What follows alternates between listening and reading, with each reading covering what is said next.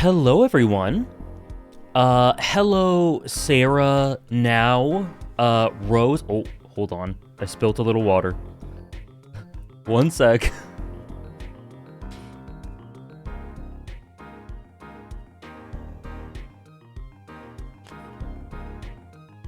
Okay, we're back. Hello, Sarah, now, Rose, Chill, Claire, Nova, Trish, Holly. Hope you have a good time at church in a little bit. Tom, hello, Sherlockian, Jonathan, Hypercuban, Hannah. Time zones are so weird, isn't it? Hello, Hannah. Simba, Cosmix, Mark, Roxy. Did I miss the insanity that is this case? Yes. Yes. Yes. Hello, everyone. I did miss this case. I missed the Harry Potter talks.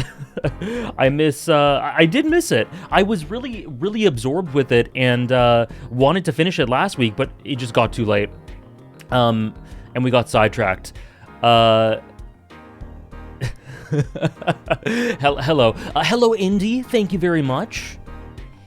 Thank you very much, Indy. I really appreciate it. It's been a 9-month project. It's been just like a baby. And it's done, and I hope you enjoy it when it's released on Saturday. I really appreciate it.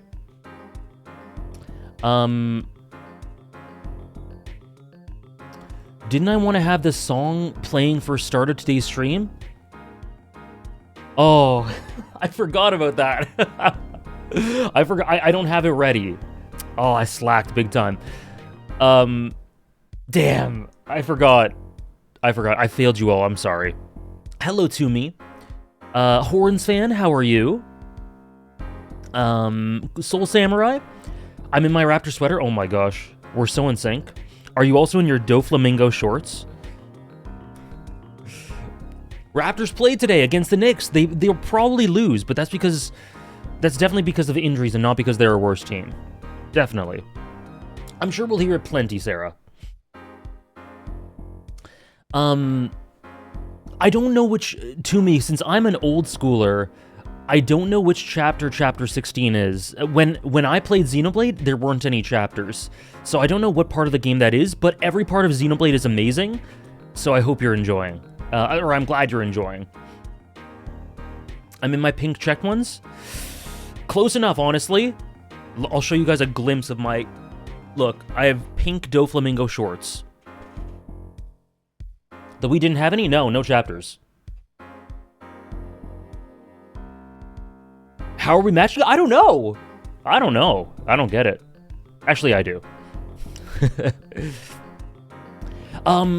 That's awesome, Soul Samurai. I hope, please keep me updated with your progress on it. I'm really excited to get to Metaphor. I'm really excited for it. I'm sorry, Trish. I don't know what usually tends to help with... Everyone's different when it comes to stomach stuff. Hopefully this stream helps you feel better. Luckily, Ace Attorney streams are really light on modding, so...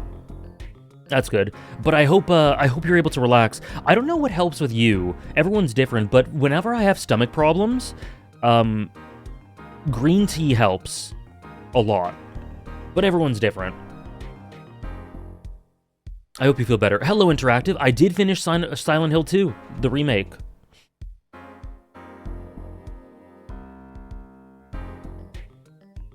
$55 hours in? Beautiful.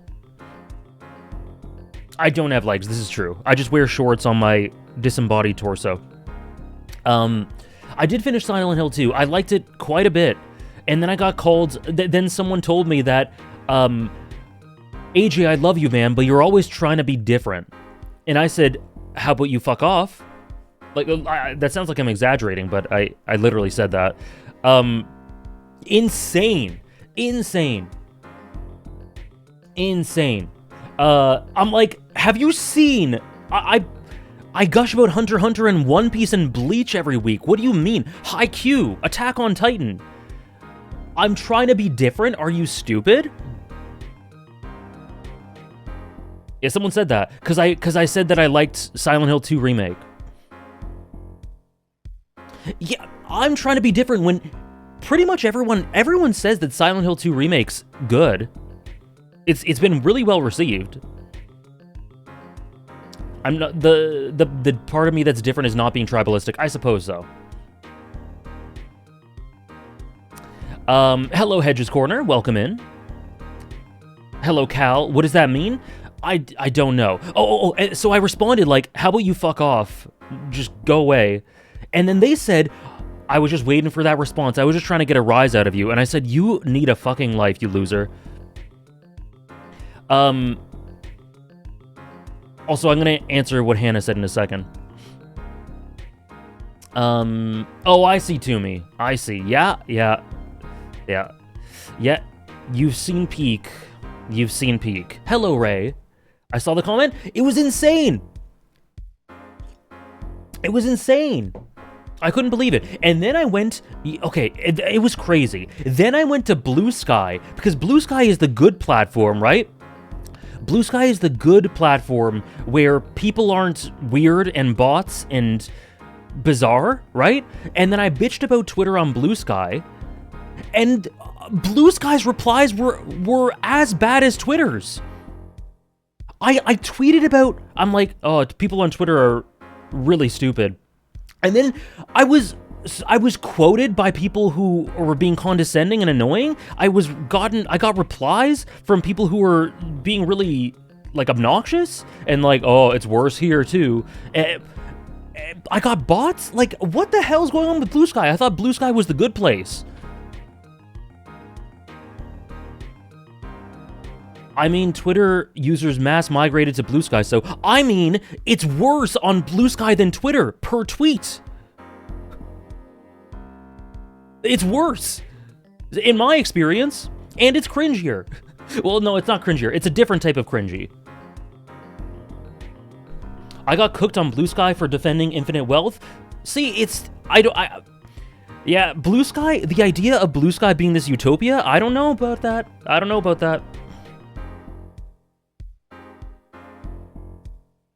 Yeah, me too, Hannah. Like, I don't follow as many people on Blue Sky, so I don't see as much of the awful stuff.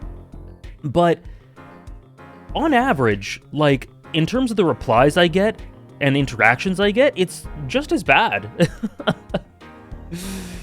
It still looks like a barren wasteland. It's really weird, because Blue Sky looks like a barren wasteland to me, because I have way less followers there, way less interactions, and when I do, I like it because it's people I care about. Like Claire replied to my Final Fantasy one. Andres replies on there. Like, it's more dense with people who are interesting to talk to, but it's very quiet. And then when it gets noisy, it's like Twitter times 2.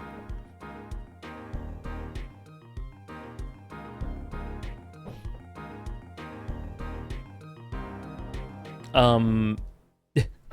don't know. Maybe it's because a bunch of bots just search, because I said Twitter stupid, and a bunch of bots just searched it.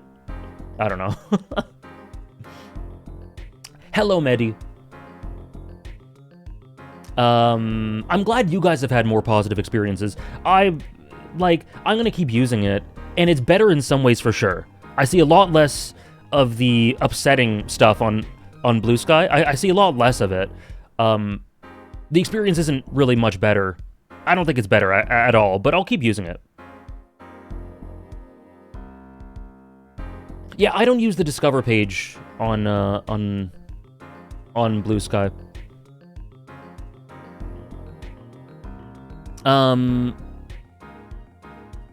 Anyways, Hannah has asked, my Blue Sky Discover is so much worse than Twitter?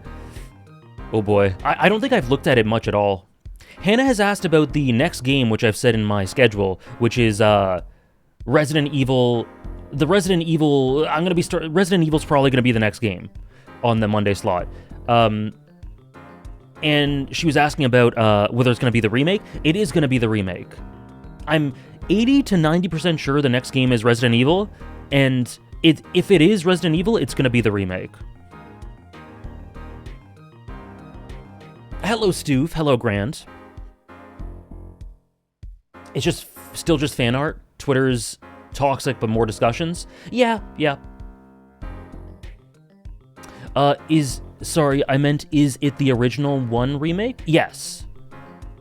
Yes, the remake of the first one, Resident Evil 1. The first one, yes. We're starting with Resident Evil 1, but the remake of Resident Evil 1. I don't know what that's called. No, Hannah. We'll make for an interesting stream game. It's going to be a challenge because I think I'll suck at it.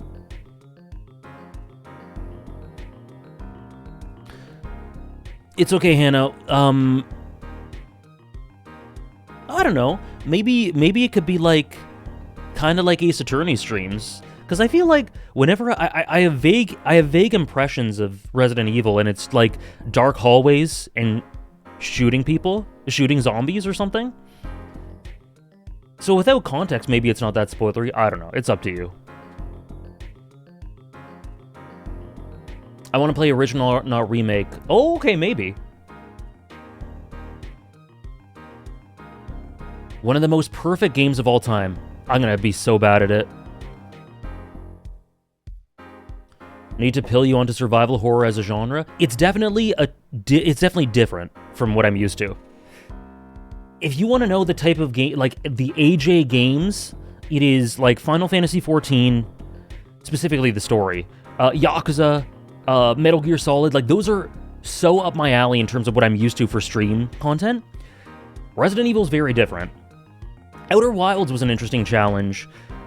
Outer Wilds was a very interesting challenge in a couple ways. This will be an interesting challenge too, and I think it'll be fun.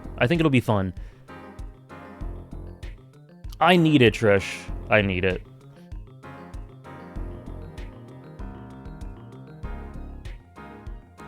Ready to experience pleasure.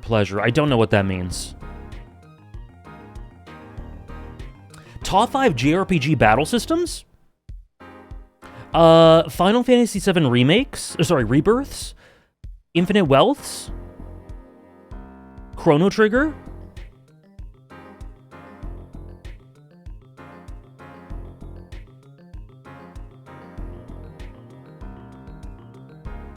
Oh, it's the Lamy song! It's the Lamy song! Sorry, I am a fake fan.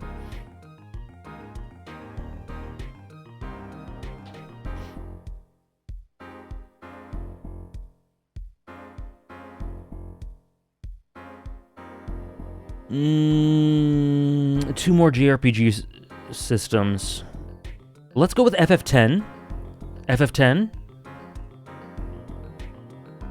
And...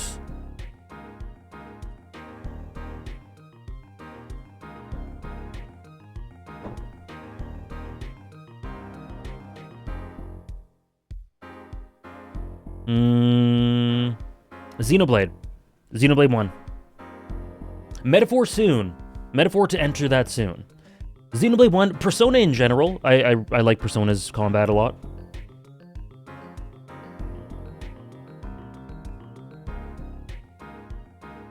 What are you talking about? Oh, FF7R? Have you played Rebirth? Because Rebirth builds upon everything in Remake fundamentally in a really good way. Yeah, Persona in general could be on there. I guess 5? I guess 5 by default. I like Metaphor gameplay more than Infinite Wealth. Oh, really?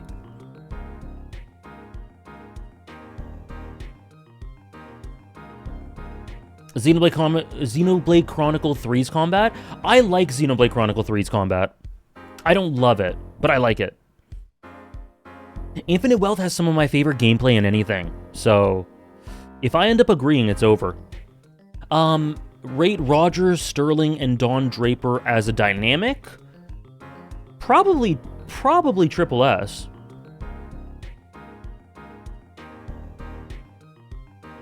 What is the question? We're just talking about JRPG battle systems.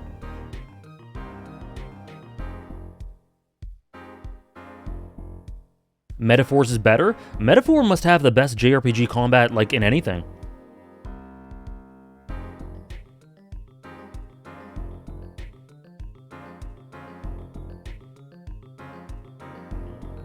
I love turn-based in Yakuza. The moment I learned the narrative reasons behind it, and turn-based is just traditionally something I'm most comfortable with.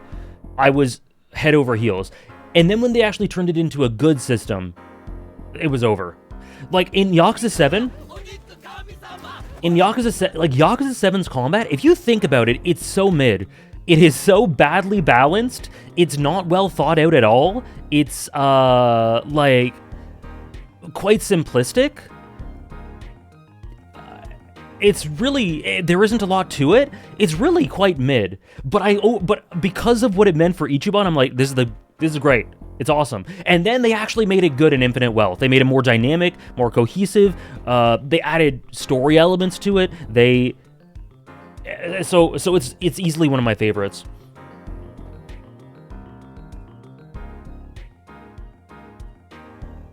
Trails into Reverie? I have not played Trails into Reverie. I'm on Cold Steel 4. In general, I really like Trails combat, but I wouldn't say it's top 5 for me. Yeah, Infinite Wealth makes it, yeah. Narratively, it's great, and then I forgave the gameplay in 7, and in Infinite Wealth, it's just generally really good in my opinion, and there's nothing, like, there's one problem with it, actually. It's like a minor problem, but a constant annoyance. But overall, I really love the gameplay. I find it so much fun to play. I find it really dynamic and really variable, while also being just true to JRPG roots. And then add that to the narrative stuff, and it was over. One of my favorite systems. Like a Dragon was clunky with good story integration, but 8 was objectively a great game mechanically. Yeah. I hope so too, Hannah. I hope so too. For me, I would just find random people in the street to fight. Just because I found it so fun. But maybe you'll grow into it, and as you unlock more stuff as well. Thank you, Scully, for the 2 months with Prime. Sorry, 10 months. 10 months with Prime. Thank you very much. Top 5 gameplay heavy games, or games I enjoy mostly because of their gameplay. Super Mario Sunshine? Super Mario Galaxy? Unicorn Overlord?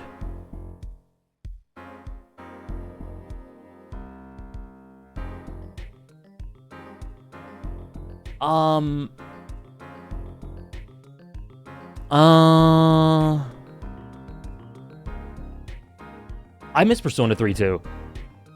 Lately, I've been missing it. I've been missing Persona in general. Metaphor.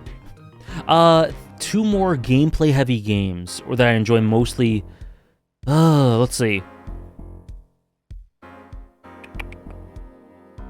Because there are gameplay-heavy games that I like, but I enjoy them because of other reasons. Oh,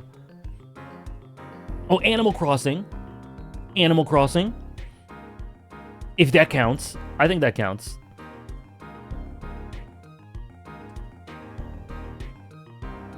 Sarah, I think you'd find Paper Mario very cute. I think most people can really enjoy Paper Mario. Right, Simba? Right? Incredible. Yeah, Animal Crossing's all gameplay, but it's also vibes and immersion and comfiness. And let's go... Actually,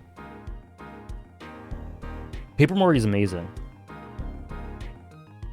Hannah's played very little of Paper Mario, but I think she can vouch that it was enjoyable. Let's also go with... What was the other one I was going to say? Hello, Anarchic.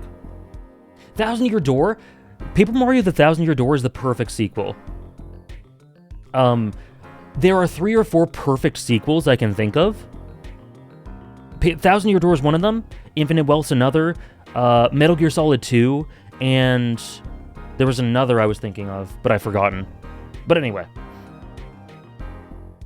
Infinite Wealth is my game of the year, is it? I don't know what my game of the year is. We'll find out when I do my top 100. But luckily, well, I'm really upset that Infinite Wealth isn't nominated, but it makes it easier for me, because that way I don't have to choose between it and Rebirth. But it's Rebirth, because Infinite Wealth is not there. It is. It's a bedtime story. It's a fairy tale. Thank you, Jonah.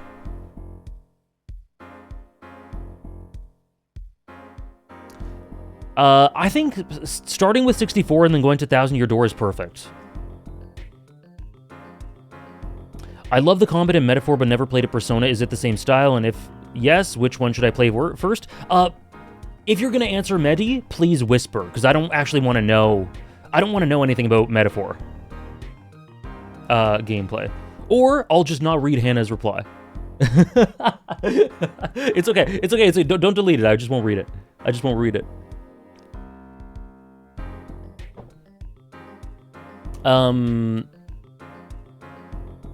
Yeah, it's a big take, Cal. It's a 9-hour take, so I hope you enjoy it. It's nothing I don't know? Perfect.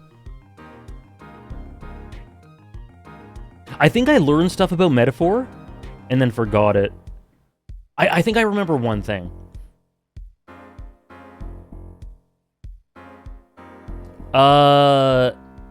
Double S, Ray? Double S? Rate a character dynamic, Crow and Reen, S. Strong S. And then Ray was double S. And then top 5 games you love despite it not having good or even having downright bad gameplay. That's a great question. Top 5 games I love despite bad like mid or bad gameplay. Yakuza 7. Super Mario Sunshine. It's funny because I answer that for both. Super Mario Sunshine is a gameplay-heavy game that I love, and that gameplay is not good, but I love it anyway. Silent Hill 2?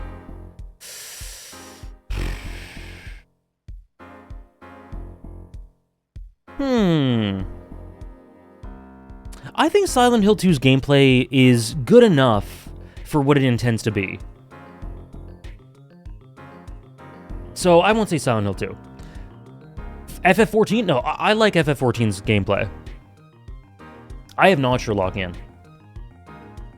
Yeah, I like Silent Hill 2's gameplay. I think it's good. It's janky, but I kind of love that.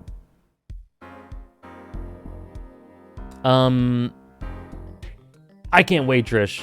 I can't wait. Okay, sorry. Games I love despite it not having good gameplay. So I said Yakuza 7, I said Super Mario Sunshine. Skyrim's a great one.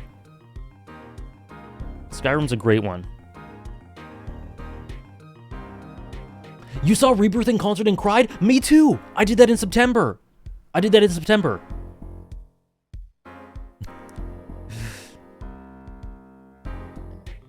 Yes, that is Andrew.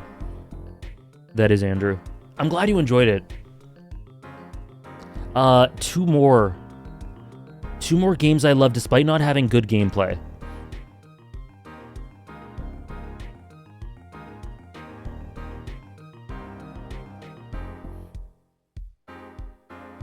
Hold on. 13 Sentinels. And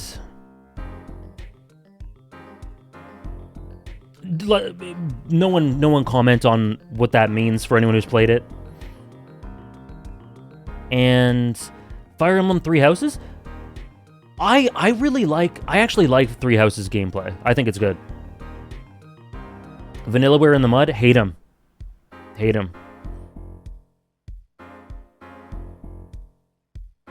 No, you know what? I take it back. 13 Sentinels gameplay is decent. It's decent. I take it back. No, I didn't. No. I like Fire Emblem Three Houses. I didn't say that.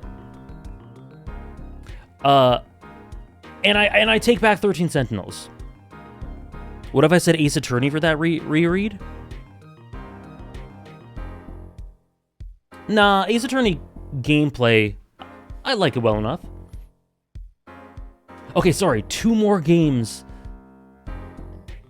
that I love despite not great gameplay. Okay, hold on. This is easy. I don't even value gameplay that much.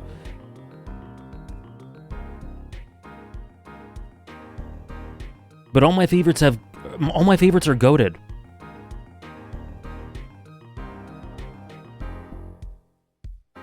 Witcher 3.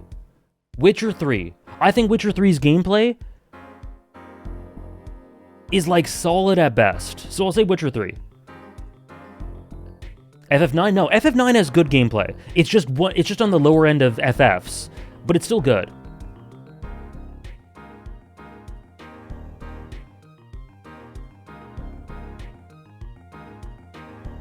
Somewhere Joseph Anderson screamed in pain. Joseph Anderson would love people slandering Witcher 3 combat. Dragon Age Origins? No, I think Dragon Age Origins gameplay is fun. But yeah, there's people in chat just said, like, Trish had to stop playing because of the gameplay. I think the gameplay is... you're there for the world and the atmosphere and the story and the characters. You're not there for the gameplay. I've seen people hate on FF9's gameplay. They're all wrong. And I know it was Tyke. I know it was Tyke. It was Tyke, right? It was definitely Tyke. This fucking guy. Don't listen to anything Tyke says about FF9's gameplay. This guy has been hating about it for ages. There are problems. It's still decent. It's still decent. It's slow. It's slow, which it can be aggravating. This guy acts as if the FF9 gameplay is scraped together with chewing gum and tape and cardboard. He's been doing that for years. He's been doing that for years. Don't listen to him about FF9.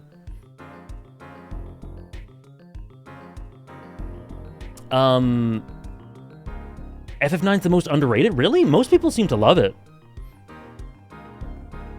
Gameplay... Sorry, I need to answer one more for Sarah's, I think. I said Witcher 3.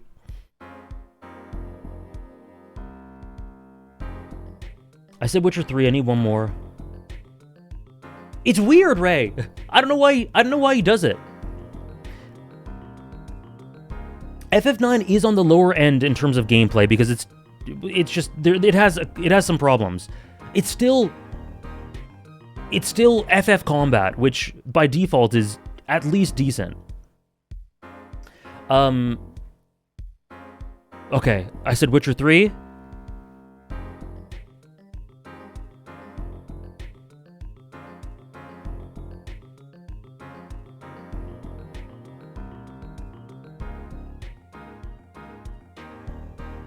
Damn, all the games I played have good gameplay. Most of them.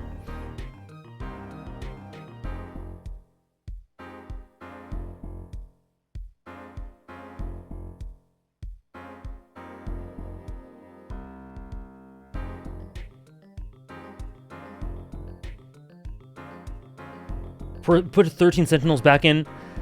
But I love it so much.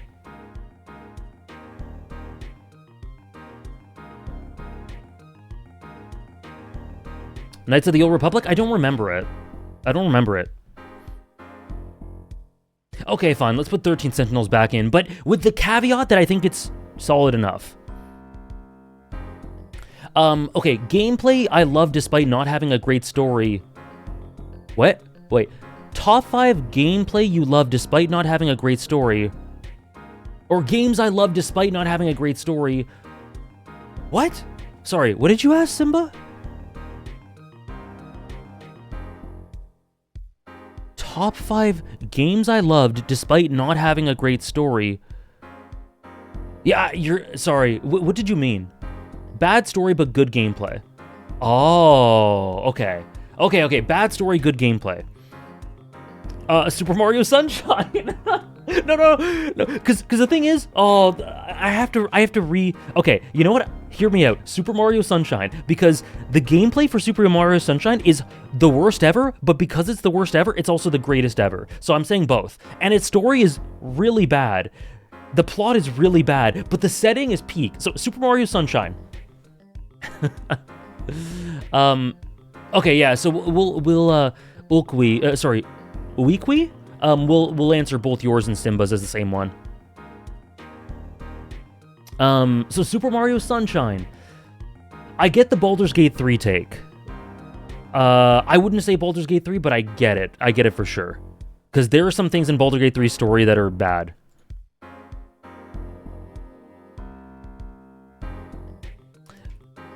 Super Mario Sunshine's both the gameplay bad and gameplay good top 5s? It is. That's the duality of Sunshine. Can't tell if he likes Sunshine or tolerates it? Neither! Neither! How is it not getting across? I love it! I love Sunshine. I love everything Sunshine. I will be the first to admit that it's bad in a lot of ways. But I love it. Okay, so great story. Sorry. Meh story, good gameplay. Fire Emblem Engage is a great one. I think Fire Emblem Engage's story is so bland and whatever, but it was very fun to play.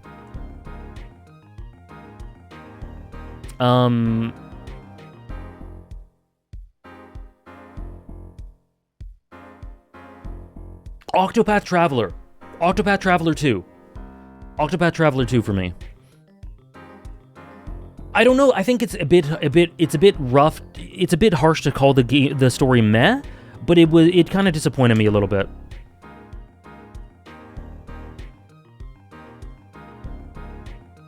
I can't wait for it, Trish. Yakuza 4 story was meh, but the gameplay was good. I think both were good. I think the Yakuza 4 story was good and the gameplay was good.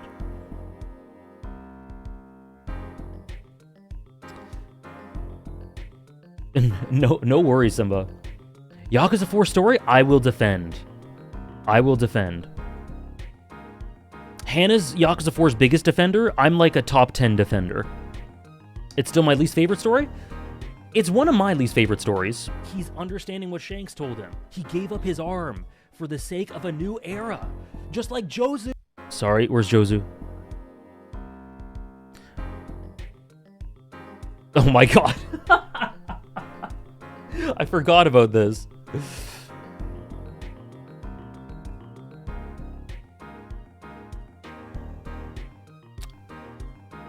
I forgot about it. I love Yakuza 4 even if it's in my bottom 3 of the series. Me too! Rubber bullets are so peak. If you hate them, you just don't get Yakuza. True! I have no context for this. Good. Thank you, Chill, for gifting 5 subs and for the Jozu. Thank you for gifting 5 subs. Thank you for the 5 bomb. If you got one, please enjoy. Thank you so much, Chill. I really appreciate it. Thank you so much. It's incredibly generous. I really appreciate it. On the one hand, Saejima and Akiyama. On the other, Tanimura and Yasuko. Okay, I gotta stick up for Tanimura a little bit. Tanimura is fine. I think Yasuko's pretty bad. But Tanimura's fine. His only sin is that he's nowhere near as good as the other 3. But Yasuko's way worse than Tanimura to me.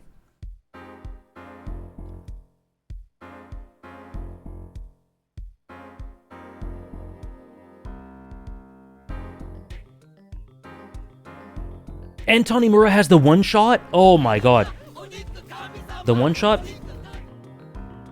Hello, Hugs, and thank you, Chill, for the additional gift to Hugs. Thank you so much.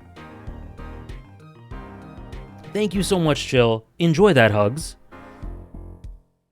I'm Tanimura's biggest fan, as you should be. You know what? Tanimura is fine. I like him. He's better than fine. He's decent, even. Yeah. Whereas Yasuko is not good. Yasuko's bad.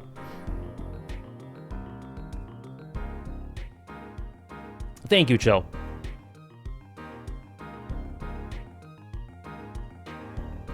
Me too. Me too, Trish. And I just can never get that one shot out of my mind.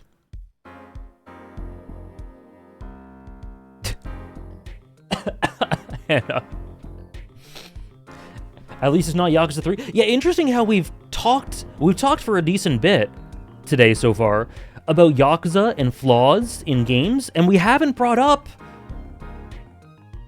Yakuza 3. Arguably more flawed than Yakuza 4. IMO. No flaws? So true.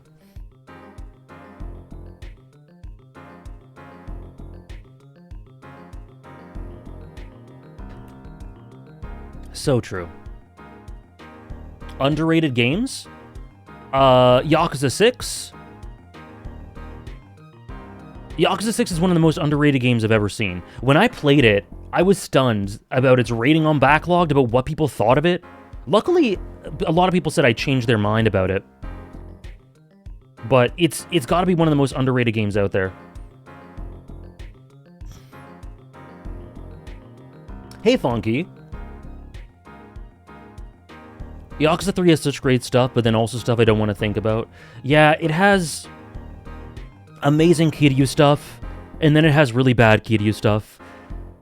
And then it has some really, really awesome, cool Rikia stuff, and really awesome concepts with Mine. And then it has Tamiya. And then when someone is in the orphanage is missing, Kiryu takes the time when they're out and about in Okinawa to go to each of his orphan kids and go, you should feel bad and ashamed because of this. You should feel bad and ashamed because of this. You should feel bad and ashamed because of this. Oji-san, shouldn't we go see where, what's her name is? She's 10 years old and she's out in the city alone. Nope. Also, you should feel bad because of this. Joji, oh my.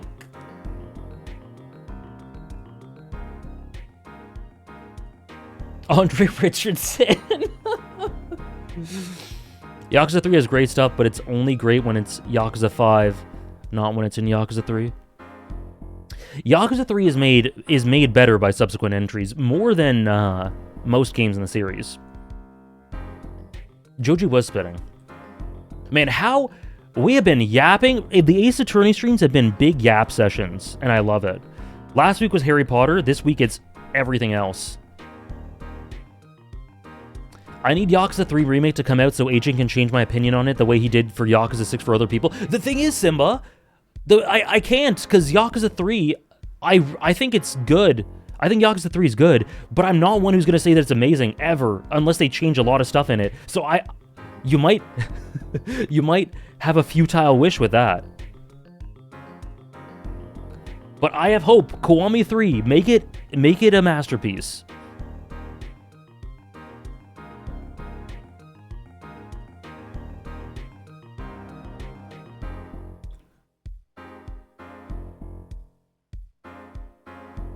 It didn't really know what it's doing. That's something I could definitely say about Yakuza 3. It really didn't know what it was doing. It feels like it was written by two different teams. One team that was really good and one that was really bad, and just contradicted itself so often. Yakuza 5 onward saved it. All of Kiryu's characterization, which it doesn't know what it's doing with, and ended up being so peak, but I can't give the credit to 3. Yeah, that's fair. And I agree. I agree. Because it's like, Kiryu does a lot of bad parent stuff, a lot of bad father stuff, and later on, they went and realized that Kiryu was doing bad father stuff and went, yeah, this is him reflecting on all his past misdeeds and it being a huge part of his character and it being really emotional in that way and him regretting it. But back in Yakuza 3, they were trying to make it seem like he was still a great father. Did I miss any temperature updates on Mr. Lettuce? No, Dothalia, we've done nothing. We've done nothing. We've just been talking about nonsense. Do people want Kiwami 3 a lot? I want them to focus on Judgment 3 or Yakuza 9. I think there's definitely a huge appeal or a huge draw for it, especially after they said they'd do it. But I think if given the choice, people would prioritize Judgment 3 or Yakuza 9 over it.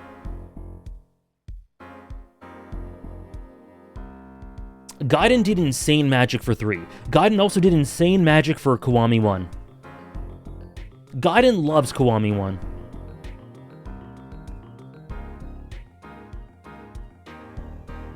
Mine would be the same, Trish, but without the extra greater than signs.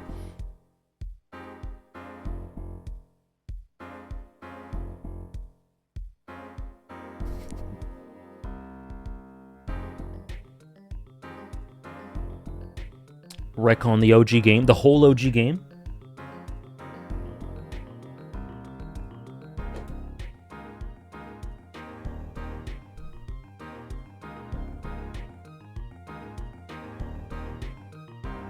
Gaiden made 6 a bit worse, in retrospect? You're gonna have to explain that one to me.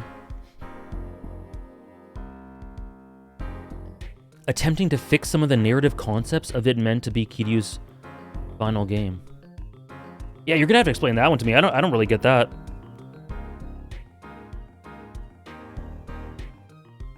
Me too, Trish.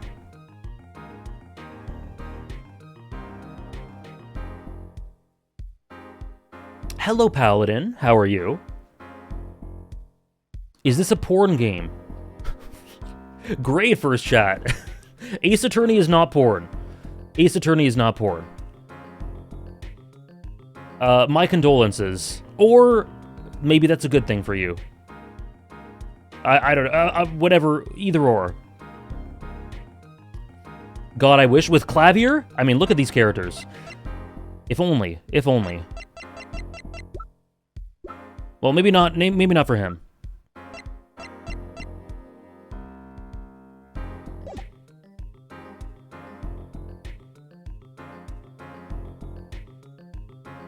But yeah, to me, Gaiden is the perfect. I do think that Yakuza 6 makes it seem like the story could end there for Kiryu, but then there was always a way in which it could continue. There was always a way in which it could continue. Kiryu's story, it just had to be done really well, and Gaiden does it perfectly. Gaiden's so amazing. I don't think either Phoenix or Apollo are attractive enough to be in a porn game. What? Phoenix before... Look at him! Phoenix looks like he's in a porn game, actually. Phoenix is hot. I say this as a heterosexual male. Apollo? Yeah. That's fair.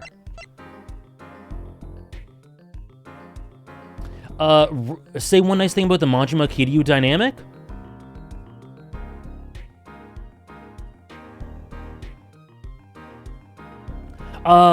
It actually isn't one of my absolute favorite in the whole series like it is for some people, but I think there's a beautiful, really, really awesome subtextual, unspoken understanding between the two of them that is unique to them too. And no one else really has it in the series. Apollo's hot?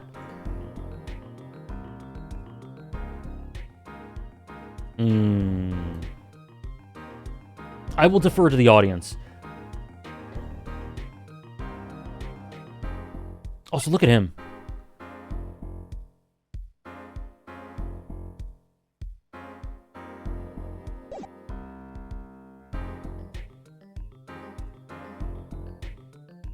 No worries, Claire.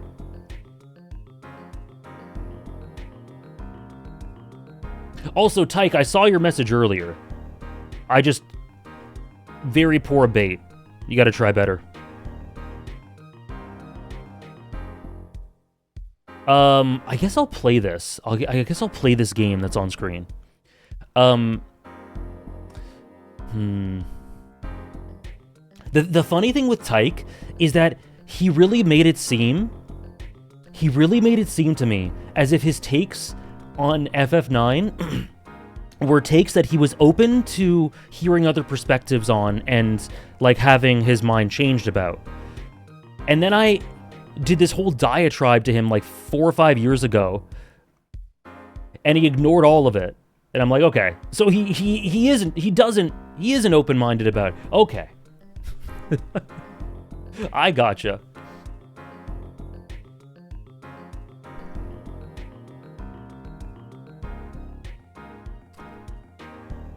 $60 hours deep into Infinite Wealth and on Chapter 6. Yeah, 10 hours a chapter.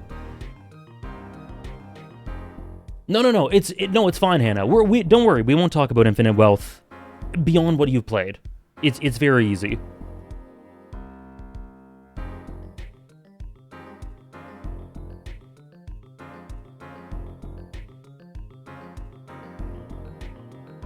Hannah did play more Sujimon in one stream than I did the entire game.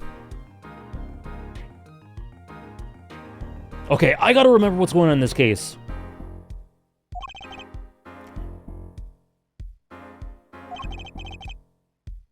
Okay, it's a good thing we're at a Sujimon peak. I'll take your word for it. It's a good thing we're at a what's it called? Intermission. Sorry, question of the day. Yakuza question of the day. Hannah's overtaken you in Dondoko hours too? How? How? How's that possible?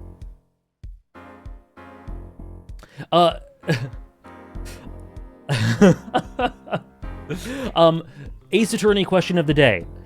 What is your favorite case? Your favorite case in the whole series? Did I play a lot of it? No, but you just got introduced to it. So that's why I'm wondering how it's possible. I didn't play a lot of it at all. I basically did what was required and then never went back. 3-5 base, that's one of mine. 2-4, 2-4 is really good.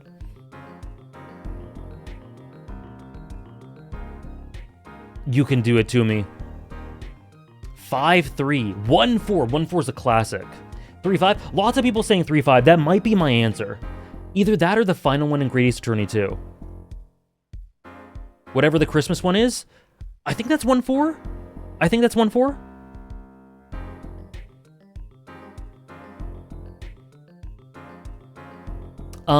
Great Ace Attorney Case 3.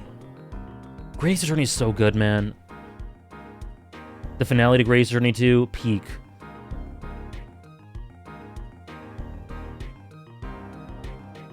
Two four is really good. 2-4 is insanely good. Hello, Featherine. See it to me. Enjoy the game. Enjoy whatever's left. 5 DLC? Oh, 5 has DLC? Thank you, Toomey. Mood Briggs. Investigations 2. I heard that was good. Oh, I used to have one, but it's attached to the new release. I see. Cool. Okay. 5 is your favorite in the whole series. 5 is so interesting to me. Mel, you missed a lot of the fun talk. We have yapped the most we've yapped for an Ace Attorney stream by far, and we talked a lot about Yakuza, I'm sorry to say. But welcome in. Did Lettuce rise from the grave? No, we've had about 3 lines of dialogue. But I hope he does. Investigations 2, 3, and 4? Cool. I'm excited to get to Investigations 2. Yeah, 5 is Tom's least favorite, and it's some people's favorite. That makes me so excited for 5. Your favorite might be 4-4? We're starting that today. We're going to start that today. 5 is the best of worst. What I'm gathering is that 5 is the Super Mario Sunshine of Ace Attorney. More or less on par, Claire? More or less on par. Pretty much on par with the first 2 games, is what I'd say. These streams made 2-3 enjoyable. I'm glad. This case is far too insane to not share my experience with it. 5 is the game after this. Yeah, 5 is the game after this one. I like 4 way better. Welcome in.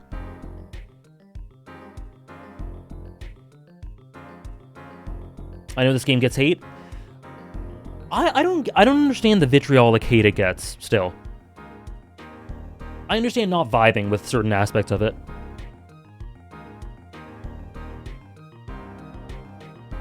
It's so good, Mel. Great Ace Attorney 5. Great Ace Attorney 5. Please give us 5 Great Ace Attorney games. Great Ace Attorney just tickled a part of my brain. And it has Herlock. That's awesome, Holly. 4-4. People told me they hate this game, but it's actually decent. It is. It is. I don't get the hate. I don't get it. I know people don't like Phoenix. Hello, we were. I hope the traveling went well.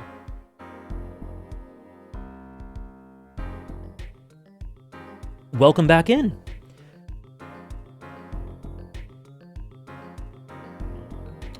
Everything I hear about it Sherlockian makes me more excited to play it. I know some people don't like the change in Phoenix's character in this game. Claire.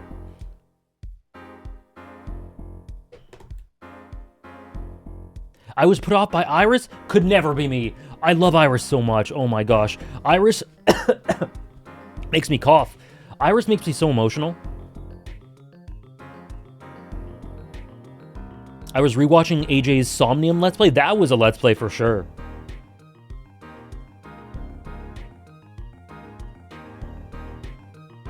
Ace Attorney 4 is the Metal Gear Solid 2 of Ace Attorney? Damn. Damn. Are we going to have a final stream of this similar to what we did with Metal Gear Solid 2?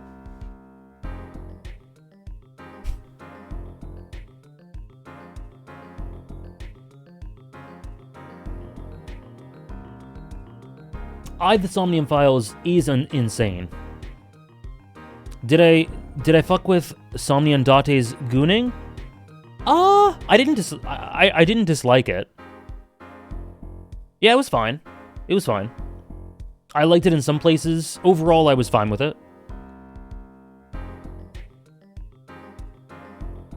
Like, in some places I found it funny, in others, not so much, and overall, I'm just like, yeah, whatever. I hated it. Fair.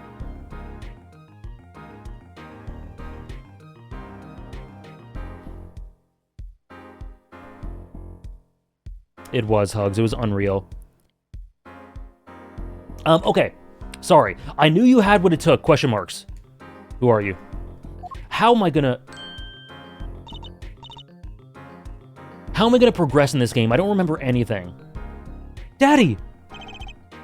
Mr. Wright, you believed in me? Not really.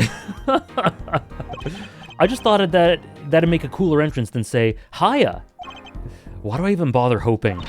Where have you been lately, Daddy? You haven't been coming to the office at all. Hot man. Sorry about that, Druzy. I'm on a secret mission. Secret? You mean like you're undercover? Like Mr. Latouche, only shorter and not as well dressed and, warmer. What if you're shot too, Daddy? Would I do a thing like that to you?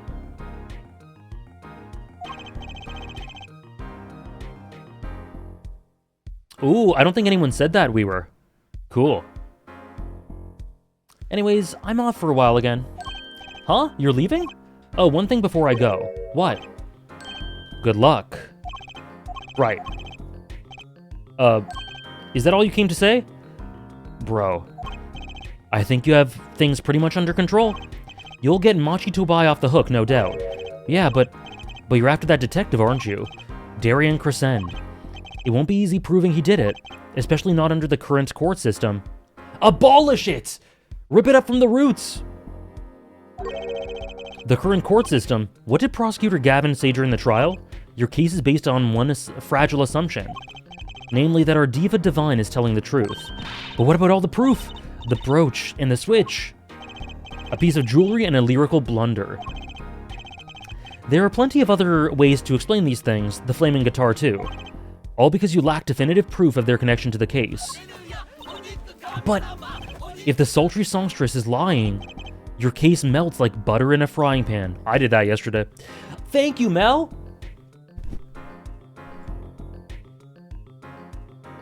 Thank you, Mel, for the 4-month resub. This sub is dedicated to Phoenix's current raw sexual magnetism based. Thank you so much, Mel. Leaving behind the faintly singed scent of failure. So what do I do? Like I said, good luck. And be aware that it will be impossible to prove his guilt by conventional methods. Gameplay. That reminds me, I have something to give you from our detective friend. Detective Sky. Emma? Let's see, this bag of snacks here was meant for me. Ah, here it is. What are those, Daddy? They don't look like very good snacking material. They were found at the scene. Analysis of the fragments revealed traces of gunpowder. Gunpowder? Probably a firecracker or something similar, like the ones kids are into these days. These fragments were found under the sofa at the scene of the crime, actually. Under the sofa. Hey, Apollo! That's where we found that little device thingy. Right, this.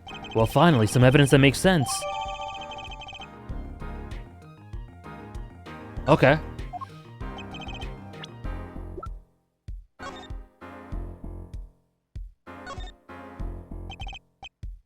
You think this was some kind of firecracker? Yeah, or one of those noisemakers like you shoot off on New Year's. Did you know that in China they use firecrackers on New Year's to scare off evil? So it's kind of the same thing. Really? I had no idea. Well, did you know this? It takes more than 500 peanuts. This case is so funny. It's so funny. Okay. Okay.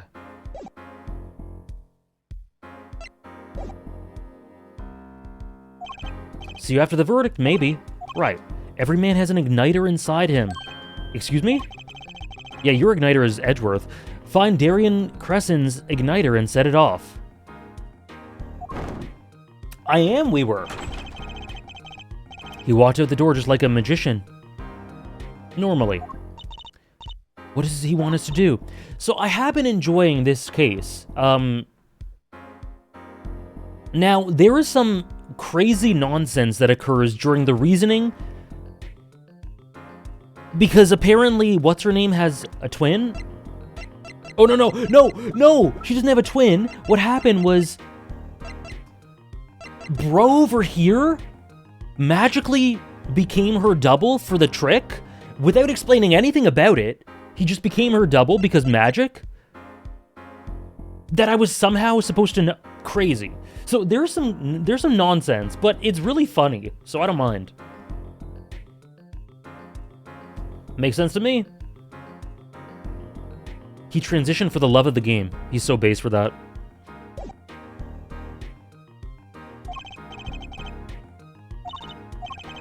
We're almost at the finish line. Hang in there, Trucy.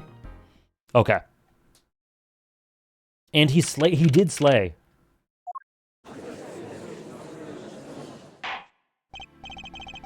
Did anyone make a mirror face joke about him? I don't know. I think a couple of people might have.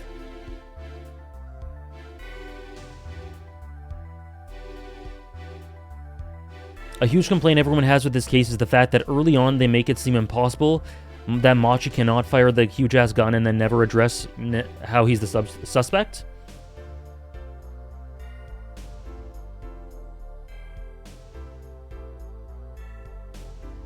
Oh. I see. He's the only one who could have done it back then, so I let it slide. I see.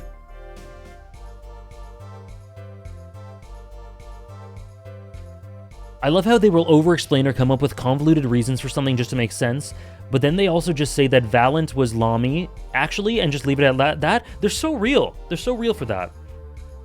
I love it. Selective over-explanations. Court is now back in session, Prosecutor Gavin. Where is Detective Crescent? In the witness lounge, ready to be called at any time. Very well. Might I add, I don't believe any of this. Darian was the first detective I ever worked with. We stopped working together when he moved to Criminal Affairs Division 3. But his guitar playing, it fires my imagination. That's nice, but it has nothing to do with the matter at hand. Correct? Oh, I know. Hair forehead. Call the final witness. Detective Darian Crescent. Yowie. Name and occupation, please. Oh, the tension? Darian Crescent, Detective Criminal Affairs Division 3. That's the International Affairs Division for those of you who don't know.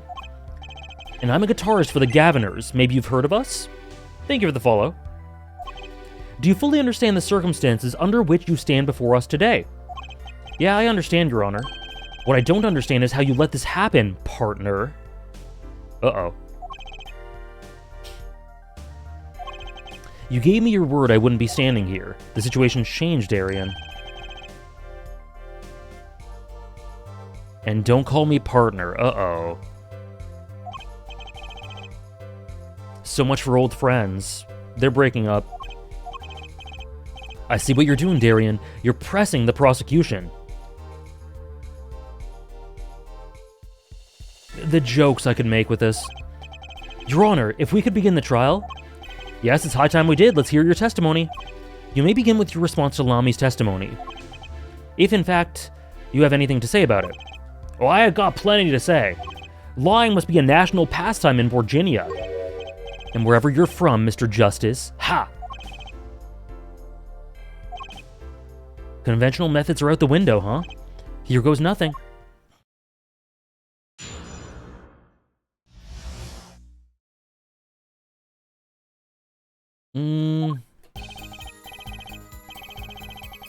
Yeah, I think I agree, Holly. It never really struck me as a contradiction or anything, and I think that's the reasoning why. That and what Tom said too. It just felt, I just went like, okay.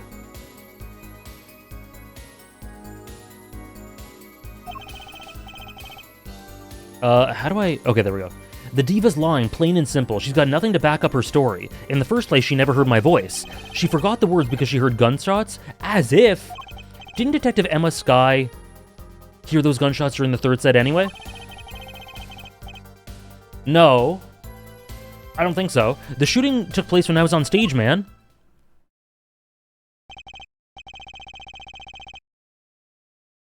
So, no, maybe not. Wait, hold on. Third set.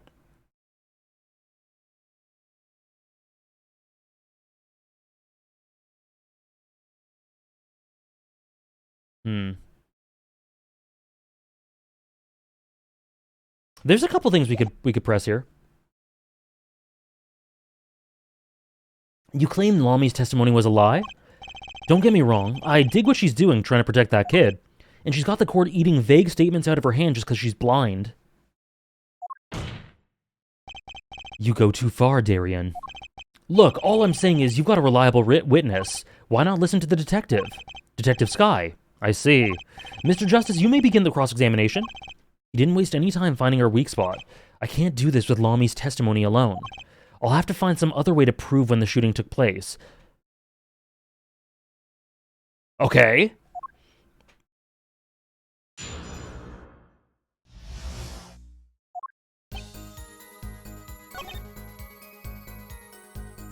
She never heard my voice. Definitive statements like that I tend to sometimes have contradictions for, but I don't know if I have any for that.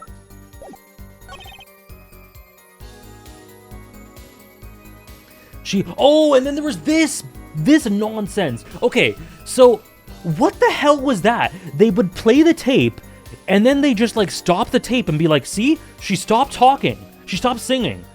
I'm going, what? I still, today, I don't understand. I don't understand at all, but I think that's proof. It's so obvious when you notice it, I promise. Okay, but like, I think that's what we need to use here.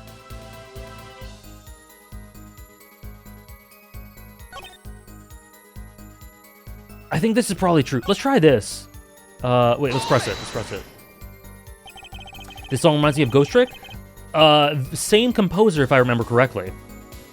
Welcome in, Aloe Ditchy. We know she missed the words. The mixing board proved it. There's a mistake, but blaming on... Yeah, the mixing board proved it. Blaming it on gunshots is just a lame excuse. What do you mean? The mixing board proves what? It proves there was a mistake in the song, a missed cue. So, she just flubbed it up big time, that's all. She spins this story about a gunshot to protect the kid and cover her for her own goof. Man, I'd have to hand it to her if she wasn't sticking it to me at the same time. Darian, watch what you say. Lami is an artist. He does look like Koganegawa. Oh, it's not the same one, but Ace Attorney 1 does. I see. Same series.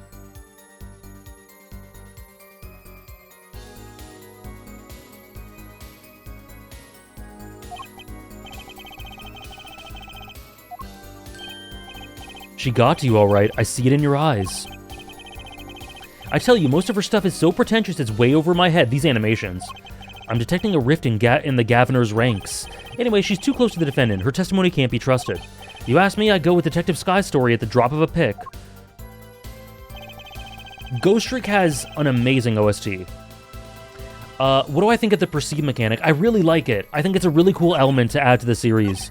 That's in some ways challenging and fun. I really like it. Oh, I did, Weaver. I did. I definitely did. Okay, so I think we have to use this.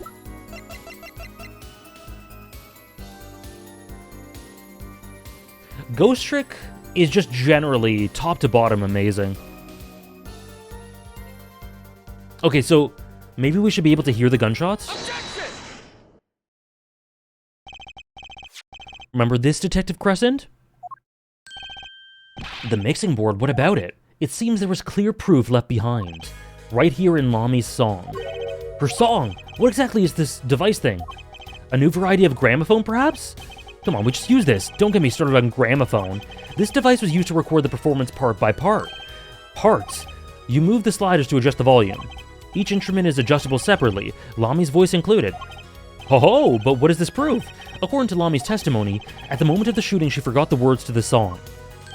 Ah, you intend to examine the recording at that moment, yeah? We might even hear those gunshots. Exactly. Why is he helping us? I love Clavier. Ridiculous! How are you supposed to hear gunshots in the back of that dressing room on stage? Have you forgotten, Darian? We were all wearing these headsets. Oh, we were all deeply involved in our performance. But Lami's headset would have picked up what she heard all the same. Then let's get to analyzing that recording. Oh boy. That's what I did for Rebirth for months. Right now. Lami stopped singing when she heard the shots fired. Find that spot and I'll find the gunshots.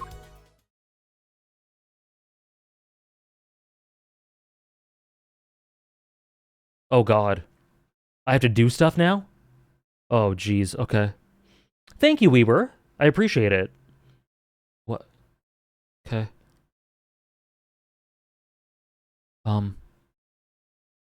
It's so quiet. What?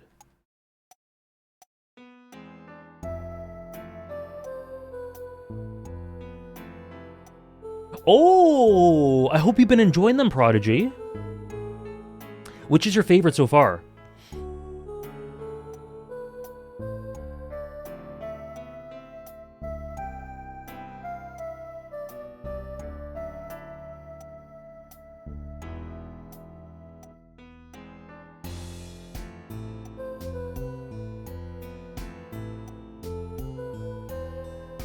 So, what? Prisoner of Azkaban? So real. So real. Me too, Sherlockian. I really like it. This does sound like a Pokemon... You're right, Hugs. I'm not sure if I liked or hated Goblet of Fire. I don't hate Goblet of Fire. Overall, I'm pretty neutral on it, but it has the worst flaws. It has some of the worst flaws in the series. It's the worst... I think it's the worst movie. Okay, okay. Okay, what am I doing here? So 2's out. So which is which? So that's the voice. So if we want... That's the voice.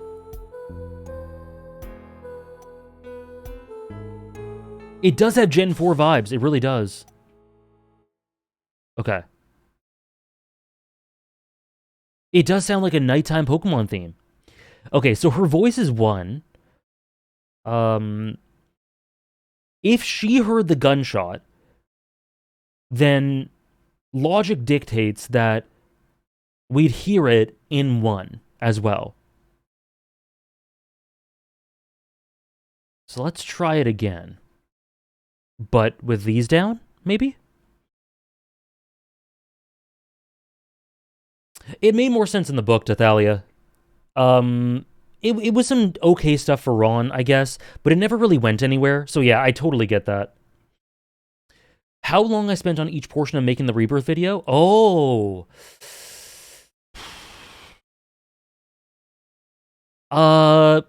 Let's say 25% writing, 10% editing in general. No, 30% writing and editing the script. 5% like little collecting footage and converting files and all this stuff. Let's say 40%, no, 30% recording, and then roughly 35% visual editing and audio editing. Oh no, I soloed all of it, I soloed all of it.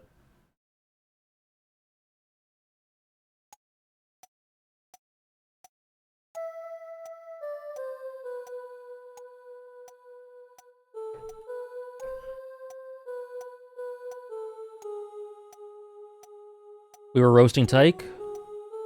We were. Hello, Andres.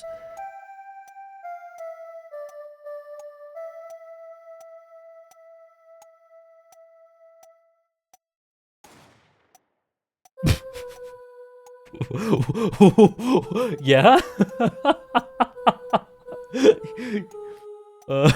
I think I heard it.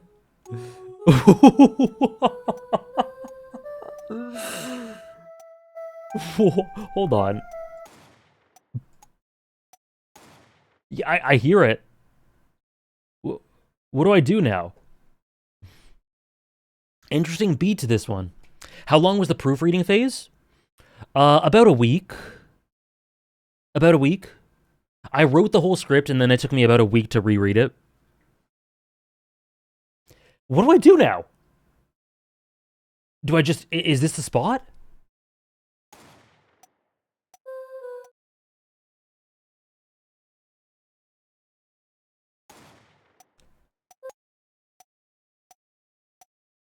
You know what? You know what? She's a trooper. She literally hears a gunshot and just takes a second, like a split second, and then just continues. It's a drummer improvising. Listen, she just keeps going.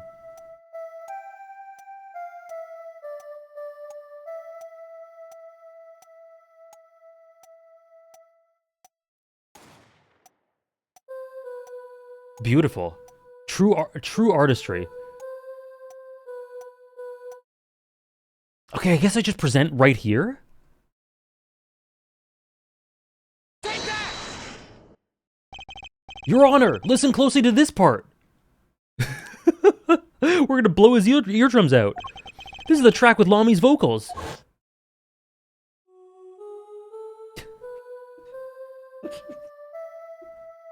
Please.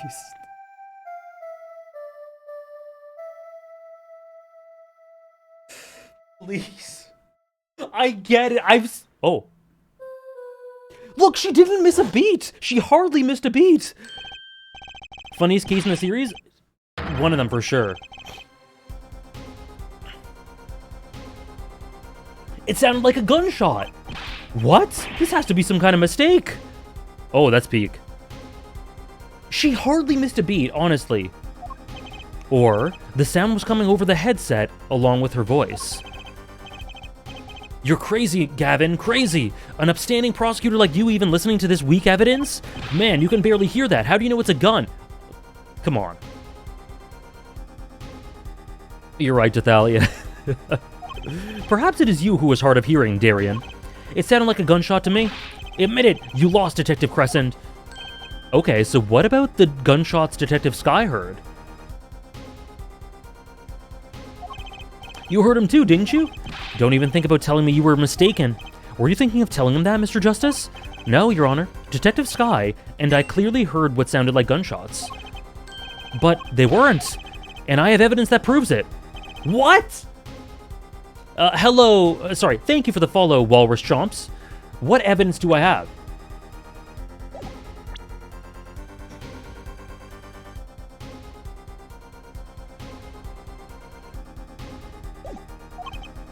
We have to prove that they weren't gunshots, the sounds were not gunshots? Then I think you'd best show it to the court. Let's see the evidence. If you would, Mr. Justice. The evidence showing what we really heard is this.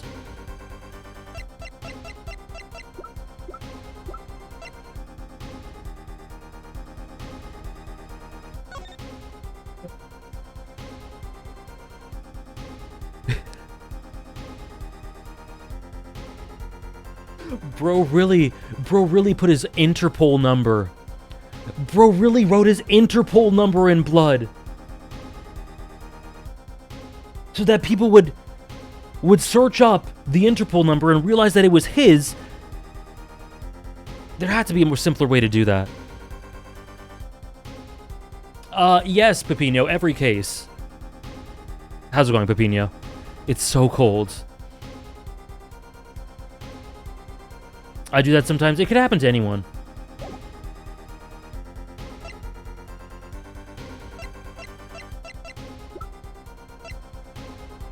There was so much shit in this case. We have the cocoon replica thing. The Incuritis.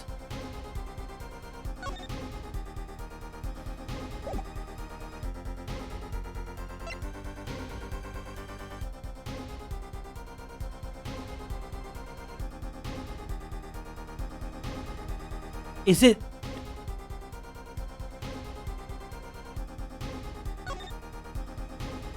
Whoa.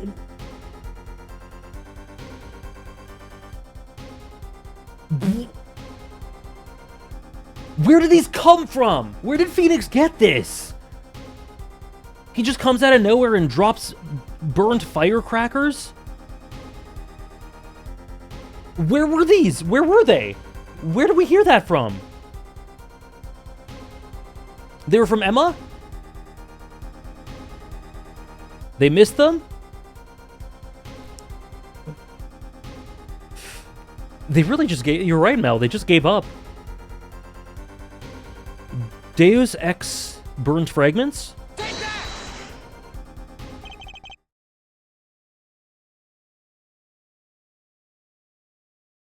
Some things were found at the crime scene after yesterday's trial. What things? The first was this small device. That's the remote-triggered igniter. Correct. And one more thing. What are those? The remains of something burnt? Not another guitar, I hope. They do. It really makes you... It says a lot about society.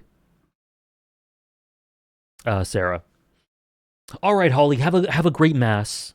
See you later. I wonder how far along we'll be when you come back. Traces of gunpowder were found on these fragments. We have a report that it was something like a firecracker.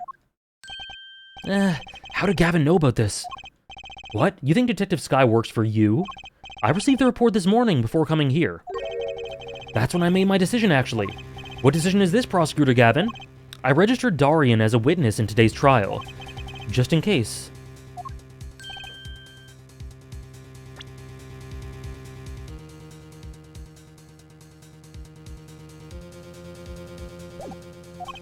This raises another possibility. Those gunshot-like sounds during the third set could have been two firecrackers rigged to go off by remote control.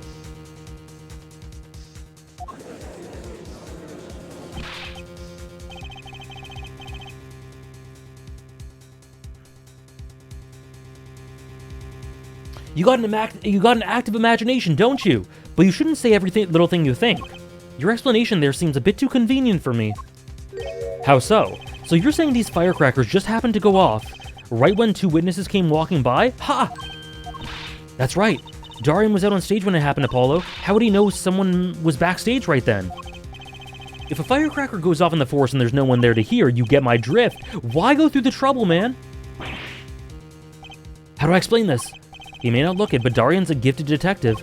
Show any weakness and he's sure to find it. He may not look it, partner. Thanks, man. That reminds me.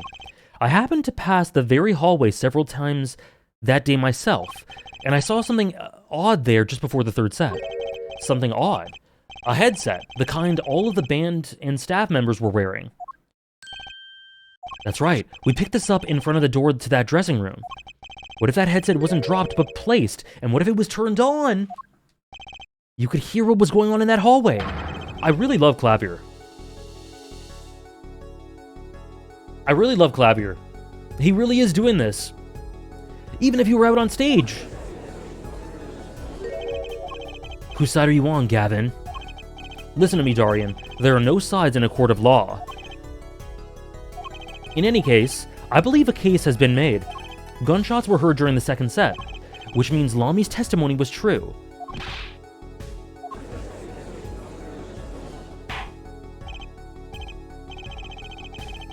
She was telling the truth about what she heard. Say one nice thing about Darian? His hair is one of the greatest Ace Attorney character props.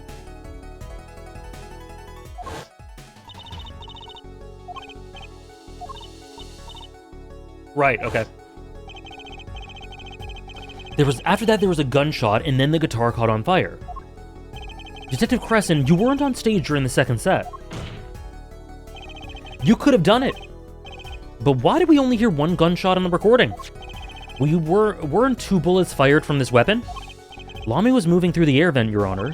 She must have... This case is crazy. Not been close enough for her mic to catch the first shot. Really?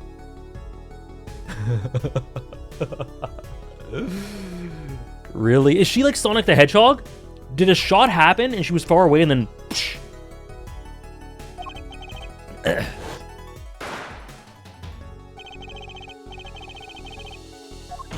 It fired again and his life was taken. Gotta go fast. Well, Detective Crescent?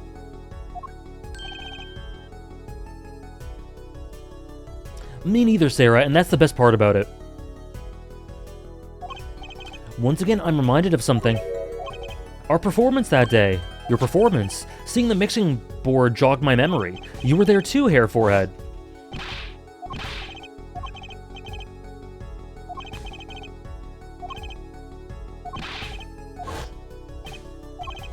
Yeah, there was a part that was off.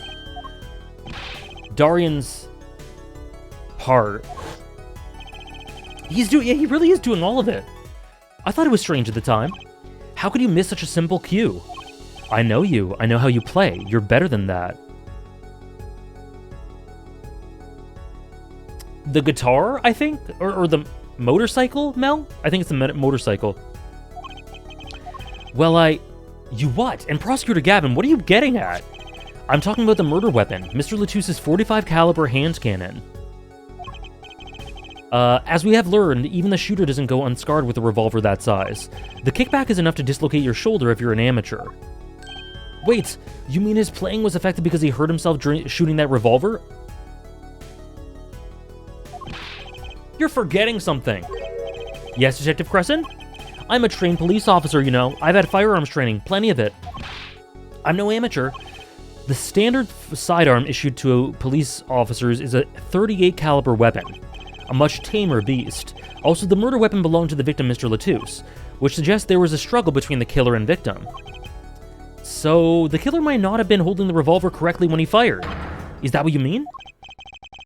The thought occurred to me, yes.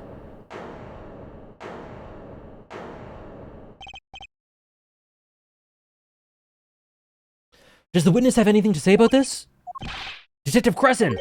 What I want to ask is what Mr. Sleeves Rolled Up Ready for Action has to say. Hey, you, attorney. Me?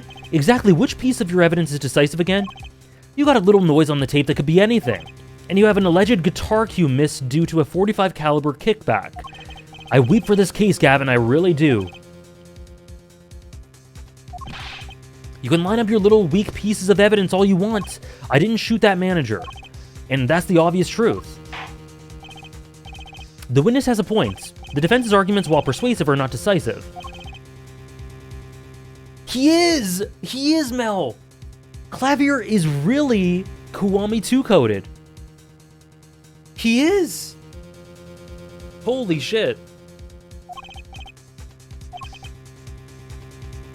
Tell us your reasons for why you couldn't have done it. Maybe that's why I love him? Ryuji Clavier?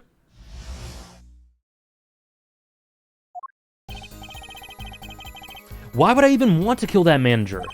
You want a reason? Easy. I got no motive, man. This is the diva's first trip to this country, right?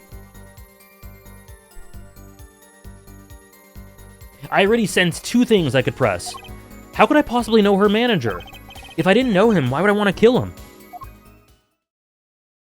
All according to the script. A simple reason indeed. Prosecutor Gavin, is it the case that Mr. Latousse had not been to our country before? According to our records, yes. Not even once. I see. Very well. Mr. Justice, you may begin the cross-examination. Great, now I need to find a motive. There are 2 contradictions, I think.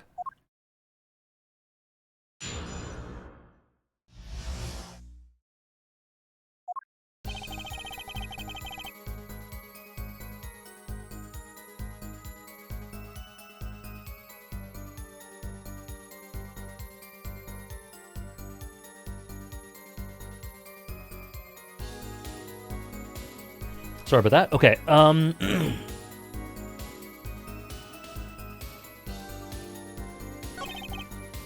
no motive? False. First trip? That might be false? Oh shit, no! I didn't mean to do that.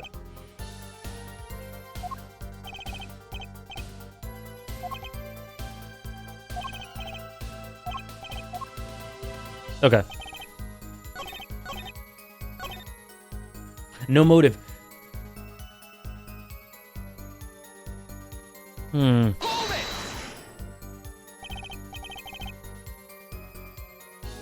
motive for Machi? He traveled around the world with that old fart. He had plenty of time to come up with a motive of his own. Because that's not true, right? He did have motive.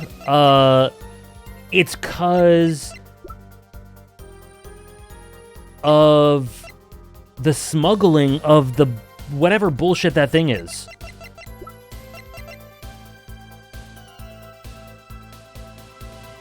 Right?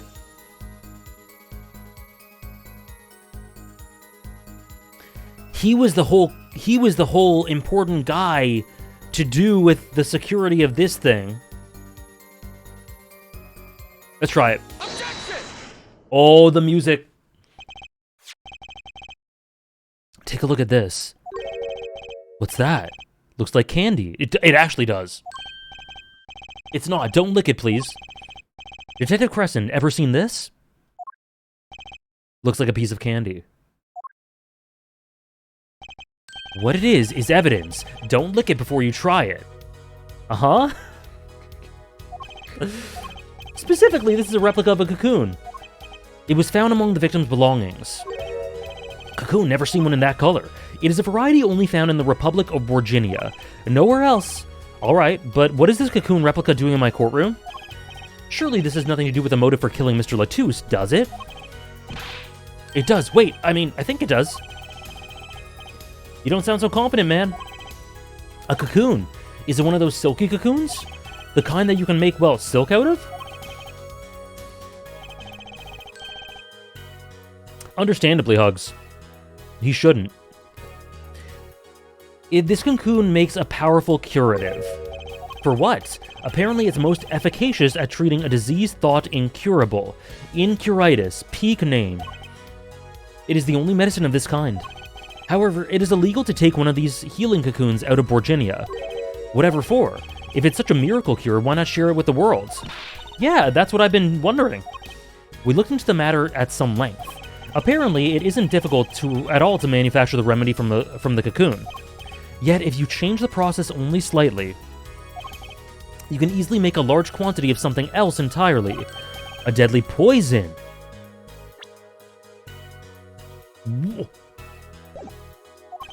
What? Hello, Rayleigh. Good morning to you.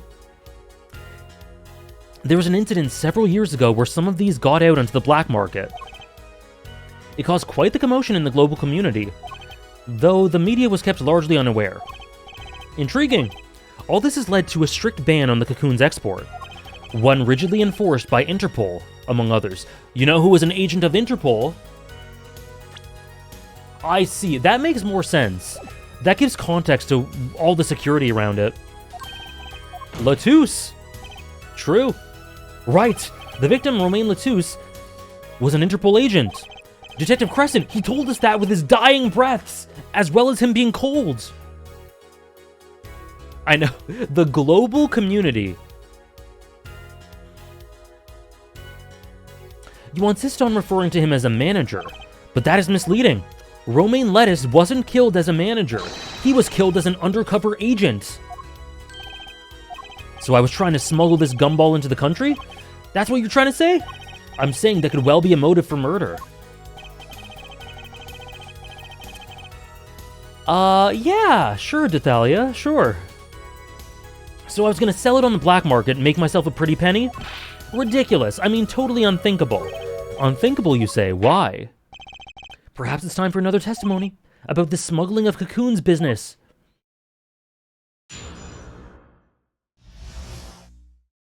Okay. International Affairs got a memo about these cocoons. You just said you didn't recognize it.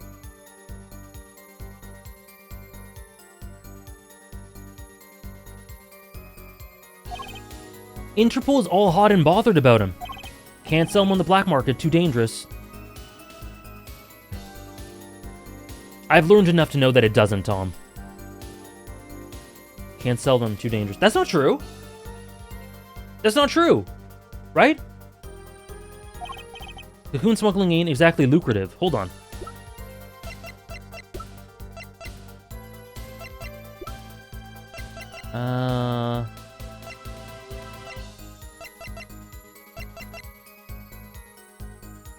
Yeah. Wait.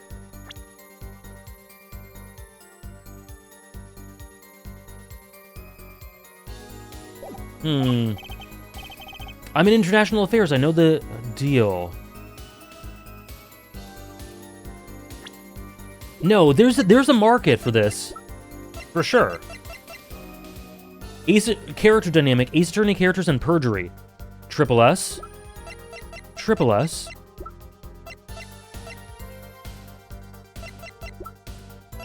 Okay.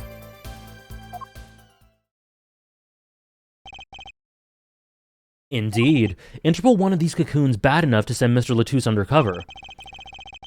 You kids think up the craziest things, but no way am I gonna risk life and limb just to get my hands on some dirty cocoon money. Not the most noble of statements, but duly noted. According to reports, these cocoons top Interpol's list. Selling them to an underground organization would be risky.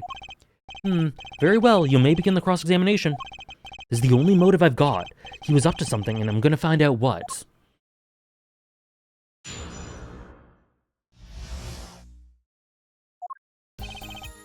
Okay, there's a little perjury between friends, true. The thing is, you can, and you have. Like, people have. It's not Luke. Too dangerous.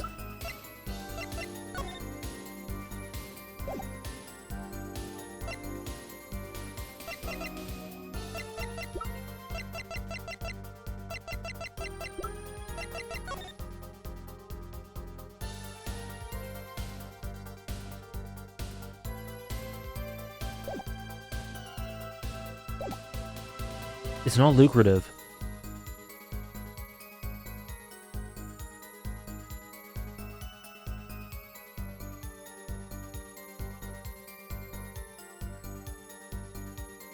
Top 5 most outrageous lies on the stand in Ace Attorney. That, honestly, you could do a top 5 from this case. That Machi was blind. That Lamy wasn't blind. That the black market you can't sell things on the black market? Wouldn't scarcity drive up prices? Yeah, and attention. Every gangster and his brother would want a piece of that action. They'd turn your forehead into Swiss cheese before you could say objection. Maybe we could get them to cut his hair too. Who's on trial here again? You so obviously don't know anything about the market. And that's a bad thing? Don't even try to mess with me about this stuff. Whoa, explain! Explain! What is your reasoning? Do you have any facts or proof? Sources I made it up? What do you mean? Dangerous? If Interpol finds you, they'd arrest you on the spot. Or another marketeer might think you're part of a sting and take you out himself. More lies on the stand. I'm having trouble thinking about lies on the stand. Let's see. There was one in Great Ace Attorney where there was a couple of brothers that said they were something and they ended up being something insane instead. Bro,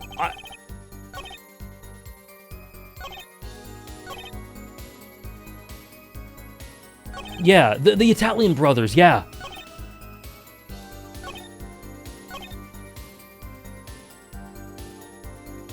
It's not lucrative, but how?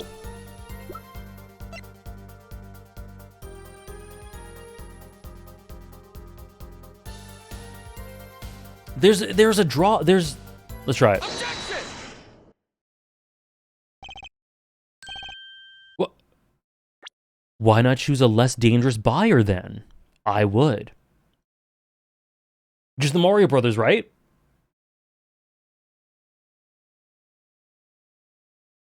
They knocked out Gregson and kidnapped him under the guise of that red-haired people convention? They did! That was crazy. That was insane.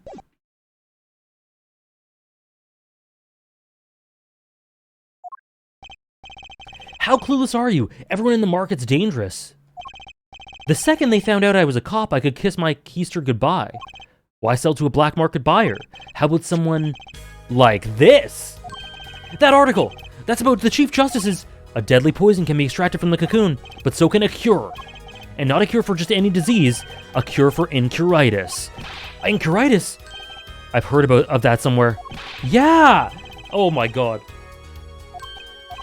Why, that's the disease that Chief Justice's son has! You aren't saying... Our witness is a detective. He would have contact with the Chief Justice. Ah!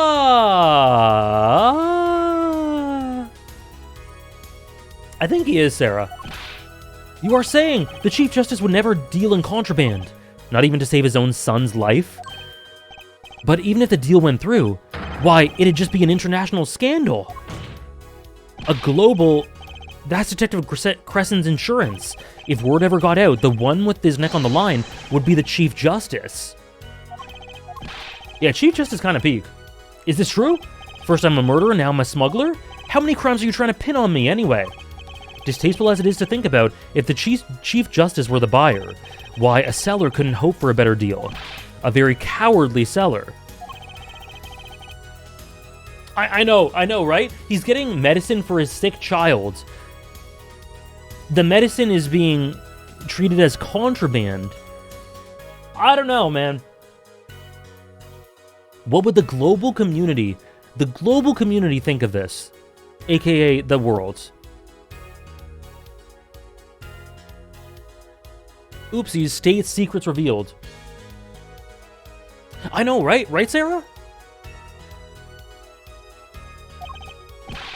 So I made a deal with the Chief Justice. Where's your proof? Well, and you're forgetting one other important thing. Do tell. Interpol isn't the only ones out there watching this. Borginian Customs barely sleep, so they're so worried about Cocoon's getting out. So we were informed.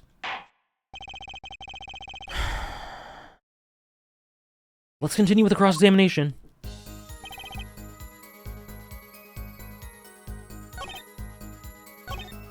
Okay. Borginian Customs is very thorough. Everything and everyone gets checked. Cocoon possession will get you arrested on the spot and then sentenced to death. Holy shit! Hey, if there's a way to get Cocoons out of there, I'd sure like to know.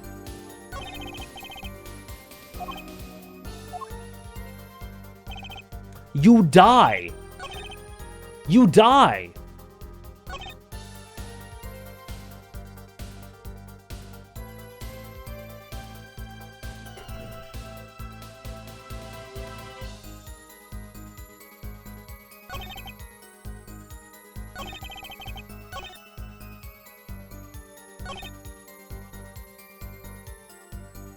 Yeah, it's crazy. That's insane.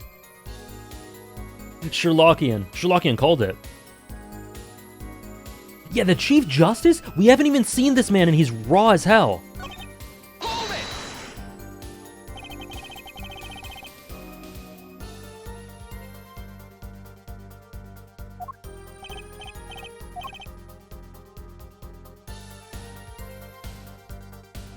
Wait.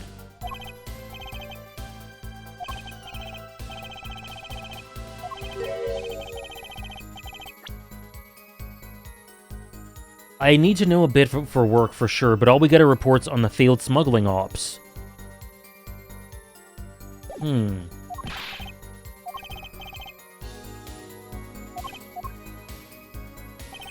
Yeah, Judge is interested.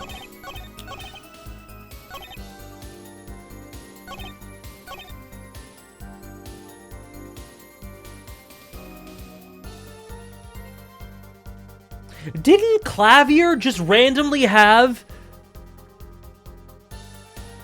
the cocoon in his office? It was a replica. Oh, you're right. It was a replica. Oh, it was a replica.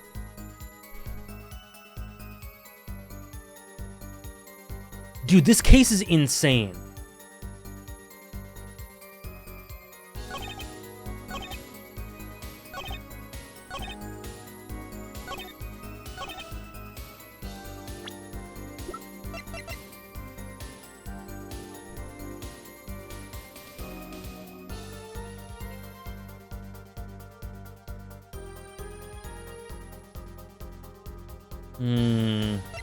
Oh shit.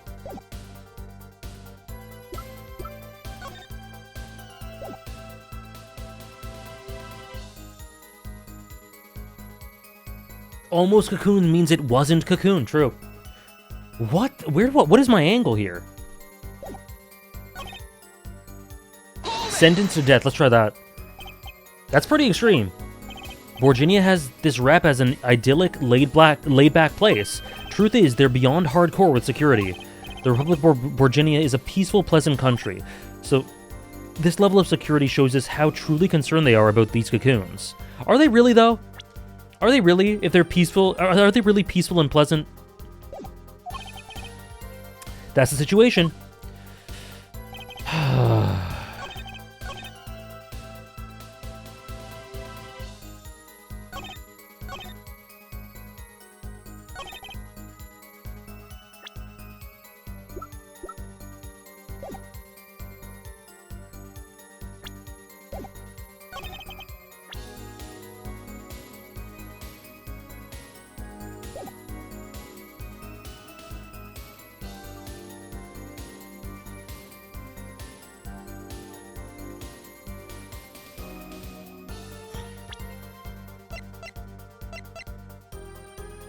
Okay, let's go through this systematically. Nothing here. I don't think it's any of these three. That's just a fact. I think it has to be this one, but I'd like to know a way. How do you smuggle cocoons out of there? What evidence do I have?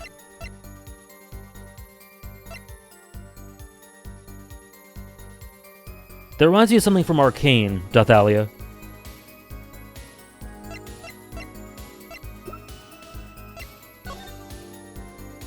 As I ponder this, let me just look at his beautiful visage.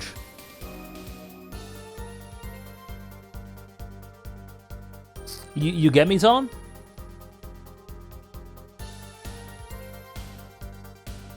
Through the rectum? Maybe.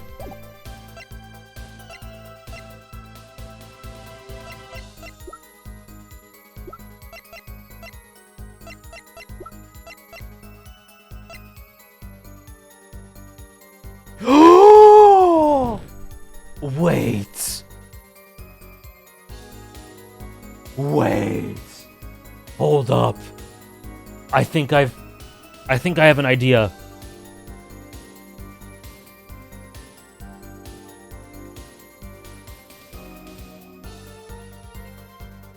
Hold up.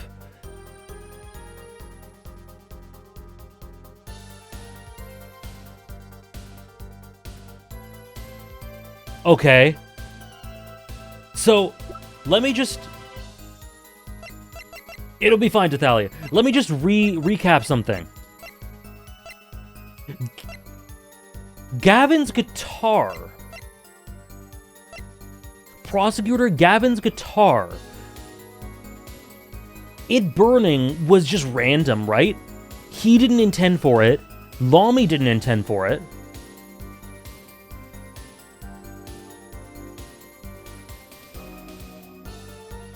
It's a mystery, I'm pretty sure.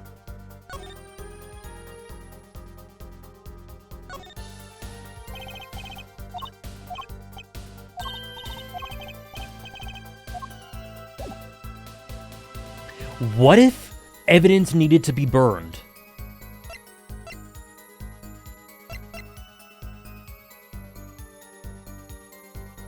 And Darian uses an electric guitar, which doesn't have the hole. See, holes are essential to this case. But Prosecutor Gavin Clavier has a hole.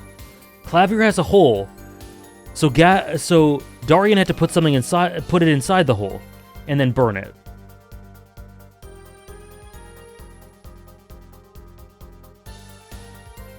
I don't know that. Maybe I'm thinking too far ahead. The rectum theory's back, true. I might be thinking a bit too far ahead. But I don't see anything else, like, to answer this. Interesting? I thought so. Whatever, we're full health. Let's try... You can't burn evidence that's illegal. True.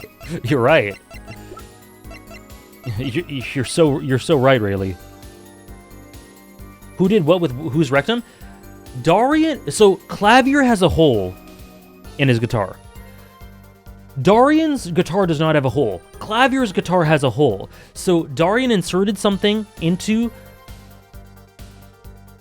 Clavier's hole and then burned it to burn the evidence. Objection! There is one way. Holes. What? One way to get something out of the country, no checks. I can't believe that worked. What is it? You become a... Oh. What? Wait, this doesn't have to do with holes? You become a prosecutor. Oh, maybe I was thinking too far ahead, but it worked out? A prosecutor. I don't believe it. Believe it, prosecutor. This had nothing to do with rectums? What was it that you told us yesterday at your office?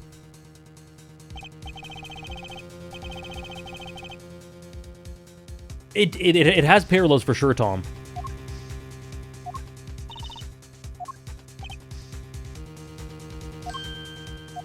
The guitar's from Virginia.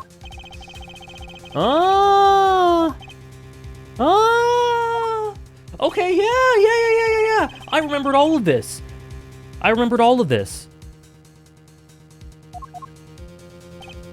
Yeah, for sure. Did I get that right, Prosecutor Gavin? Untouched? Quite. The guitar was wrapped in several sheets and vacuum packed in Virginia. The pack was untouched until the day of the concert. Are you saying that guitar was...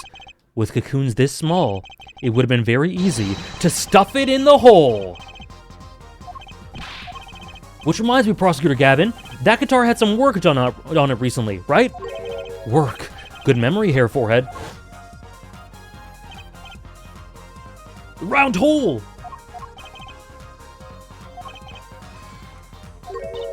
The incinerator!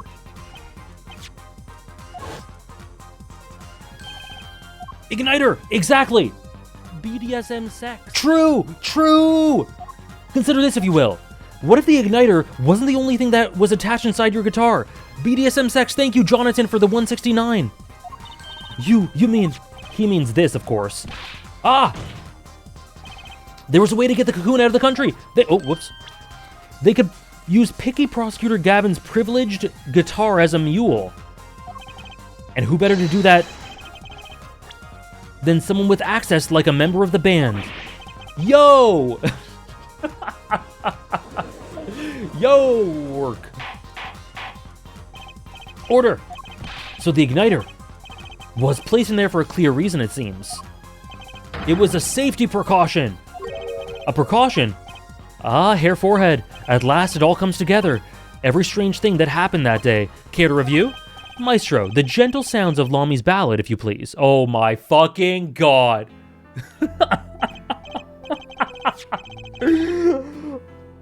First, my keys were stolen. A harmless misdemeanor. which forced me to break the lock on my guitar case.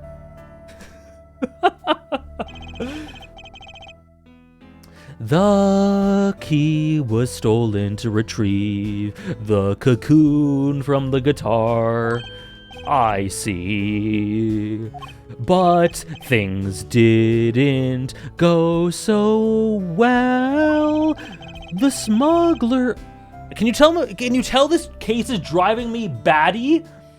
Wasn't counting on the guitar being wrapped. Only a member of the band could get near that case. The darkness is so thick I can taste it.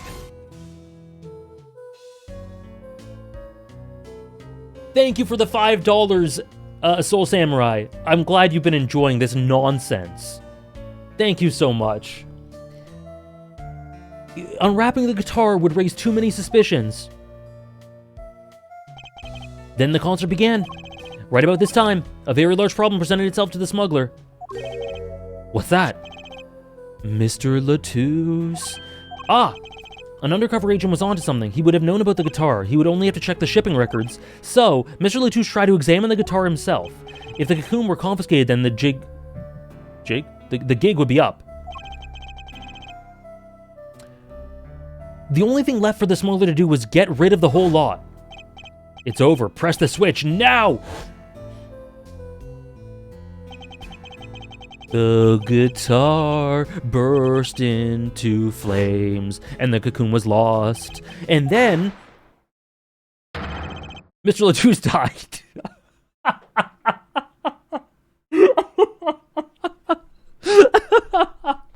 Oh, shit. No. No, Steam, no thank you. Why does it keep doing that? Oh, it's this one? I forgot how to screenshot. I forgot how to screenshot for a second. Go away, please. There we go. Mr. Latouche died. I forgot how to screenshot. Thank you, Pingo. Romaine Lettuce died and you're laughing? I am.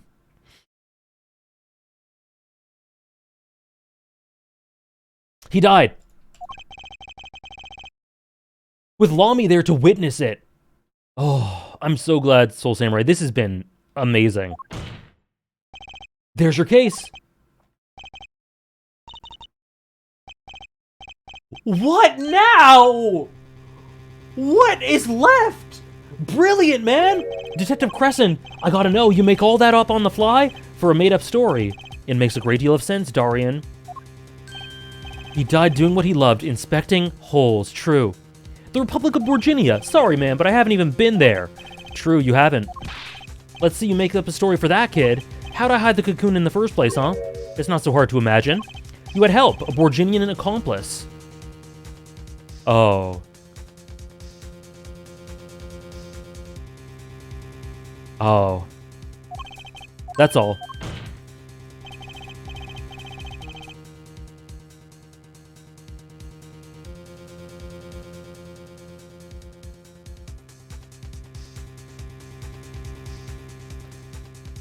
It's been clear from the start. The voice Lamy heard proves it. You made this transmission from backstage? While your co-conspirator was on stage? Oh boy. But, who was it? This is it, the coup de grace. Coup de grace, excuse me. And for once, I know what I'm doing. There's only one person who could have helped him. Let's see what Mr. Justice has to say then. There's only one person, this is correct. But be warned, with a great accusation comes great responsibility. Make up your answer on the fly, as it were, and you'll be harshly penalized. Oh, shit. Are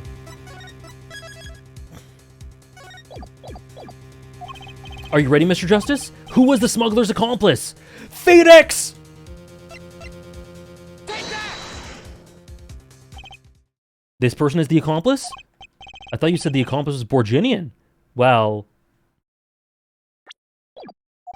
actually, can I take that back? Certainly, and here, have this penalty. Okay. Sorry, I just want to do that. Oh, I can't reload! I can't load! Oh, it's gone.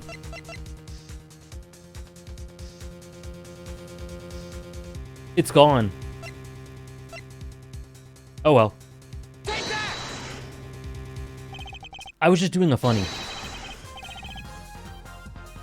Machito Bai. You know, low-key, I can reload. It's alright. It's fine. I have confidence. Low-key, maybe high-key, I dare say.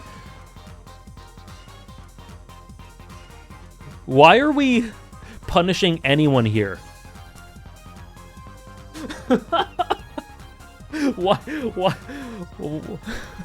Why is anyone This is crazy. But Mr. Justice, he's your client. Killing people's bad? Not... Listen, he...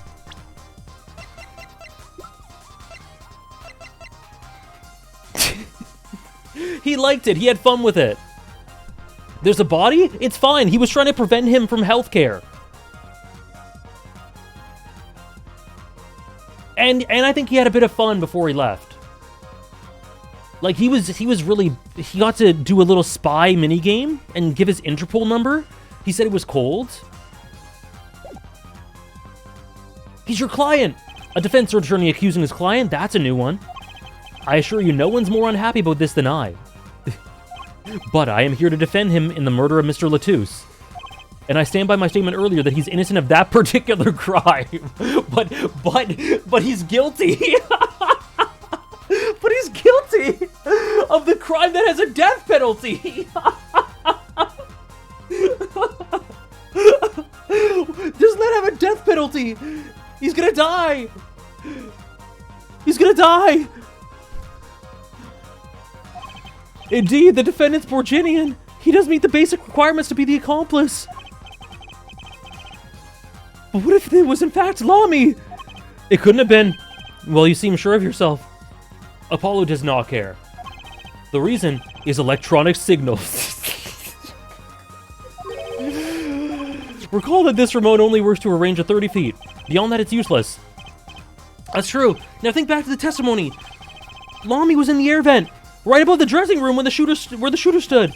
Let's look at the stage diagram. This is the area that the remote could reach if the air vent. Looking at this, Lamy still could have done the deed. No. When the shooter made the transmission, the stage was slightly different than shown here. It was in the middle of the guitar serenade.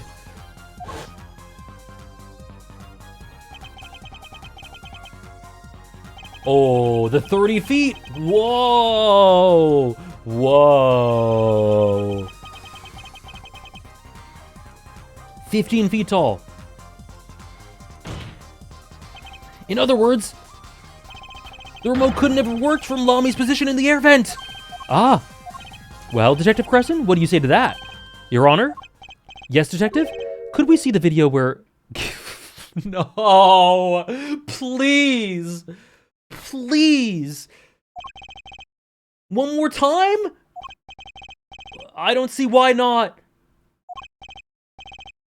Don't tell me he has a way out of this.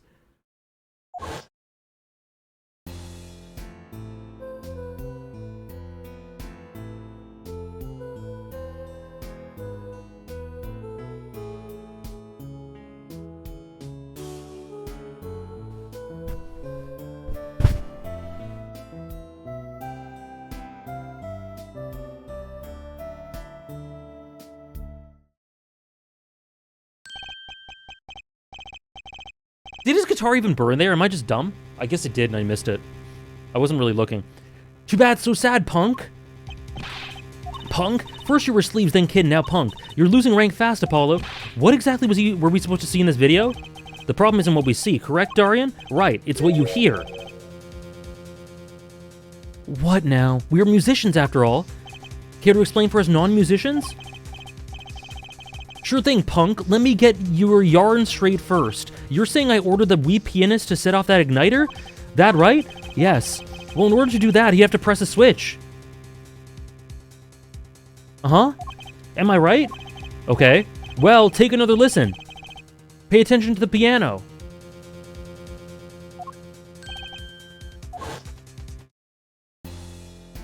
Me too, really.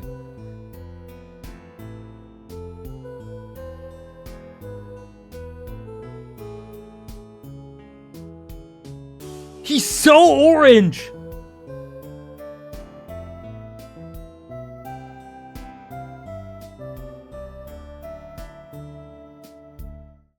What was I supposed to hear? What? What seems to be the problem there? The piano sounded just fine. And that's the problem. Oh, okay. You still don't get it? Let's play it again. Let's play it again. Yeah, how's he supposed to hit the switch while if he's playing? There was something in the piano. You got Miss Diva, the guitar, the bass, the piano, the drums. The only one with their hands free was the Diva. It was in the piano. We found a switch in the piano, did we not?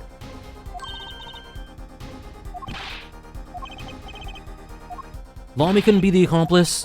Your accomplice would have had a hard time helping out. We have to check again. Are we sure we're enjoying this case? Yes. Oh, I'm deeply enjoying this. The Blue Badger video, please. I'm pretty sure the switch was in the piano.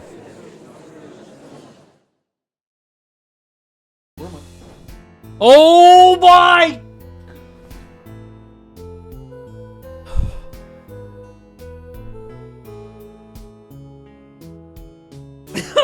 Oh my god!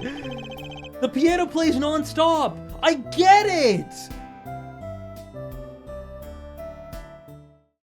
I get it! Did he get more orange in between? I swear he got more orange. Did someone turn up the saturation? You couldn't have pressed the switch. Well, Mr. Justice? The piano does seem to be playing when the guitar catches fire. Lettuce flashback or concert flashback? Lettuce. Lettuce for sure. He's cold. We all make mistakes sometimes. Apollo, were you wrong? I can't be wrong. Everything makes perfect sense. How could it all just... Strange. What's strange? No, it's just... Something's odd about the performance there. Odd? Mr. Justice, if Machi Tobai didn't press the switch, then he could not be the accomplice as you claim he is. We are definitely going to hear it again. Hello, Arvidian. We're getting big encore. Everything points to it. Every fact says he's the accomplice. You got the facts wrong, man. There's a switch in the piano. Here's some facts for you. Gavin's guitar's on fire, but the pianist doesn't press the switch. In other words, your story is full of holes. Mr. Justice, let's hear your final opinion on this matter. Was the defendant, Machi Tobai, the accomplice? Your answer will reflect everything you've said here. Give it some thought. Apollo, if Machi's not the accomplice, then our whole case is ruined. I know that. It has to be him. He was the only one who could have helped the smuggler. He would have had to press the switch. You better find a way to prove it. Ugh. Top 5 times the video was played. The 3 times today, the last 2 times last week. What do I do? There has to be something that doesn't fit. Something odd. Oh, and the next time it's about to play. Wait a second. What? You thought of something? What was Gavin saying just now?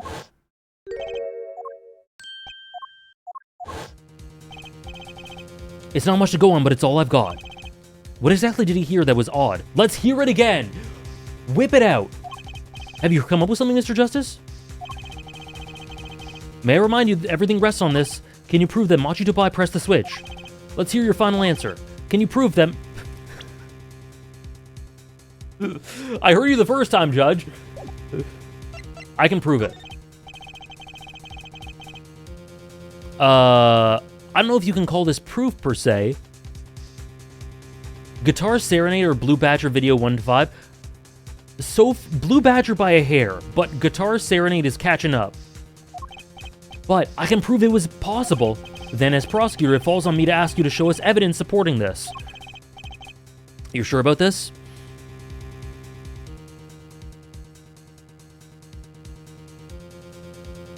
Okay, hold on. Clavier's so interesting the way he talks to us. Wait, where's the switch? Oh, there it is. It was found on the stage. Oh, shit. Was I wrong? I thought something was found in the guitar. Sorry, in the piano.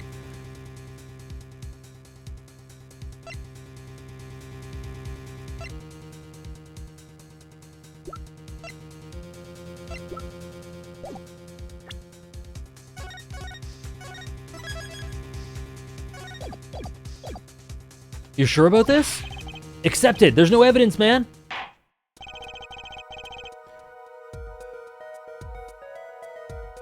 Let's see your evidence, Mr. Justice. On what do you base your claim that the defendant pressed the switch?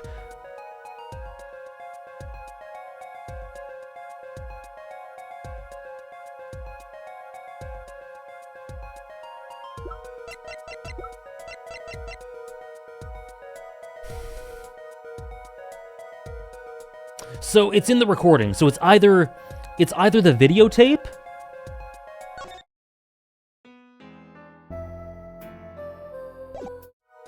It's either the videotape or the board, I guess.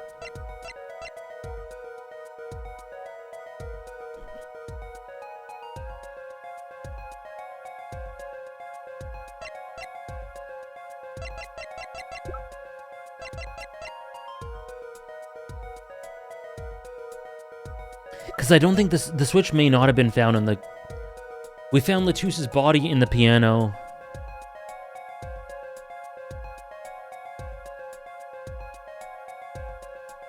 Me too, Briggs. Okay, I think it's either the tape or this, but it's more likely to be this. Because it has to do with the strange... Something strange in the piano. Right?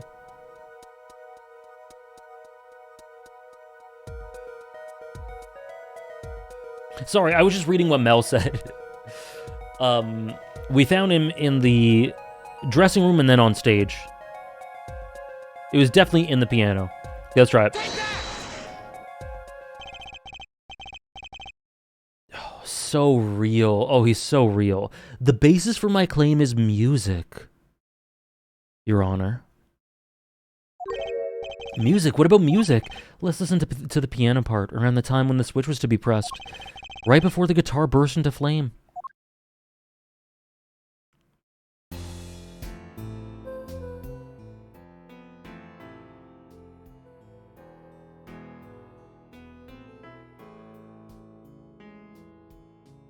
He's gotten more orange.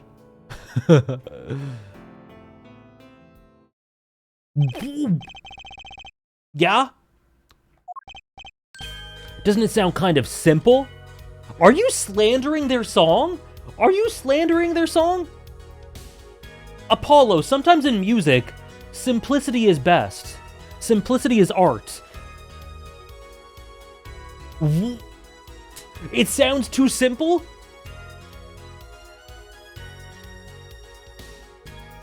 It really does, Mel.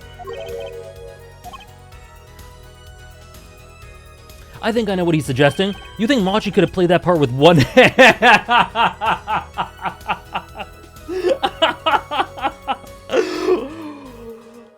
What? One hand? He only needed one hand to press the switch. Hold on. Let me listen to this shit. Let me listen to this shit.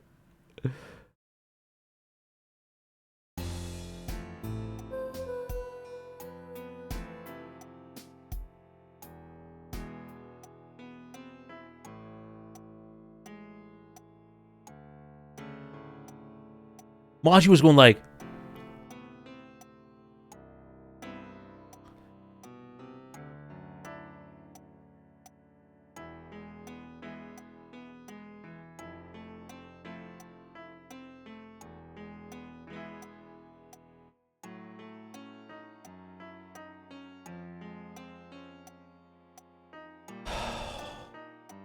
Wow. Wow. Insane. He could play the piano with the other. What, so you're some kind of piano savant? The way Apollo figured that out is crazy. Actually, no. What do you know?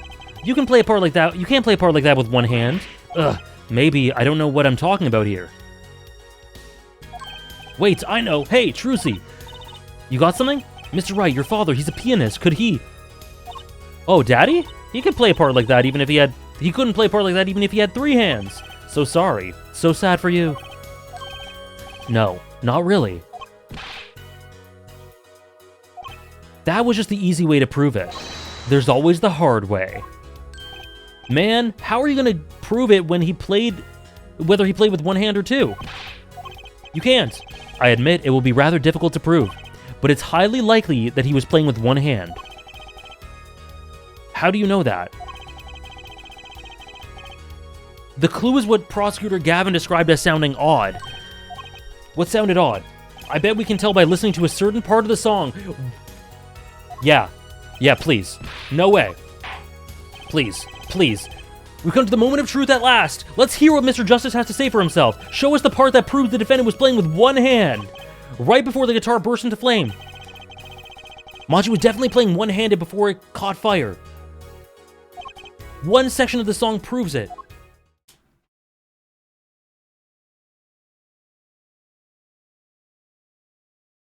Oh shit, is this the piano? Okay, here we go, folks.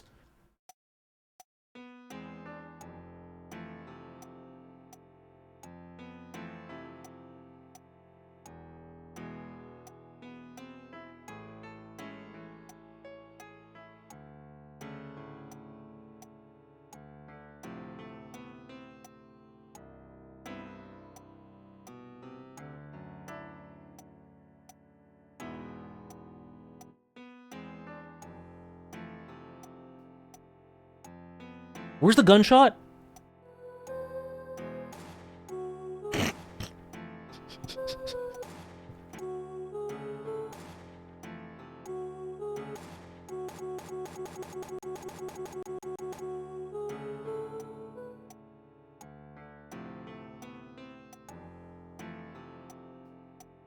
Man's a maestro. It's too bad he's gonna die, yeah.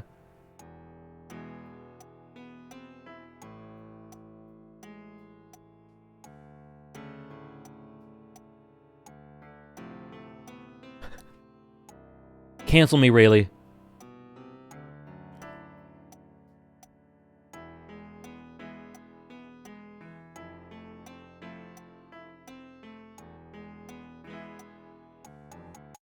It's all. What do you mean?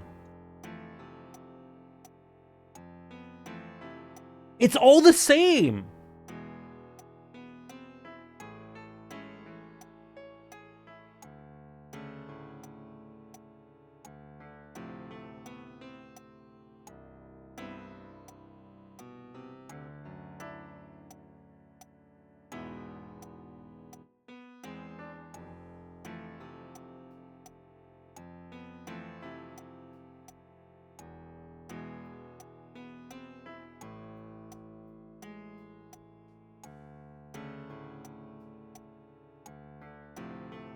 Where is the proof he played one-handed?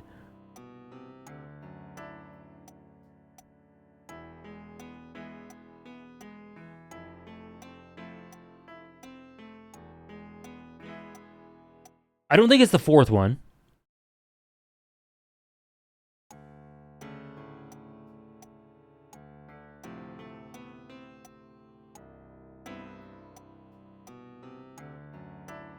Okay, I don't think it's the fourth one.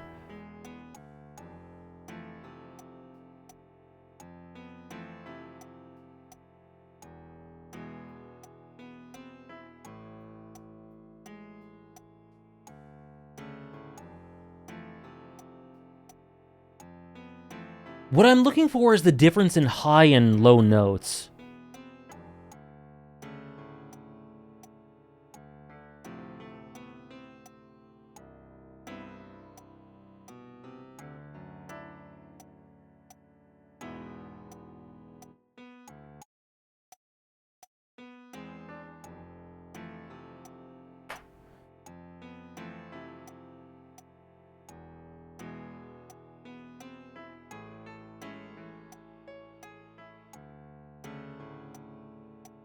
I don't know.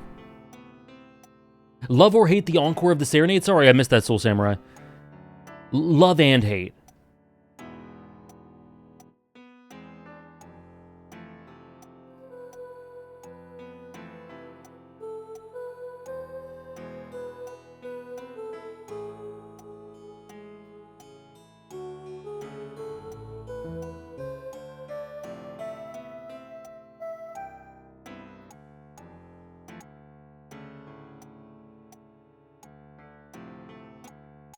I have no clue. They all sound the same to me. That sounds...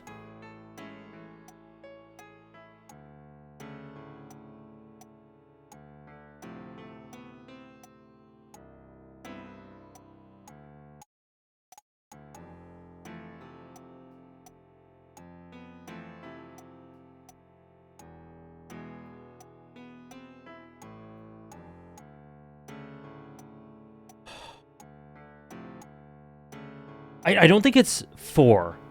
I'm pretty sure it's not 4. That's the one thing I'm sure of.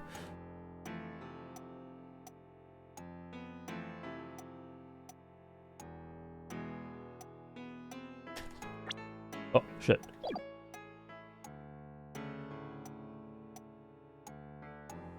How many lives do I have?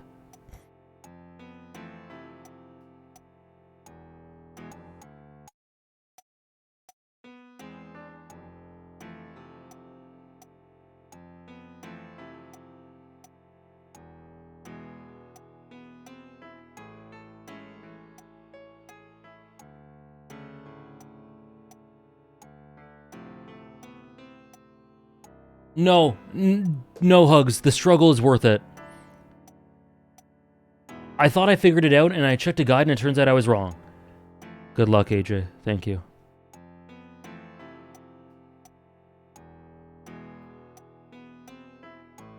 Imagine Machi getting the death sentence because you didn't know where he played one-handed.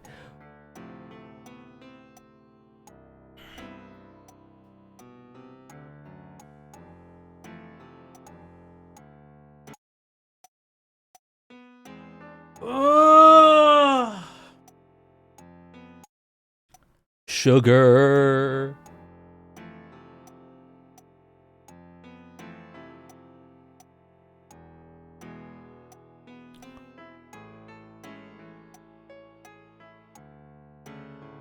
Guys, if I want help, I'll ask. Don't worry.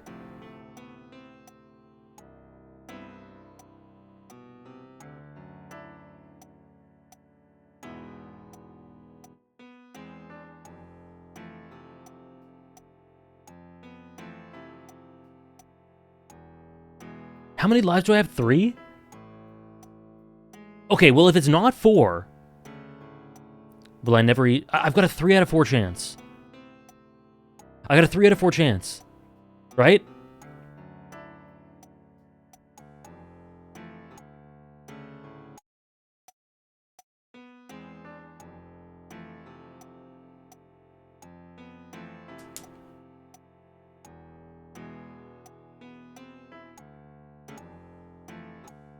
For some reason, I don't think it's 4. It could be 2. It could be 2 because... I can't wait to hear the reasoning behind it. Because the gun shoots... No, I don't know if that even makes sense. So...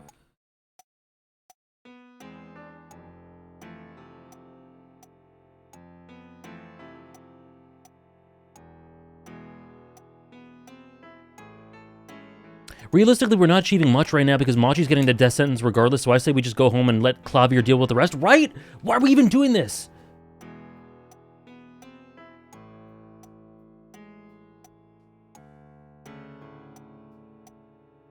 Okay, I gotta choose. I gotta choose soon, sorry.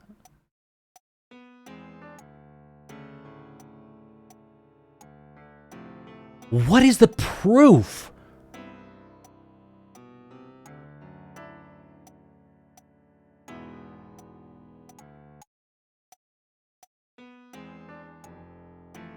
Blue Badger music or Sugar Sugar? Blue Badger.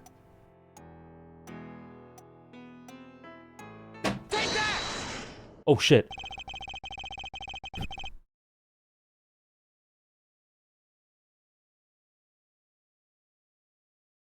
Which one did I press?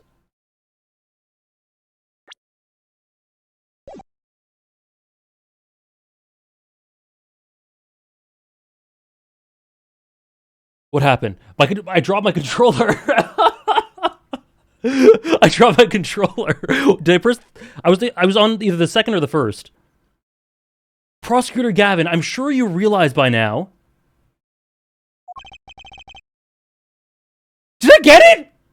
By accident? Just what it was that sounded odd to you. As I'm sure you realize it yourself. Stop sucking each other's dick about this. What? What? Realized what? I'll demonstrate. Let's listen. What?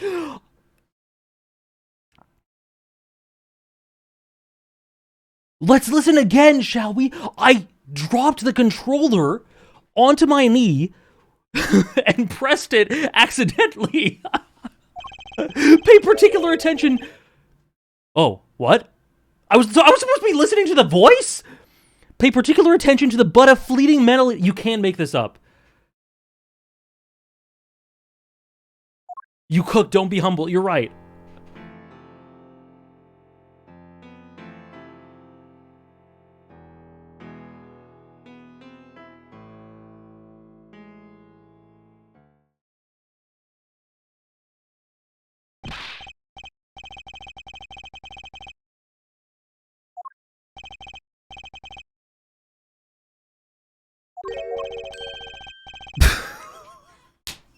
What is going on?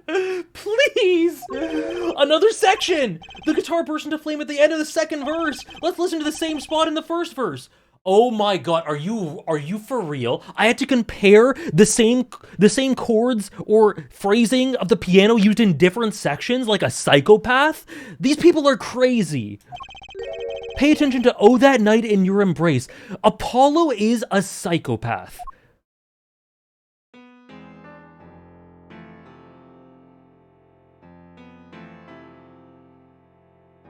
He's gotten more orange.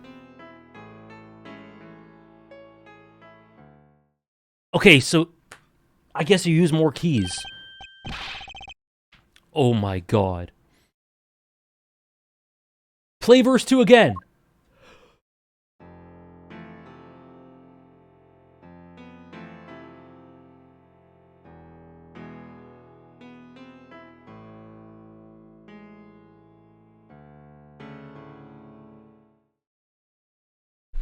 Oh, you can see my Doflamingo shorts. They feel the same, true. But they're clearly very different. Yeah. What? Well put, Your Honor. The phrase in verse 2 is quite simple, but the same phrase in verse 1 has low and high notes. You'd have to use two hands to play that for sure. So in 2, it was 1? I have a blanket, Prodigy. What's that prove? Yeah, they're Doflamingo shorts.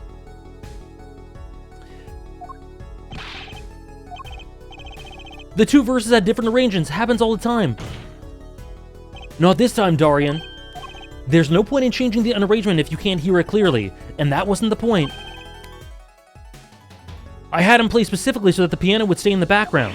Oh, that was what I noticed. Why should the same phrase sound slightly different, I asked myself. Now ask yourself why Machi changed how he played, and there's only one answer, because he hit a free hand. Yeah. Oh, Nork.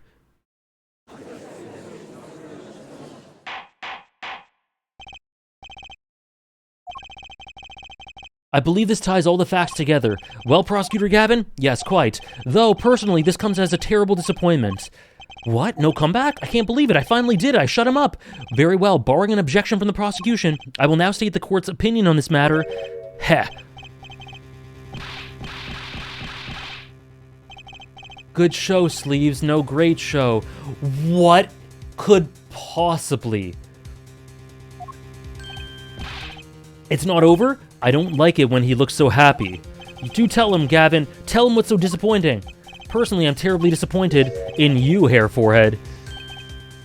Me? Yes, don't get me wrong, your case is solid, the facts all check out, but even now, you have yet to show us a single piece of decisive evidence. But if the facts anyone can see was him... Unfortunately, anyone does not include the law. I'm afraid your case doesn't cut it.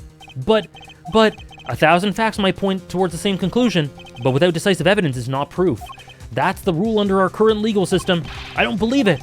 It does not seem as though the defense has any more evidence to present. Oh, I think if he did, we already would have seen it a long ways back. It's unfortunate, but at present, this court is unable to acknowledge your accusation. What?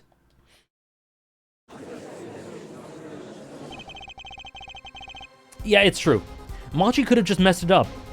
The truth is staring us all in the face. Why can't they see it? What's the point of a legal system that protects criminals? True. But... okay. Apollo, remember what Daddy said? Yep, we have to bend the rules. Yeah, change the system. Unconventional methods. Darian Crescent's igniter and set it off. I wonder what he meant by every man's igniter. I think he just meant a weak spot, no? The kind of thing that a single spark could turn into a wildfire of emotion. I won't be able to press him further by conventional means. I've got to find a weak spot in this guy. Something fatal.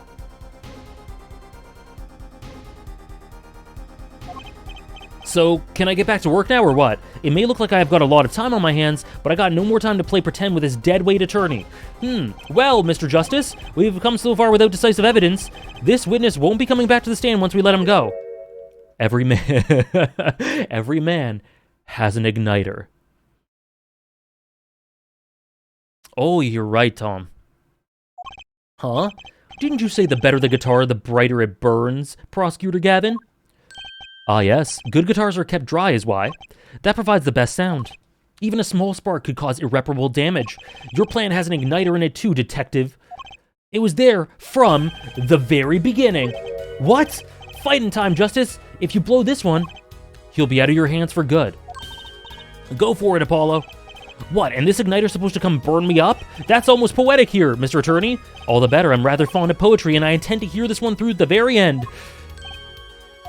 Hair Forehead, you are accusing this man, Darian Crescent, of 2 crimes. The murder of Mr. Latouche and the smuggling of a Borginian cocoon. This is your last chance to prove your case. This trial has already run on for far too long. Mr. Justice, this will be my last warning. The moment this igniter of yours turns out to be a dud is the moment this cross-examination ends.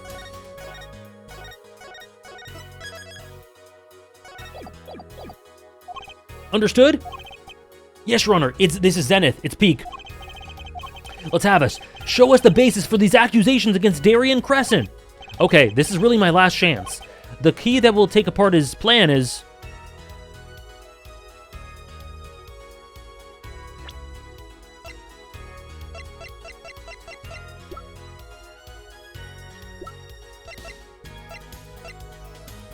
Machi? I think Machi has to have courage. I think he has to have courage.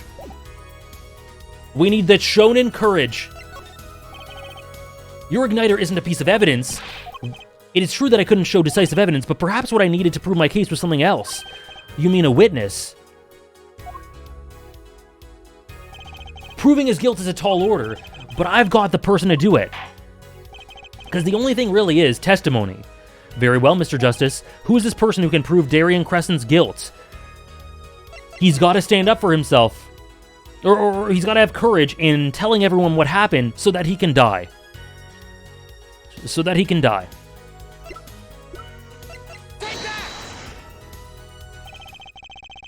The one person who can prove his guilt is the defendant, Machi Tobai. Your client again? Machi Tobai was an accomplice to the cocoon smuggling plot. Without him, Darian Crescent might not have gotten the cocoon. Latouche's body called to the stand. Furthermore, he can easily prove that the one who plotted to smuggle that cocoon is the real criminal in this case. How so? It would require just one of the very cocoons Mr. Latouche was looking for. With the cooperation of the Republic of Borginia, we could burn a cocoon. The burnt cocoon would leave a particular residue, a residue we would no doubt find inside the burnt guitar. Very scientific. Thus, if Machi Tobai acknowledges his agreement with Darian Crescent concerning the attempted smuggling of a Borginian cocoon, the case is solved. Oh my fucking god. Stop laughing! Stop laughing! What else is... Your unrelenting passion is remarkable. You really want to get me, don't you? Too bad you'll never be able to. Why not? The little key tickler won't acknowledge anything, especially not anything to do with cocoon smuggling. What's this all about? Taking a cocoon to the country, out of the country means death, by Borginian law. See? If our penis was really a smuggler, then testifying about it would be suicide. Is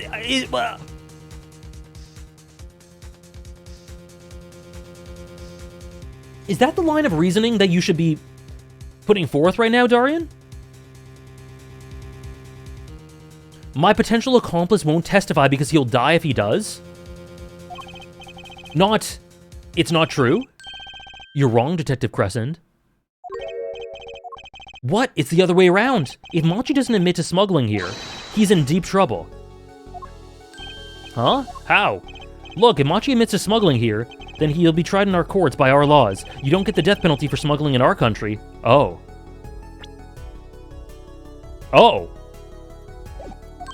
Ah, the victim in this case was an undercover Interpol agent. I'm sure that news has already reached Borginia, and they'll likely broadcast our dealings in court today. Including the part about the Borginian cocoon. Yeah, but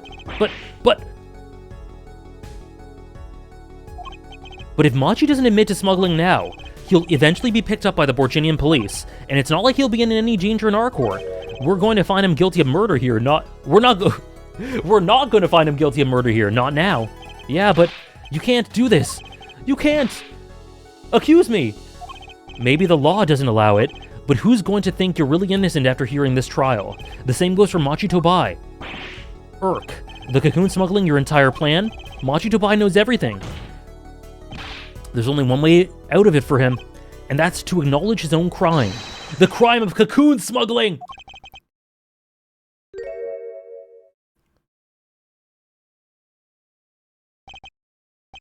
Heh. Don't worry there. I'll get you out of the country.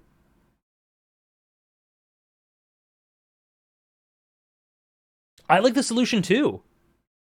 That solution's great. I'll set you up someplace. A hidden mansion? Real nice. You want a house made of cookies or a house made of pianos? Come on.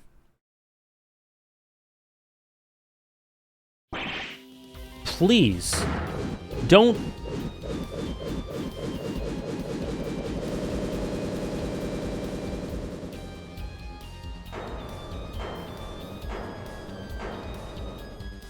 Oh boy.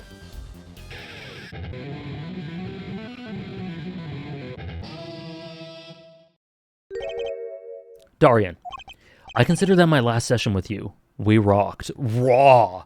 Raw as hell. I'm guessing we can treat that outburst as a confession? Uh-oh, he's laughing again. There's a kind of sick desperation in it now, though.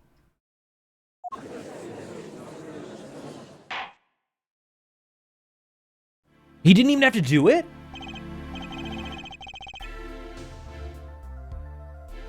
Wouldn't he be extradited and tried back there for the smuggling? I guess not.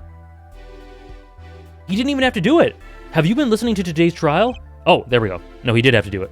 Yes. And you'll talk? You'll tell the court everything? I didn't want it to turn out this way, but I'm not the kind of lawyer that can overlook a crime. Today's trial was all for your benefit, you know? I see no reason why you should hesitate now. Clavier is so cool. I knew from beginning, I knew. Machi, situation I cannot explain, but money I needed. Very much money. Today's trial raises a delicate issue with our legal system. The only thing definite in a court of law is evidence. This is the golden rule. However, it has become apparent that not all things can be tried by this standard. Should another case of this nature suffice, we may have to consider an alternative system by which to administer justice. Based. Anyway, Mr. Machi Tobai?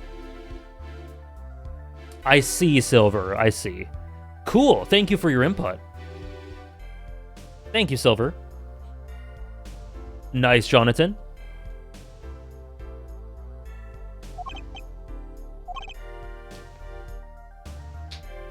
I promise you'll receive a fair trial by the laws of of our country.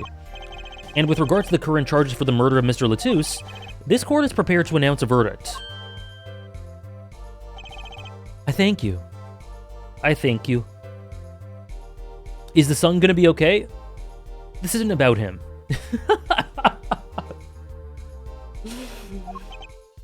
I only lie, but you see truth. You find truth. Beautiful eyes. That's our job. Very well. This court finds the defendant Machito Bai not guilty.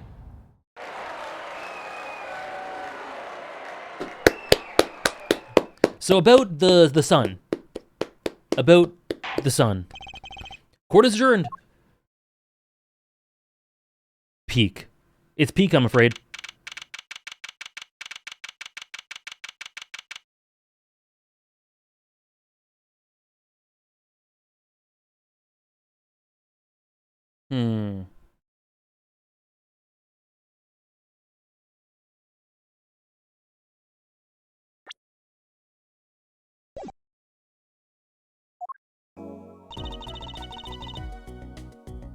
I wonder what would happen to Machi and the son. Well, he did smuggle a cocoon out of Virginia. I guess there'll be another trial here. All's well that ends well. Peak fiction, Kino. Oh boy. Daddy! Thank you, Briggs. It was looking grim for the sun anyway. You're right. It had been burnt. You're right. I forgot about that. Thank you, Briggs, for the 300 bits. Let us all remember a great one, Mr. Romaine Lettuce. R.I.P. R.I.P. King. I owe you both my thanks. Lami, is something wrong? I'm sorry, Machi was your partner on stage, your friend. Yes, I thought of him as my own son. Even now I do. Yet, something got a hold of him, something evil, I see that. And he must pay for what he has done. Is that not how it should be? I'm still sorry. Do not be sorry. You have given me courage. Courage. Did I not do the accent for her? I thought I did. Oh yeah, we put your friend in jail, sorry. I am considering an eye operation. So wait. He must pay for what he's done. Okay. Okay. I'm considering an eye operation. It was my suggestion, actually. You mean you'll be able to see again? It's funny. I have always been afraid of the light. Light seems so harsh, so unforgiving. According to the doctor, Lami lost her sight due to some kind of accident. An accident? As you know, I suffer from amnesia. I feared that if I could see, perhaps it would open my eyes to the truth I had been running. That's actually pretty damn... That's pretty good. That's pretty sick. I was scared. You know what changed her mind? Hearing your defense in there today. She could feel your gaze, unwavering, always looking straight at the truth. If the light returns to my eyes, I think I will take up painting. Painting? That's right, she's the landscape painter in sound after all. I will paint the two of you. Oh, I promise. Unwavering belief? I can't wait, Lami. I owe you my thanks too, Apollo. Thank you, Mr. Wright, but for what? You reminded me I need to hurry things along. Oh? On my secret mission, that is. Right, your secret mission. You should, Tom. You should. Go for it.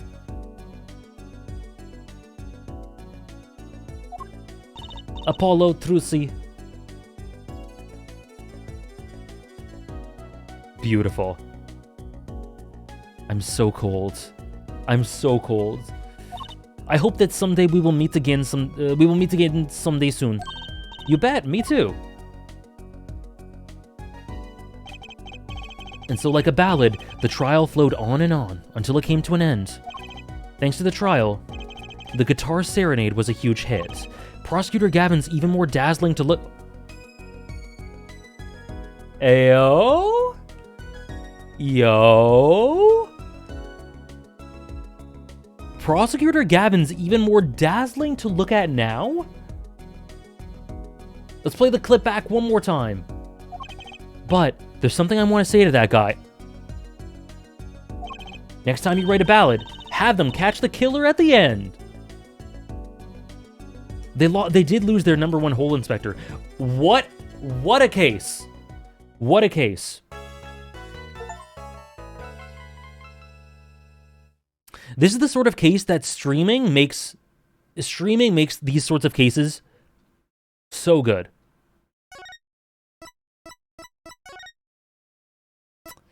That was the same vibe, Trish. Same vibe. What do I prefer, 4-2 or 4-3? I don't know. I'd have to think about it. I did just finish it. Let's see. What do you guys think? I think because I streamed it 4-3, probably. I think 4-3. The batshit insanity was so much. If I was playing on my own, it would probably be 4-2. But because of the stream experience, 4-3.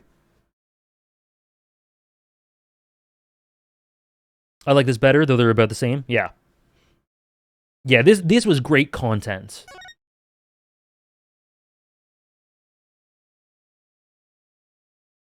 I'm glad, Jonathan.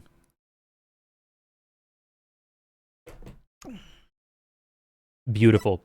People despise the game for this case alone?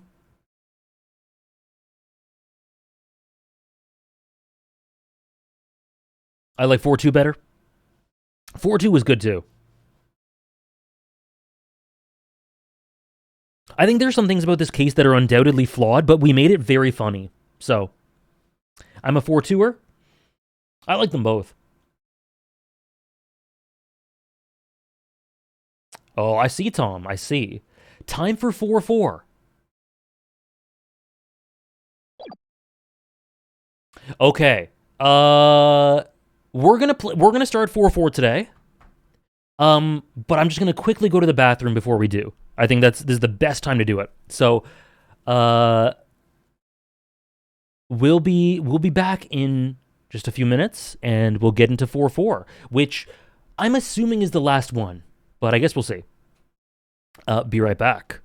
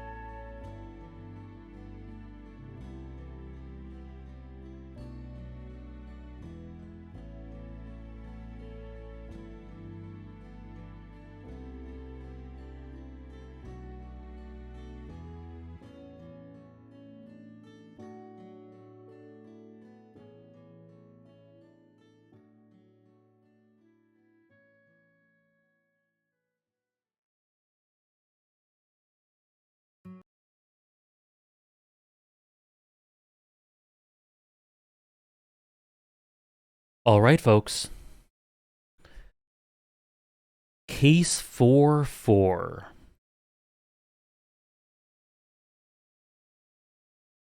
Thank you for the welcome back.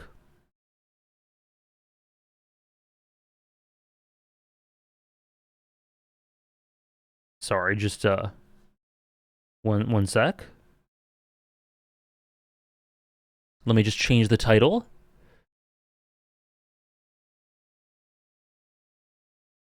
Case 4.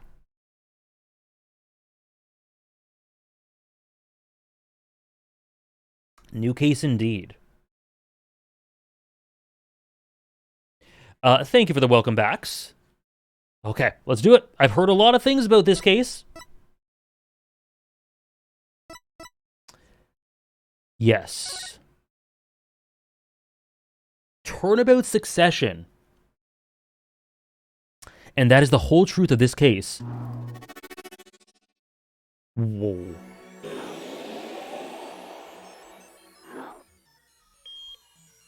Whoa.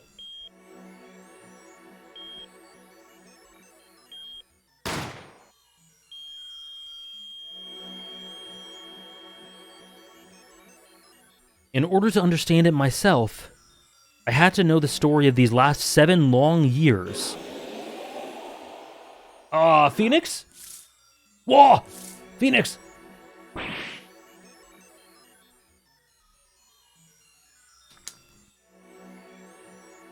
Nothing happens by chance. All is connected.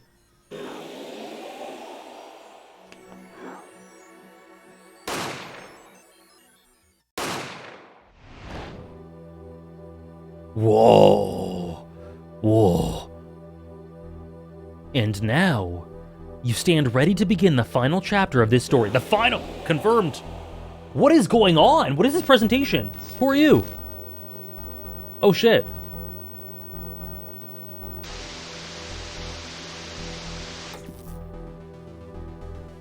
Will the defendant be found guilty or innocent? The decision is yours. Is it? Whoa!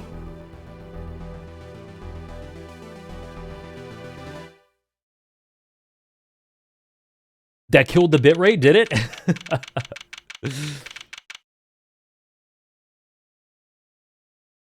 Okay. Hey, Apollo, look on TV, look! Yeah, I'm kind of busy. Well, look at that. He's the last Grammar-Eye, all right. Amazing. Apollo, you should be watching this. Happy in-game birthday, Briggs. That was very cool. I'm hyped, too. Wow. Ow, what? I was just writing about our last case in my journal. Lawyers are supposed to write things in records, Apollo, not journals. And why now? That case was 3 months ago. Hey, it's a long story. I did a lot, you know? I want to vacuum pack the feel of the moment for later. Right now, I'm wowing the crowd by figuring out how Lamy disappeared. Huh. That's right. Uncle Valen did that illusion, too. What are my expectations for this? So I think this case has to do a few things. I think it has to talk about the mystery that happened with Phoenix 7 years ago, why he ended up the way he did, and what Clavier had to do with that.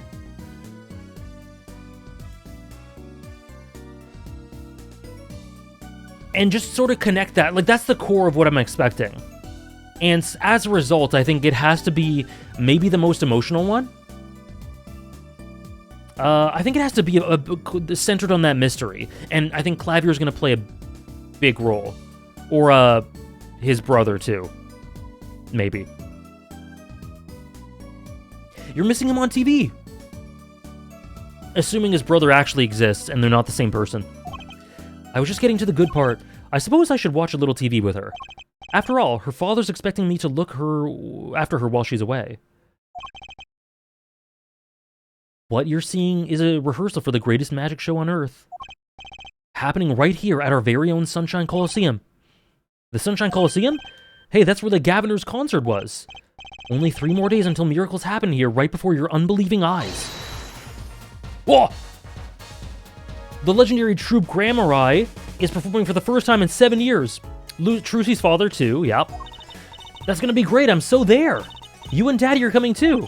The legendary Grammar Eyes. If Trucy's real father were still alive, he'd be on that stage performing miracles. I've got the tickets and everything. Here's yours, Apollo. Ah, you're here. Working hard or hardly working. Phoenix? Hey, how have you been? Hi there, stranger. Not exactly the kind of greeting I'd want to hear from my own kid. It's cute. Though he has been gone for a long time. It's cute. How goes it, Trucy? Here, I got a present for you. Yay, pudding! I love pudding! It's far and fresh. And not just one pudding, but 3 whole cups. I'll have to pace myself. Well, I'm beat. That's right, Daddy. You're on a top secret mission. Yeah! And it connects with his mission, too. You gotta take it easy with the secrets, you know. How right you are. So, you still can't tell us what your mission is? Maybe it is time. It has something to do with you anyway. Huh? With me? Maybe you're getting a top secret mission too. Maybe you can be one of those guys. A spy. Can't I just be a defense attorney? To be honest, telling you about the mission was my whole reason for coming here today. What? Tell me. You've heard of the jurist system, yes? The jurist system? That's right, the new legal system everyone's talking about. Have you heard of it, Apollo? And also the presentation of that stuff. The computerized system. That was really interesting. Maybe? I wonder what that has to do with it, too.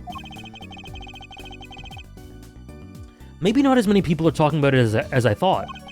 The jurist system, huh? So, Daddy, what's this jurist system thing?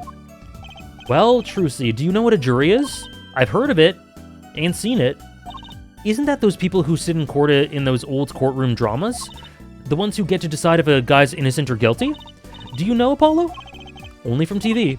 It's 12 people chosen from the community, right? Well, they're thinking about reviving that system. They're calling the new system the jurist system. No more doing whatever you like, Your Honor. Not quite that harsh. The jurists communicate with the judge. They help analyze the case from different angles. Ah, and there will only be 6 of them under the current proposal, right? The global community's going crazy. Okay, so... Okay, 6, okay.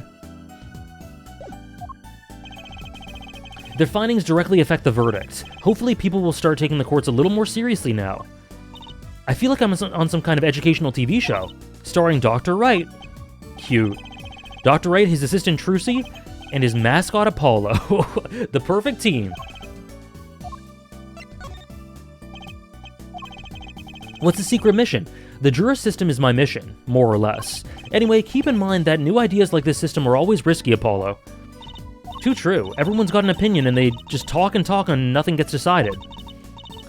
Kind of like you, Apollo. I'm not that bad, am I? In any case, we're gonna give it a shot. A test, if you will. I don't like tests. We'll take a case as a sample and choose 6 jurists. I'll be the one helping with that process, incidentally. Apollo does catch strays. He's built for it, though. Helping how? Well, for one, I'll be chair of the jurist system committee. The chair constructs the ideal situation, choosing the case, the jurist candidates, even the judge in the courtroom. Wow, it's like you have a real job. I was never that good at the piano, to be honest. Once a lawyer, always a lawyer, I guess. God damn, Trucy. Trial's tomorrow, don't miss it. The trial simulation, that is. So there's more to this. There's definitely more to this. Sounds interesting. Yeah, you're right, Weber. Yeah, I was wondering if the way they explained it is planting the seeds for the Great Ace Attorney. What kind of case is the trial simulation about? Well, since it's the first run-through of a new system, I wanted something simple. Good thinking. No sense wearing yourself out on something so serious. True. This case is a murder. That's not simple at all. By simple, you mean that the defendant is guilty. Yes, most likely. So good luck, Apollo. I really like Trucy and Phoenix's dynamic. It's really cute. It's really sweet. With what? With the trial tomorrow, you're defending, of course. Recall that I said it had something to do with you. Go for it, Apollo. It's just a test case anyway. No sweat. Okay. Yeah, but there's still a verdict to be decided. And a potentially serious sentence, the most serious in a worst-case scenario. You mean the verdict's for real? That's not a test trial, that's a real trial. All the forms have been filled, there's no turning back now. The trial begins tomorrow at 10 a.m. Hope you can make room in your schedule. Yeah? Why am I only hearing about this now? Ah yes, there was a change this morning. I picked a new case. Something that happened last night. Hey Apollo, I know you're all excited about that secret mission, but what about this? The Troop Grammari Grand Magic Show. Oh, right. The card tricks. They're not card tricks. They're grand illusions, miracles, the apocalypse, heaven and earth will shake. So what? That's 3 whole days from now? That's 3 whole days from now. It's at Sunshine Coliseum. Let's go today. We can say hi to Uncle Valent. Have fun. What? I can't go by myself. You know I'm not very outgoing. Oh. Right. Why not go with her? It's interesting that she says that. She's an extroverted introvert. What about the secret mission? Don't worry about that. You'll hear all about it tomorrow regardless. I don't trust that smile. He knows something that he's not telling me. Yeah, I think for sure Sherlockian. Which is cool. It's cool to see the roots here. Grammari, that reminds me. What's this, Daddy? Isn't that silk hat the Grammari seal? Consider it a birthday present, Trucy. Thanks, it's great. But today isn't my birthday. Good point. What day is it today, Apollo? Today? It's Recycle Your Plastics Day. Then it's a Recycle Your Plastics Day present. Nice. Yippee! So it's plastic. I've given up on trying to understand them. It's much easier that way. So what is it? Cute. Can I open it, Daddy? No. Huh? You'll need that envelope someday. Someday soon. Don't open it until then. Well, why didn't you just hold on to it until then? Because that would be the logical thing to do. Recycling holiday? Yeah, unfortunately, Briggs, what Tathalia said. An envelope about the Grammarize, huh? Alright, so what case are you gonna use? You really want to know, don't you? Of course I do. I mean, I'm going to be defending, aren't I? If all goes well, then yes. Of course, this is just a test. We wanted everyone to start without preconceptions, a blank slate, as it were. There's a difference between having a blank slate and being totally clueless. Whose dumb idea was that anyway? Well, mine. Committee chair, remember? Oh. Well, if you want to know that badly, I suppose, I could give you permission to examine the scene of the crime. Yeah? Good, that's better. But you can't talk to anyone involved with the case. What? Then how am I supposed to defend? You let me worry about the details there. Remember, I'm in charge of this trial. All of it. Is he the judge? But you don't want it to backfire, do you? Apollo, if I'm in charge of the whole trial, that means the entire affair is my responsibility, for good and for bad. Just do what you can. And don't worry, I know what I'm doing. Alright. I'd recommend going down to the detention center. Your client's waiting for you. You can ask about the scene there. But you just said I couldn't talk to anyone involved. Oh, you can talk to your own client. If you can get her to talk.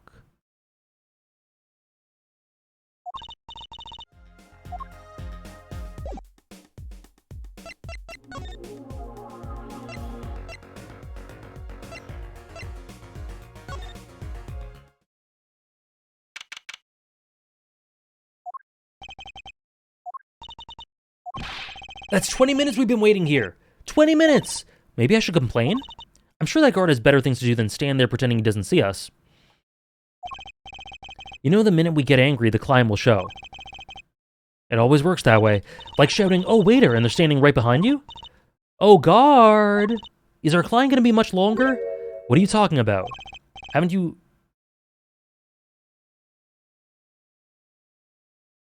already started the meeting yet? Huh? Oh, it's her! She fell! Or something. Where'd you come from? Well, anyway, please have a seat.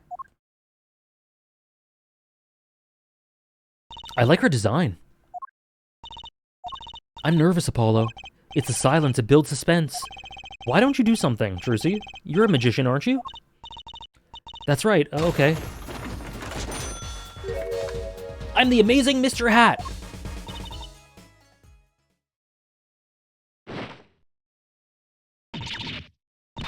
She passed out! Ms. Magic Underwear might have been a better bet. That's magic panties, Apollo. Oh, the music. She is cute. Welcome back, Holly.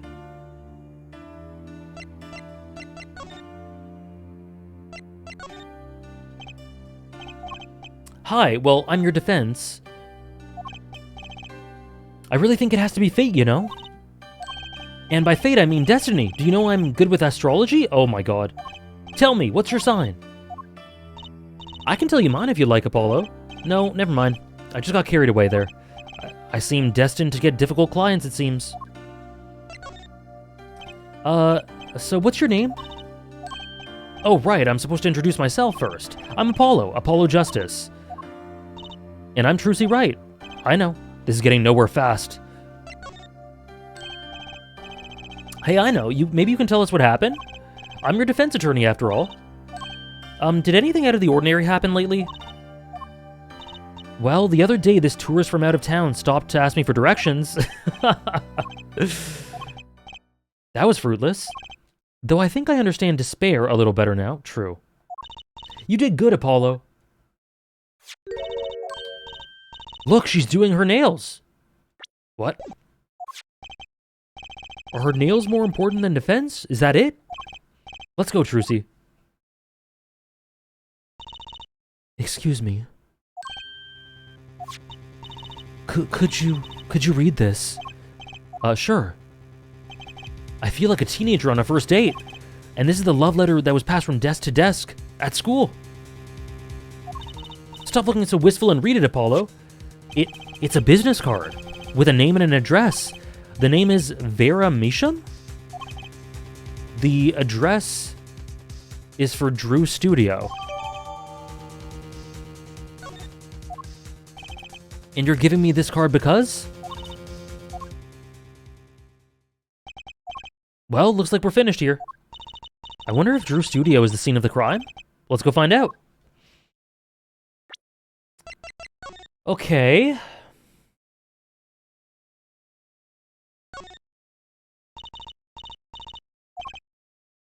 Just her name. And there's a D.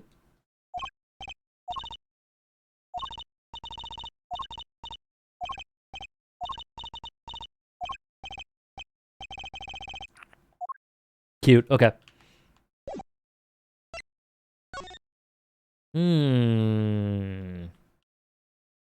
A signature or something.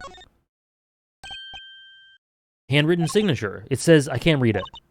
That seems odd to me. I mean, isn't a signature intended to show ownership? What's the use if no one can read it?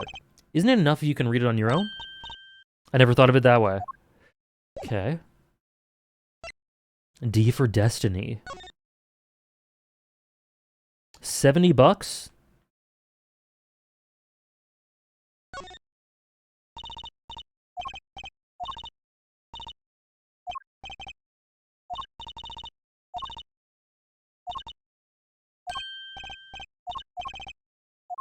Okay. Me too, Weaver. I'm bad with signatures, and mine gets uglier the more I do it.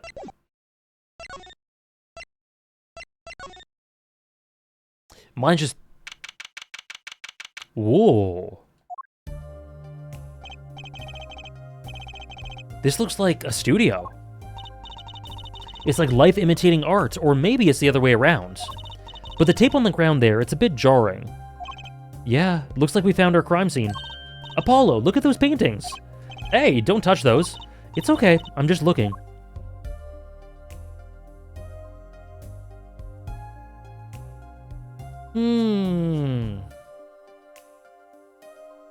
Also, Apollo, look at this one. It looks half finished. You can still see the rough sketch underneath. That's odd. The rough part doesn't look like the rest of the painting at all. Yeah, good point. That is odd. Ooh, it is a vibe.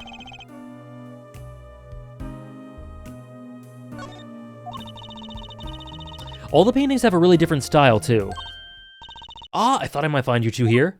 Emma? Long time no see! Oh, I missed the music. Seems like I run into you far too often. I'll bet I know why you're here, too. You know about the trial simulation tomorrow? I've heard about it, sure. So Mr. Wright chose you, huh? We don't even know what the case is about. Well, he was killed. The artist who owns the studio, that is. Oh, Mr. Drew Misham. Misham. And his daughter was put under arrest. Yeah, we just saw her at the detention center. It was funny, though. She seemed more like a victim than the kind of person who would commit murder. You don't say. Not even by poisoning? That's how it was done, you know. Poisoning is the common way to get a job done when the murderer is a woman. Poisoning? Anyway, Mr. Wright told me you'd be coming. Feel free to take a look around. I'll just be over here with my snackoos. We can't talk to anyone related to the case this time around, which means we'd better find out as much as we can about here at the scene.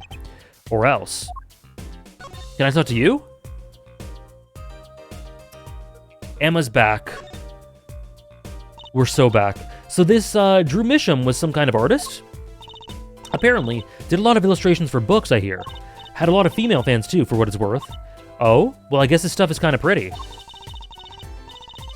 The vibes in this case are amazing and get better as the case goes on. Really? Cool.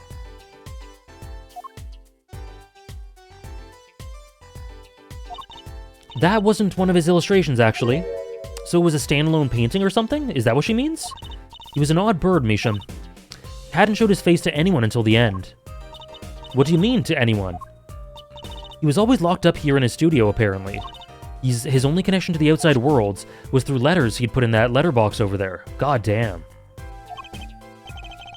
Letters? Do people still write letters? What do you mean, Apollo? I mean, when was the last time you wrote a real letter? Don't most people use email and stuff these days? Not Mr. Meacham. What year did this come out? Was this 2007? I think it was. He did everything by mail. Maybe you thought that way was more artistic. Apollo doesn't detect any... That's why I asked. I think it's 2007. Okay. The only person besides him allowed in here was his daughter, Vera. It's 2026? Oh, sorry. The game... When was the game made? When was the game released? You mean the killer? The suspect, please. We took some fingerprints, of course. The only ones found in the room were Mr. Misham's and Vera's, basically. I was joking. Okay. Sorry. A little tomfoolery. Very nice.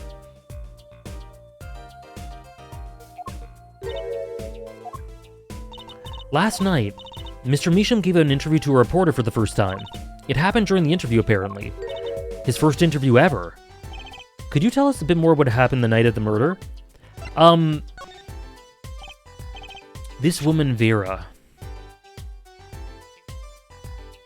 I don't know why I just thought of this, but looking at this art reminded me of the blank backgrounds stuff in Naruto. Or sorry, in manga in general. And then today someone's been telling me that Naruto has a white background problem. To which I say... no.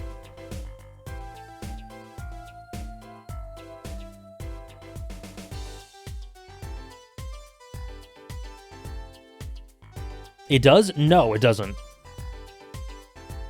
The problem is calling it a problem in the first place. It's so dumb, man. It's so dumb.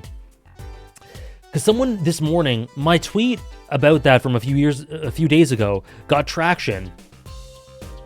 I think because someone retweeted it or something. And background art, true. And also, stylistic white backgrounds, sometimes just good. Someone replied to it and said, I love Naruto, but, the classic, I love Naruto, but the backgrounds, you can tell Kishimoto got tired by the end because The backgrounds are just white and blank. And I said, can you give an example? And they said, I'm too tired to, but Super Eye Patch Wolf made a great video about it. I said, well, I have no idea what you're talking about.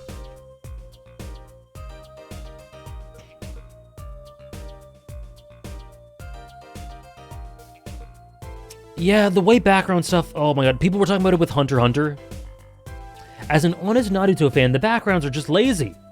True. Phoenix and Trucy as a dynamic?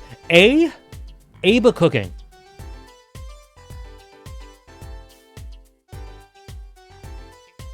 The pain arc? I don't know. Apparently.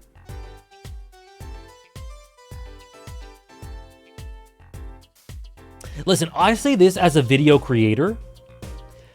It's really annoying when people have opinions and you're like, okay, what do you mean? And they go, watch I got it from a video, or watch this video. And it's just like, no, I'm talking to you. Tell me your opinion. If I want to know someone else's opinion, I'll watch their video and I'll be interested and I'll watch it. But tell me your take. Voice it yourself. And I say that as a video content creator.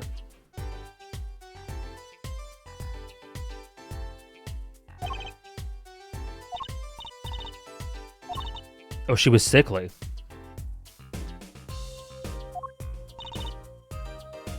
She gave off a withdrawn sort of aura. It's true, we were. It holds up. She was homeschooled by her father. It was quite a scene when they took her to the detention center. She was screaming about how she'd die if they took her outside. Oh my god.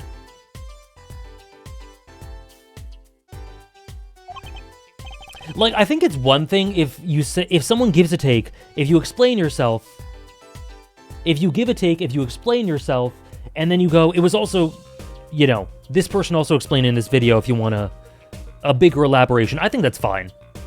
And then it's great, because when people ask me my opinions, I just link them my videos. But if all you're going to do is just be like, here's a video, like, come on. The old AJ had so much more soul. I did get lazy with the backgrounds.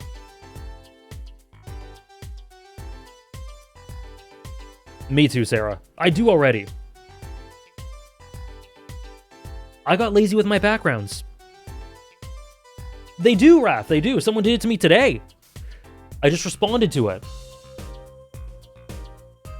I'm like, what's an example of Naruto's bad backgrounds? And they said, I'm too tired to tell you an example, but Eye Patch Wolf made a great video about it. It's like, you! I'm talking to you!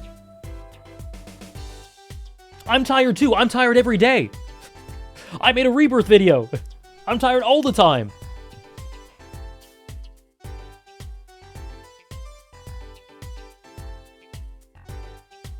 Yeah, I know what you mean, Trish.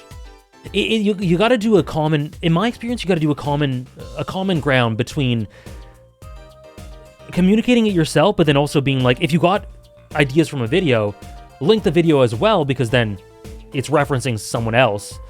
But it's your. You got to phrase it yourself.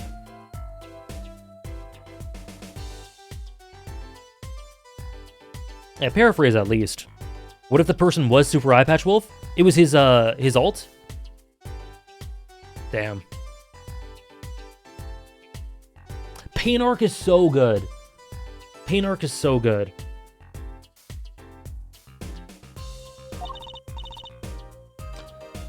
She agreed to leave if she was allowed her good luck charm for company. Her good luck charm.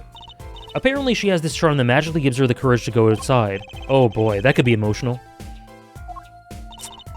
Why would a shut-in daughter kill her own dad? Don't look at me. So about the poison. It was found to be in his coffee, right? Not precisely. What does that mean? It means see for yourself, I think.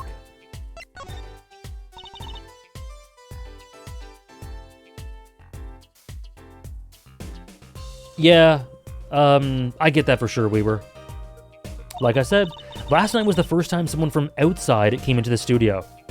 It's funny, if I were to go and look at and like try to DM Super Eye Patch Wolf, or Eye Patch Wolf, all that would be between us is like a conversation from 7, 8 years ago, of me going like, hey man, I'm just starting out YouTube, how do you do fair use in videos? And him just explaining it a little bit.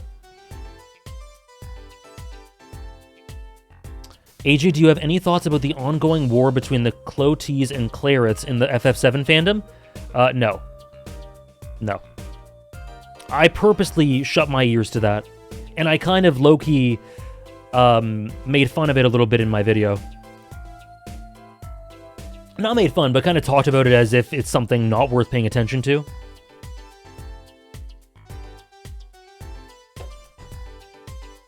Based is Izue? Based.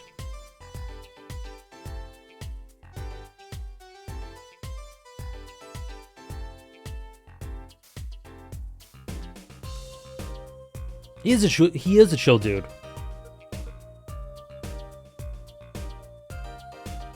Last night was the first time someone from outside came to the studio. Oops. I guess mysterious painters who never go outside make for good articles, and it just so happened that he died the night of his first interview. What is the hair? What is the hair?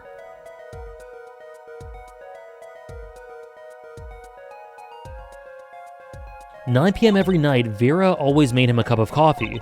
Last night he drank his usual coffee and suddenly became violently ill, and died." It is a statement. It is art.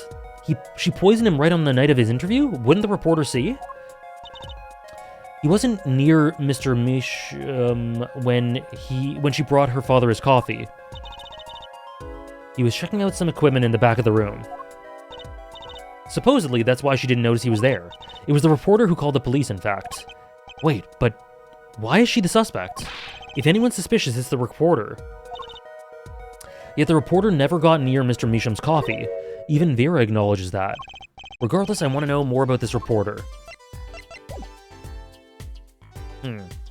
I would like for this case to delve into the idea of art. It sounds like it, Briggs. I have never been poisoned, but it sounds pretty bad.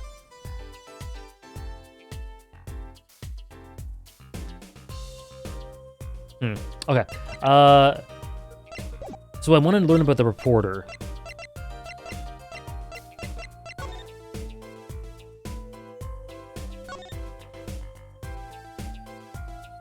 Picture? Art about art, you get me, Hugs. Rokugo, 14, FF7, Metal Gear Solid 2.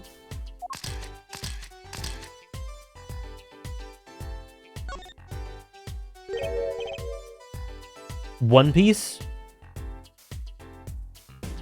Bleach in some ways, FF9. A game which I cannot mention. Oh, Blue Period, yup. A game I cannot mention. Metaphor, it's Metaphor. It's Metaphor. I've seen that pose before. Is it? It's gotta be. I think it's Metaphor. Umineko?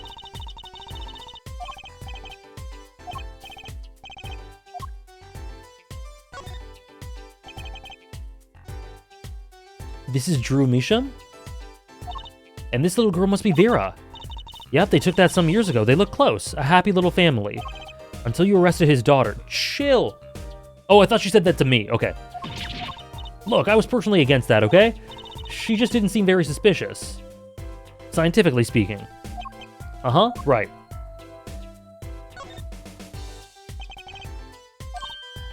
A journal. Let's read it. What is it, Apollo? He didn't write the name of the killer, did he? It's new. He didn't write a single line. You had me going for a while there. Okay. What's this feather thingy? It's a quill. But it doesn't have a pointy end. That was most likely for sweeping detritus off the desk. Wow, you sure know a lot, Emma. Bold and scientific, that's my motto. The Interpol number. I'm sure he did it. Okay. This envelope's been opened and resealed. Oh, I know how to do that. You take a pot of boiling water and hold the envelope open to the steam. The glue melts and it opens. Cool, huh? Whoever did this wasn't so delicate. You're right. Looks like they just ripped it open and stuck it back together. Huh? The postmark on this letter is from 7 years ago. 7 years! Phoenix!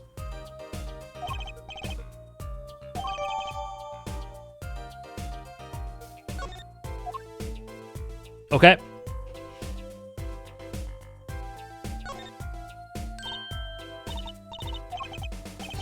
Tiny frame.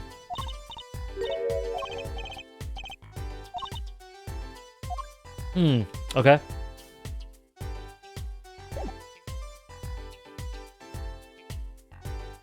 God damn, okay. There's so much here.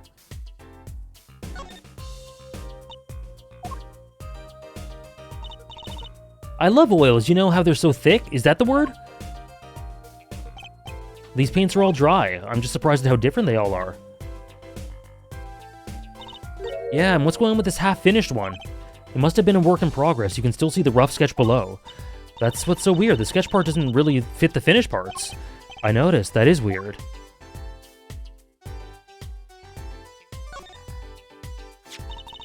That letterbox looks funny sitting inside the room like this. Let's take a look. Empty. The other half of that letterbox is actually connected to the outside of the studio. Mr. Measham will put his letters in there, and the postman took them away. Cool. Impressive that someone still writes letters this day and age. Or wrote, rather.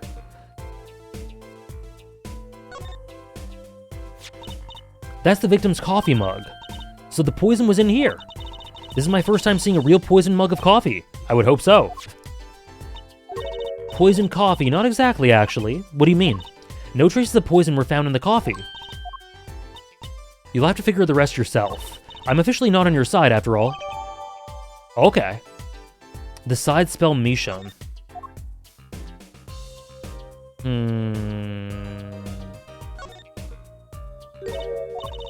There's a painting hidden back there. You're right. What if it's embarrassing to somehow, and he didn't want anyone to see it? You certainly seem pleased with the possibility. It's so normal. It's hardly something to get mad about. It looks similar to... It's this one! God, I'm so good. What is it, Apollo? Well, doesn't this painting look like... Never mind. I better get a professional opinion on this. Okay. We're getting clues like mad right away.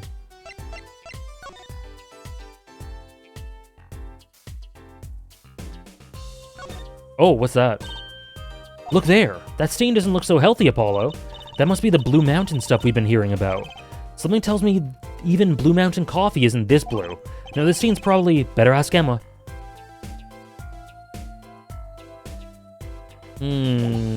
Okay.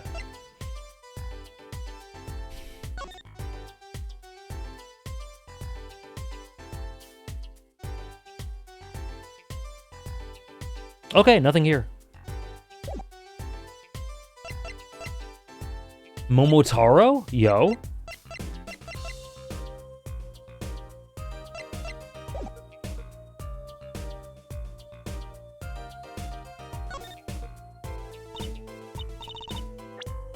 Yeah, wait, what was the peach? Oh. Hey, Apollo, this painting, I know it. Really? It's that story where the old woman's doing the wash in the river, and this giant peach comes a-floating on down. That might possibly be the strangest thing I've ever heard. True. It is a peach. That's where the body was. That's the spot where Mr. Drew Measham passed away. He puts the coffee mug to his lips, and the next moment, there's quite a bit of paint on the ground. See that half-painted painting there? He must have been working on that right up until the moment he died. Yeah, right? Right, Trish? After the last one? Wow, a true artist till the end. Or maybe he started it a year ago and was procrastinating.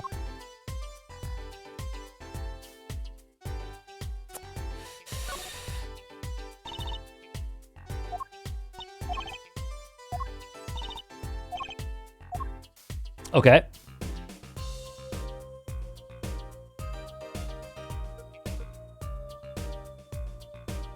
Okay.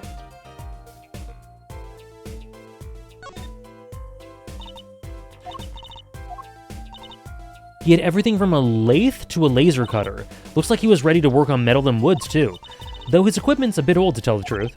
Why would a painter need all this? From the dust, I'd say he hasn't used this stuff for years. This corner doesn't fit with the rest of the studio. Do you think I could borrow this? I want to cut a quarter in half to make a trick coin.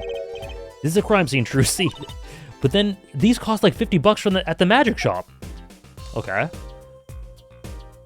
Computer. Is this desk for painting, Apollo? That'll be a drafting table. Drafting. This reminds me a little bit of manga stuff.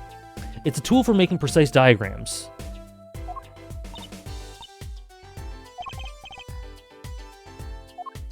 Okay.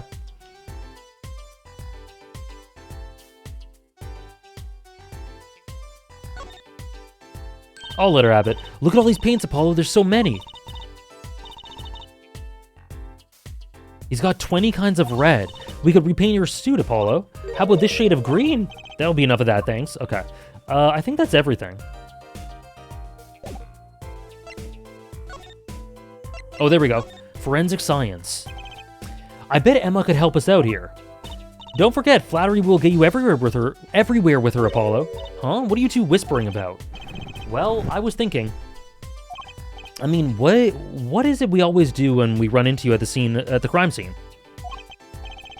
What is it we always do scientifically? Ah, you know me too well. Okay. Okay, meaning we can get scientific now? I suppose, just this once. Bring me anything you find suspicious and we'll check it out. Oh. Oh. Okay. So, like... This, what? The picture or something?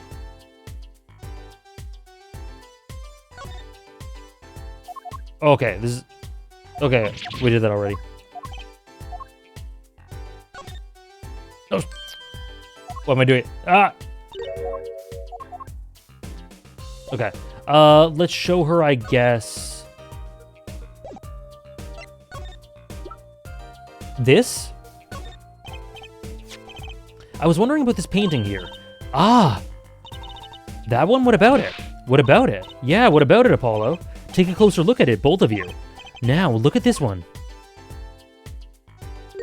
This is the third painting he was working on. They're the same. I was hoping you wouldn't find that. You're right. You're right, though. Drew Misham was copying this painting. Wow, it's pretty good. Copying a painting, what for?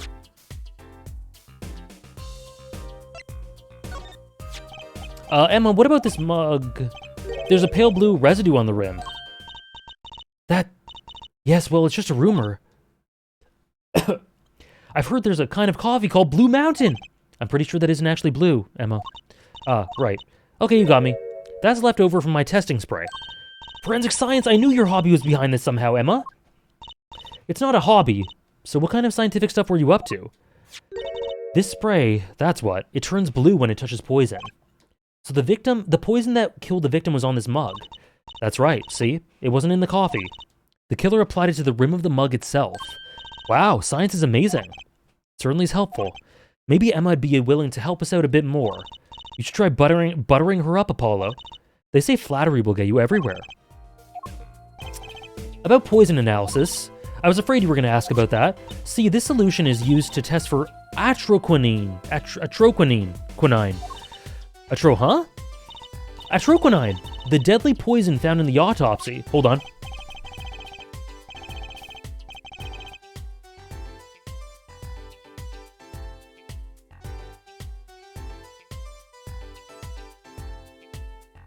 Oh, that isn't... Is that a word?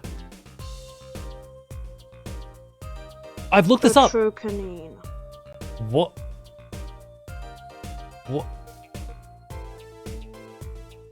I've looked this up before. Atroquinine. Atroquinine. It's not real? Well, there's a pronunciation thing on there. I did look it up. Atroquinine. It's one of the most virulent poisons, but its absorption into the body is astonishingly slow. It takes 15 minutes from the time of ingestion for adverse effects to show. Guess what? Recent research has shown... That's fine, really. We don't need to get into the gory details.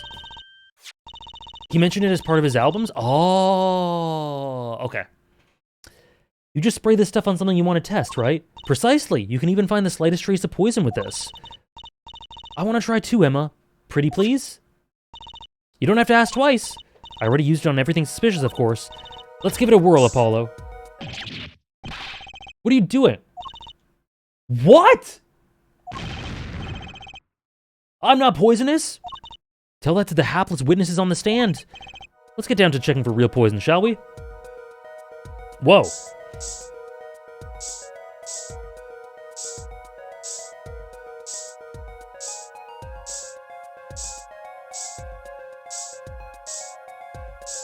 Apollo is blind. This is peak gaming. It is.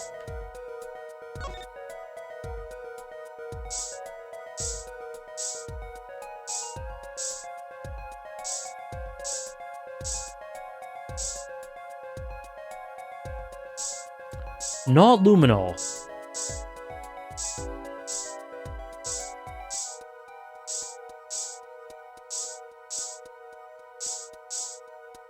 Okay, I'm missing spots.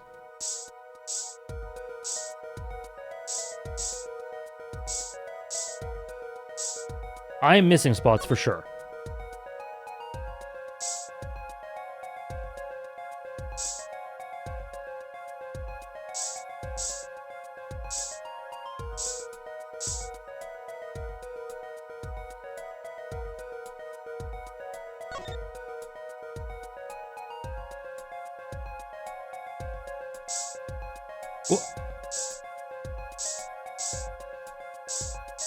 What? Well, I think that's happening to me right now, Trish. You're not alone. Where? Find the pixel.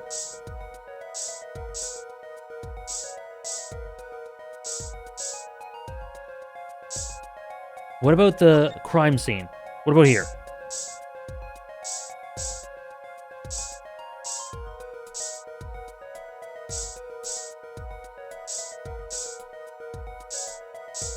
Bro. Dude.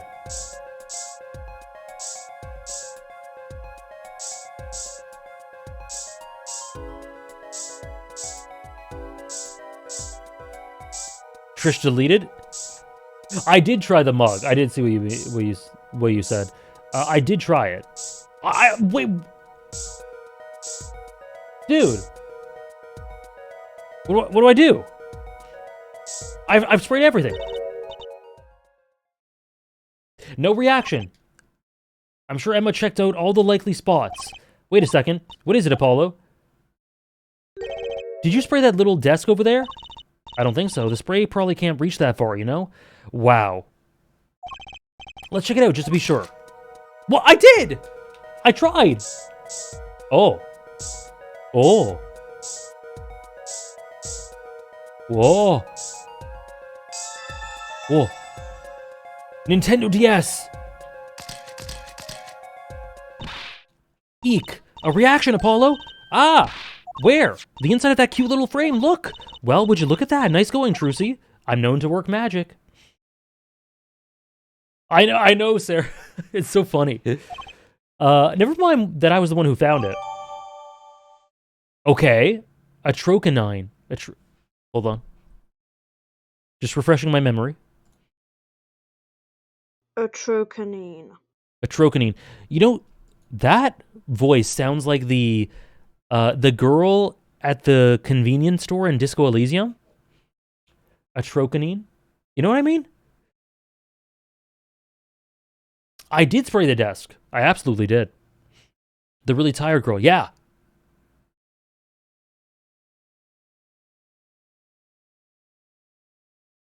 A trocanine. Why would the inside of that frame have poison in it? It looks like we found the only other place that was poisoned, in any case.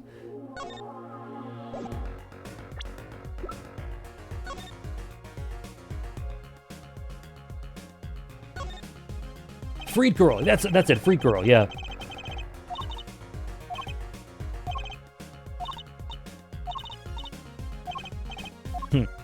Okay.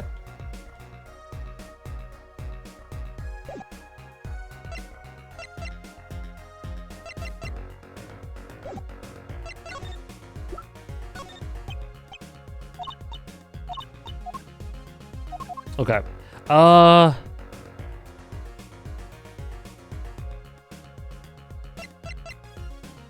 I was gonna do this as well? About this. Oh, that! Yes, why, that's a bright red envelope. She sure is jumpy. Someone opened this, didn't they? My lips are sealed. Your lips are sealed, that's a first. You mean, you know what's inside the envelope? Sure, I read it after all. You mean you were the one who ripped this open? Ha, please, I would have steamed it open. But she did sneak a peek at it, apparently. I really like this sprite. Know that I have a powerful weapon on my side. Weapon? Yes, the use of tools, highly specialized tools for information gathering. She's very cute. Tools I wouldn't mind getting my hands on. You should try flattering her, Apollo. They say a little praise can open big doors. I've heard that one, but it's good advice. Let's try talking to her more. About that envelope we found, I was wondering if you could help us out with that tool you were mentioning.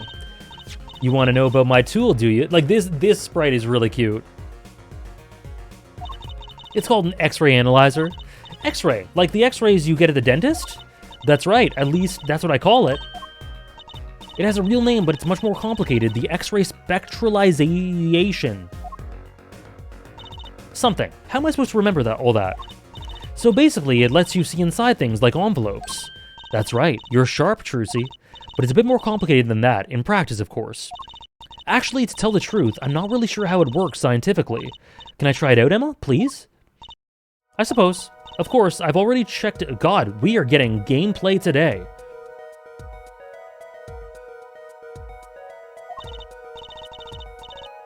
Nothing wrong with that at all, Briggs. Yeah, I do too. I do too, Sarah. I like it quite a bit better.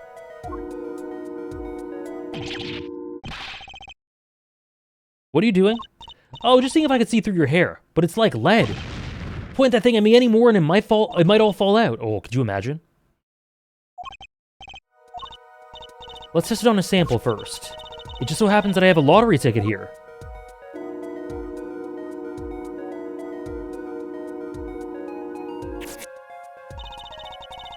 You set the sample in the device like so. I don't see anything. Patience, there's no need to get all antsy. Look at the right side of the screen. That's the layer view of the envelope. Layer view. You've got it set to display the outside of the envelope now, see? Actually, cinema true. It's quicker to just have you give it a try. Turn that dial... Okay.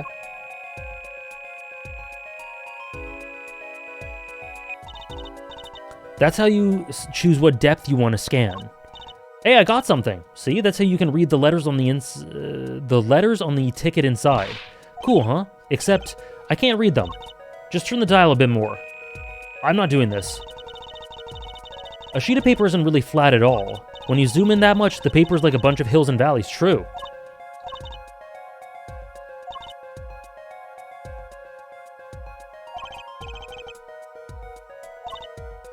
Step 2, rub the image a bit. Oh! DS.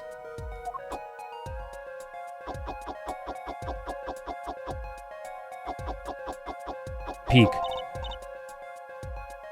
Just like PictoChat. That fixes the image on the screen. Now turn the dial again just a little. Rub this to fix it too. I get it, we just keep doing this until we get the whole thing. Exactly, not bad. Let's do some more, okay? 0016. This is cool. That's cool. Oh, wrong way.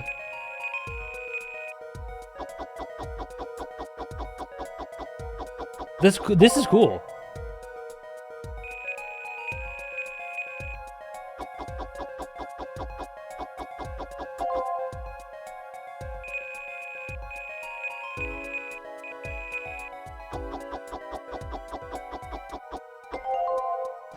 This is really cool. Does this mean I have to buy another one to win? Well, it's Emma's ticket. Let her buy another one. It's okay, there's no need. But see, this is the true hidden power of my weapon. Neat, huh? Now let's try it on the real thing, shall we? Yeah, this is cool. This is really cool.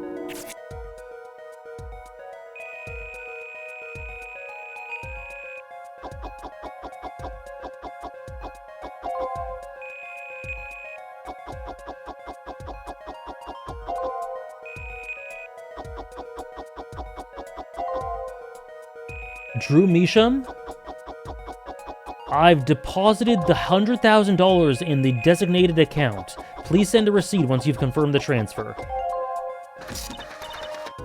God damn, let's print this out. That's really cool. Really, really? That's awesome. Someone deposited $100,000 into Mr. Measham's account? His paintings must be really valuable. There's another page in there. Care to take another look? You bet I do. If you're gonna read someone else's mail, you might as well read it all. So true. Can the whole case just be this? It's really addictive.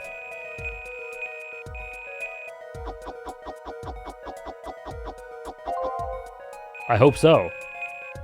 Sarah.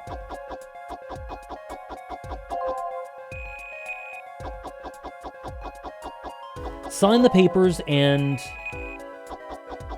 send it in the enclosed envelope with the enclosed stamp within 5 days. 3 days? 3 days.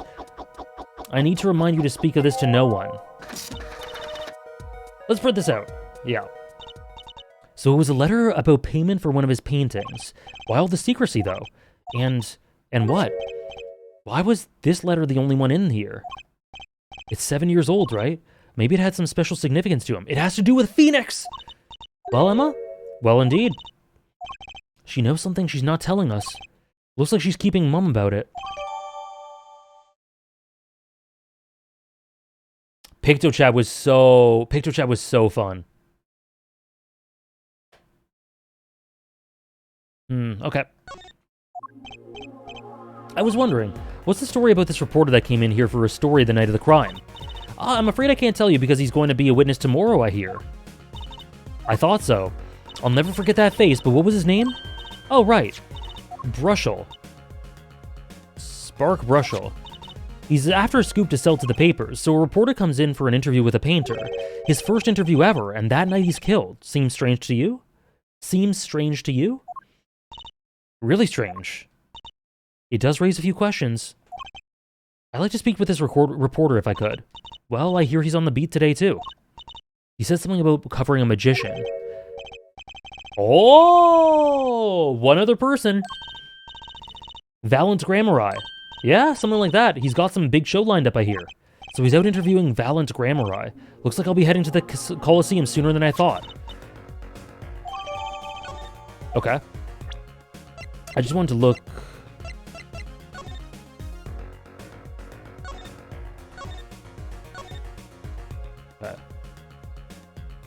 Pika's case in the series, still the Greatest Attorney 2 final case, based. It's either that or Trials and Tribulations 3. Yeah.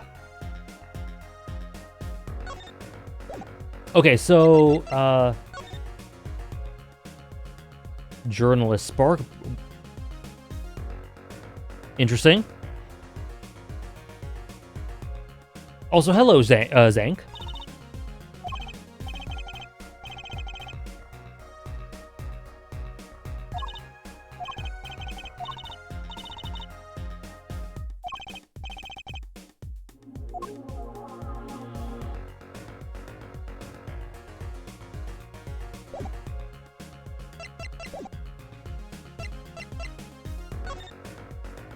Okay, Coliseum.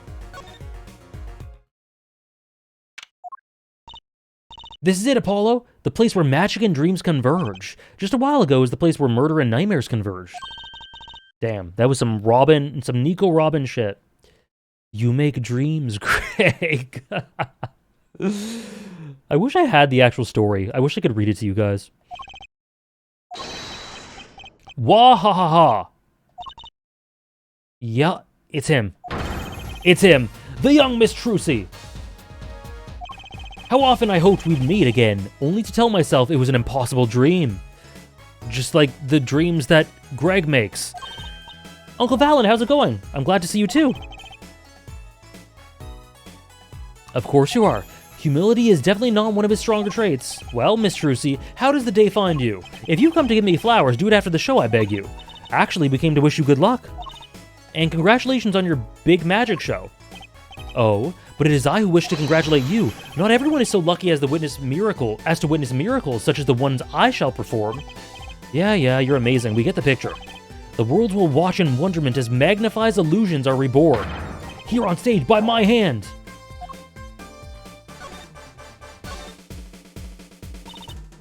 Everyone's talking about the big magic show. Is it true that the Grammari Miracle's back after a 7-year absence? The 7-year thing, man. It keeps popping up. Miss Trucy, I must apologize. This show and this honor should have been his. Oh. Zach Grammari, if that terrible thing hadn't... It's okay. Your father was a great magician, Trucy. If he were alive, then I, Valent Grammari, would have been proud to stand upon this stage as his assistant. Say one nice thing about him? Say one nice thing about Greg? He's a great stream meme. And he makes dreams. And he is an elf. He's an honorable elf. Say one nice thing about Valen Grammari? I do like how he's so over-the-top and flamboyant, but he does get into genuine... Like, when he gets serious, it really feels like you really feel it, you know? Are you running out of waffles, Tom? Oh boy. I do like those moments of genuine emotionality. I'm happy you're doing this show. Holy shit, Sarah. To think we get to see the great Magnify's illusions again. She's really looking forward to this, isn't she? My mentor, the magnificent Magnify Grammari, was a true deity among magicians. A creator god who gave birth to magic and illusions that defied our very imaginations. I was so little when I last saw one, but I still remember his shows. He did wheelies in a sports car through the air above the audience, and then sped off to the outer space, faster than the speed of sound.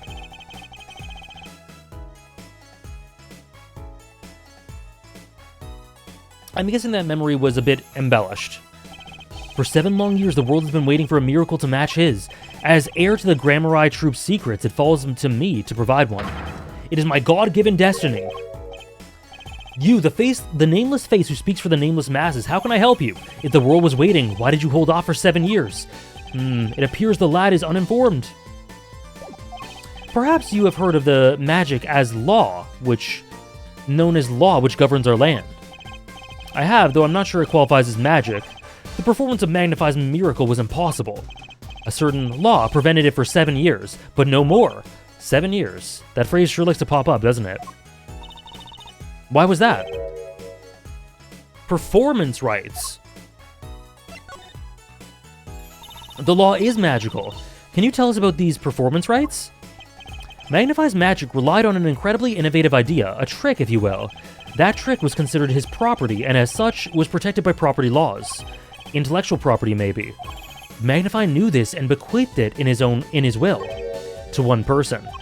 You mean him? Yes, Miss Trucy, it was your father. Zach Grammari was the inheritor of the Grammari miracle. Daddy.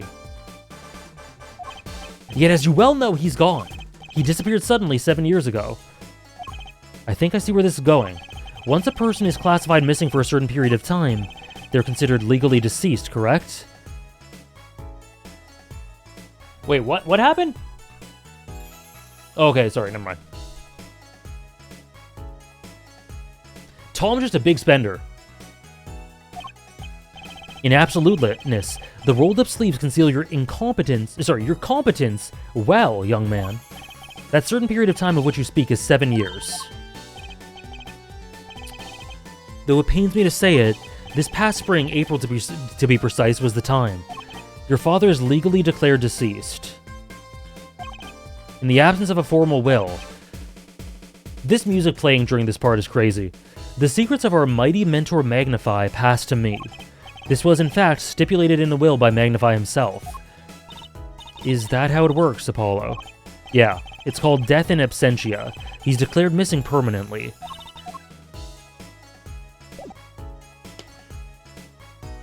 Damn. Okay,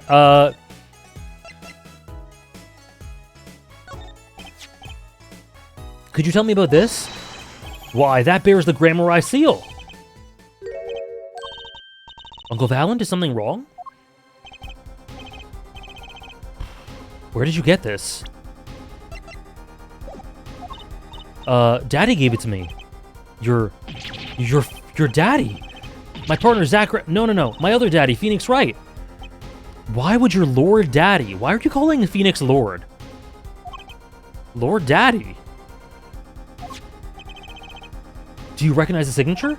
That belongs to Zach Grammari. Daddy signed this. Might I be so bold as to open it? I'm sorry, but I can't let you do that. Lord Daddy. What's in this envelope, I wonder?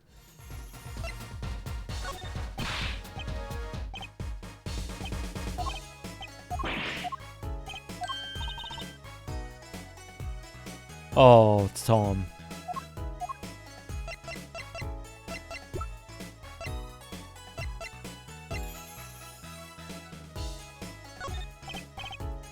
A journalist was here on a story?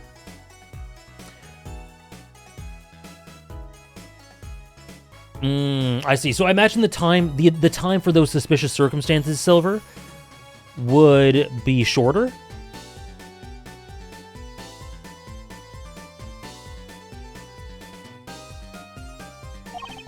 Way shorter, yeah. All eyes in the universe are upon my stage. All pens seek to commit its mysteries to paper. His name was Brushel. Brushel. I think he remembers him. He doesn't look too happy about it. Brushel, that cloying smell of mint when he smiles, yes. Could you tell us more about him? What did he want? Oh, whoops. A man by the name called on me just now. Valent's vision is always towards tomorrow. Valent's feet step always forward. By the way, Tom, you were saying that you like Resident Evil Remake for this for when I played on stream. And about survival horror. What other survival horror games do you really like? You guys, everyone can share, basically. But I say that because you meant about me getting into it, and yeah, I'd be down to get into it. Don't let me speak? No, Trish? Dead Space, hello, Dave. Trish. Signalis and Silent Hill 1. My favorite is Silent Hill 2. I haven't played Signalis. There's a survival horror game I think is really bad, but people love it generally. Which one? Is Alan Wake considered survival horror? I don't know. But we're going to play Alan Wake on stream as well?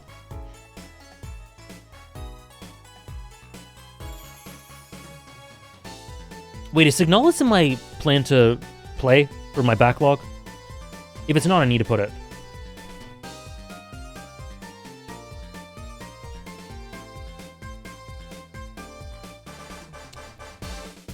Yeah, I'm going to play Alan Wake on stream. Signalis. It's Signalis. Okay, I know the answer. Okay, so... Oh, Trish said it. I just saw the rating. Interesting. Yeah, I'll play it someday. Let's put it on the backlogged.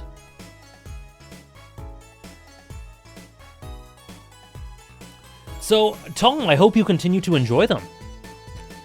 And Trish, my condolences. What did Tom give Signalis?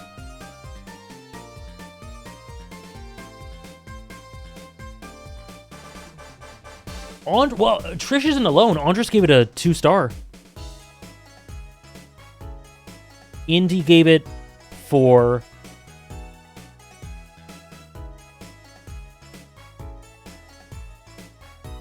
Tyke doesn't like it either. Tyke thinks it's bad too. 3 stars, but that's like an 8 for me. Man, you guys with your stars, I cannot... I don't get it. The way you translate stars over to ratings. You guys are built different. I don't know if I want to share an opinion with Tyke. Damn. If it's actually peak because Tyke says it's bad, I guess I'll have to see. I see. Okay, cool.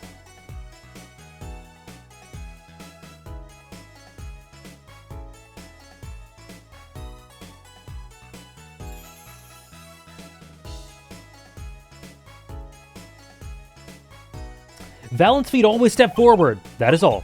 That's all. Very confusing. I'm really... Actually, what? Before I continue, what's Resident Evil 1 got on Backlogged?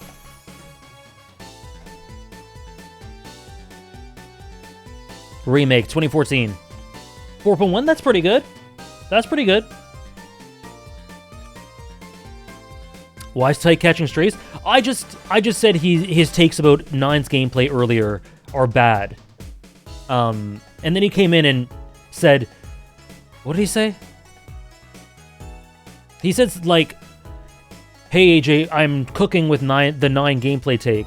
And just kind of, like, was taunting me. And then that's it. So, Tyke slander for today is free territory.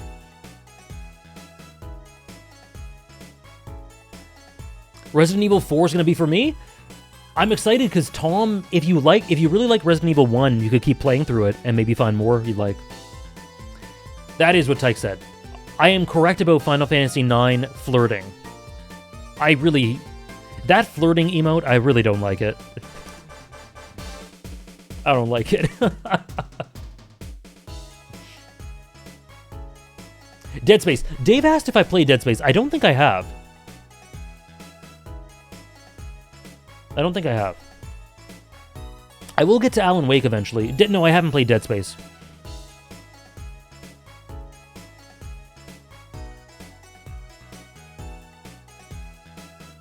I also don't like 9's gameplay. Turns blue, eats cookie. Oh my gosh. All the gaming book club emotes irk me.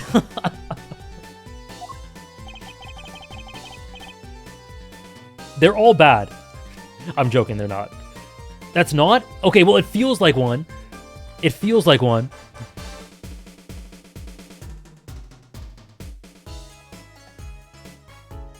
Nine's gameplay is decent. 9's gameplay is like 7 out of 10. It's got some problems. It's still pretty good. It's one of the worst Final Fantasy in terms of gameplay. It's still pretty good.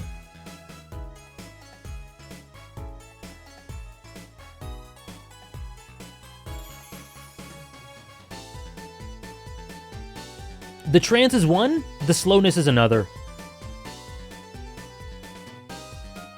And maybe enemy encounters? I don't know. These days on Steam, you can circumvent that. Everything about 9 is masterful, except the gameplay, so that's true. It looks like a glaring flaw in comparison.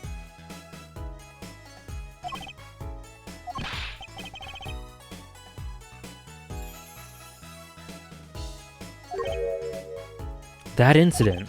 In any case, I requested that the rapacious reporter remove himself. I might try it out someday, Dave. I might try it out. A painter's died. What of it? It is but a footnote in the footlights compared to the magic of Grammari. True coffee. What a great comparison. Bad Final Fantasy gameplay is like bad pizza. It's still pretty good.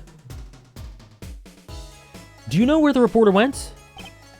I recommended he visit the place popular with penalized perpetrators, the detention center. He was a rude individual. Might I see that card? Sure. You would tear apart my respectability? I will tear apart him. Here comes Apollo, Uncle Valent's big magic trick. Is he going to fix the card? What happened to the big magic? Is it not more miraculous for it to stay ripped? You must really not have liked the journalist.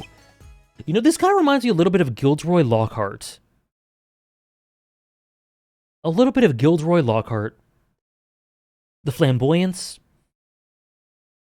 The time has come where I must return to make my prestidigitation preparations. By your leave, Miss Trucy. Thanks, Uncle Valen. 3 days from now, make ready for a miracle. What do you think the journalist was after? And why did Valent react like that to the envelope? I think it's time to pay the detention center another visit. Okay. Are we talking about Harry Potter again? Listen, you guys bring up any topic, and any topic you want if you want me to go off about it. I will do it. I'm down to go into the trenches about Harry Potter.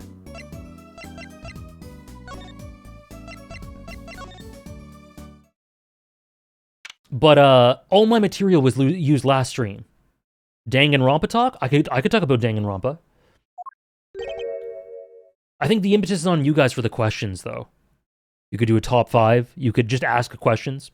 I think I hear what you're saying. Why are we talking about Danganronpa? We're not yet, but the floor is open.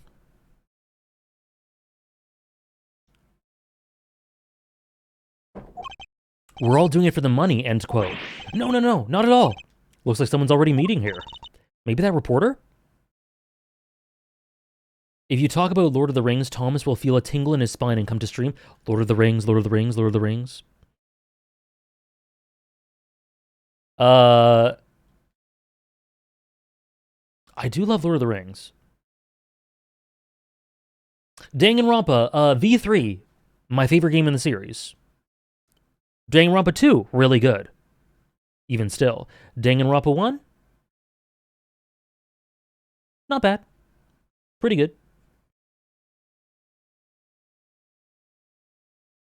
Kokichi or Nagito? V3's a borderline favorite. That's a cool take, Prodigy. I like that. Kokichi or Nagito? Nagito. Nagito's my favorite character in the series, but 3 is my favorite game. I just think it has the I think it has the most well-rounded cast. It has the most interesting things with the structure. The best characters, just the most consistent overall. I really like it. I really love what it does. Kokichi seems Sarakor? He could be. Kokichi's my second favorite, Mel. What the hell? What the hell? You were right. Thomas does appear if I mention Lord of the Rings. He felt a tingle. Thank you, Thomas, for the 34 months. Thank you for the 34 months. Appreciate it. Nagito is the sickest fuck. He's my favorite character. Kokichi's my second. Third could be a bunch of characters.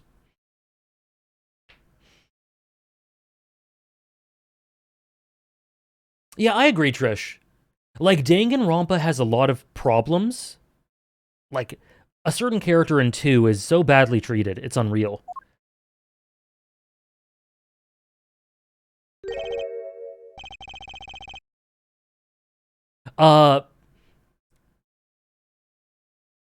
Hey, what's up?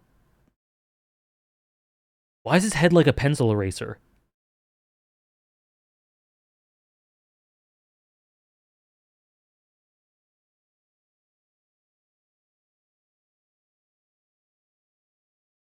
Hey there, how you doing? Who might you be? Sorry, we didn't know someone was already here.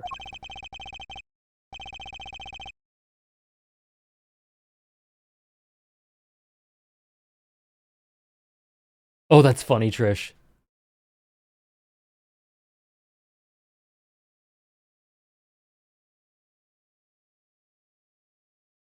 Might be bottom 3 designs in Ace Attorney for me.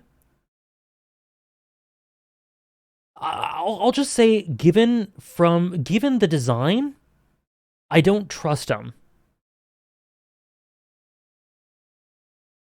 I don't trust him.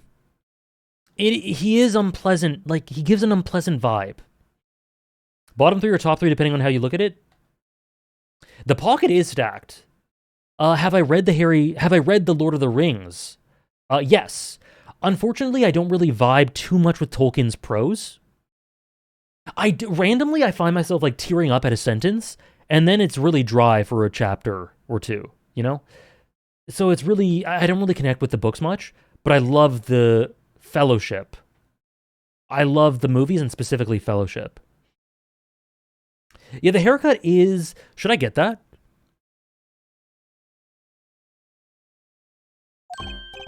Your Justice, you?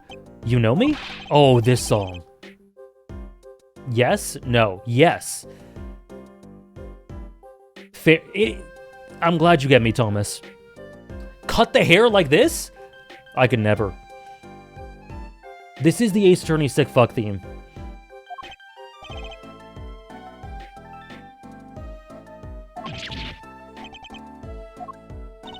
Are you a reporter by any chance? Woo, you're Trucy. What are you doing? This is the Forger Son sub-story song, you're right. Hey, am I famous? Oh yeah. Trucy Wright hates carrying a bag. Puts everything she owns in her panties, end quote. Eek, that's so not true. Just hold on to your breeches there. I'll wrap this interview up in a jiffy.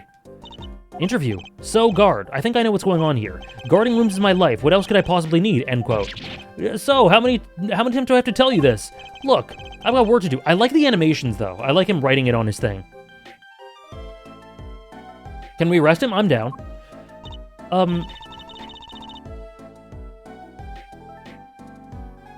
Did you come here to interview the guard?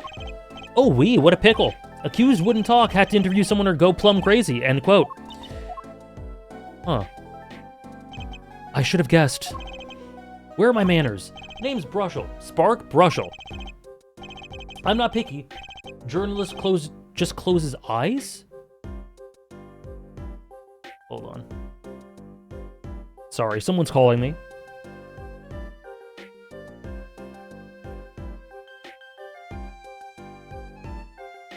Sorry. This time I didn't answer. It's Brushel. He looks like the creep from the hospital. He does have similar vibes. And the song doesn't help. Top 5 Lord of the Rings character. My hot take is that Shelob's top 5. Oh, Shelob. Interesting.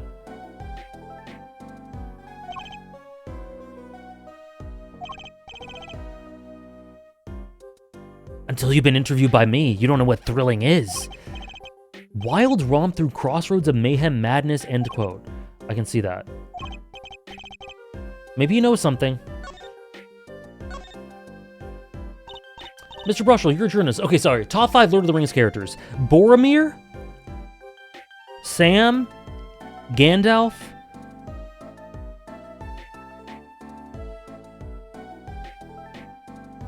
Aragorn? Boromir? Boromir's my favorite, yeah.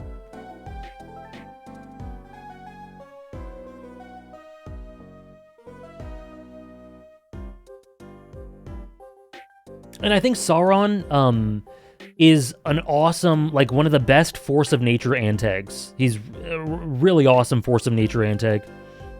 No Frodo? Oh, I forgot about Smeagol. No, Smeagol would be there instead of Faramir. Faramir would be 6.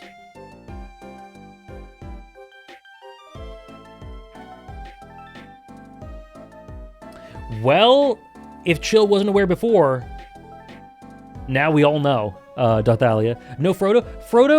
Frodo's exactly what he needs to be, but he's never stuck out to me as a really great character. I enjoy the nuances of the other characters more. Be safe, Trish. Frodo more like Frodo. Very nice.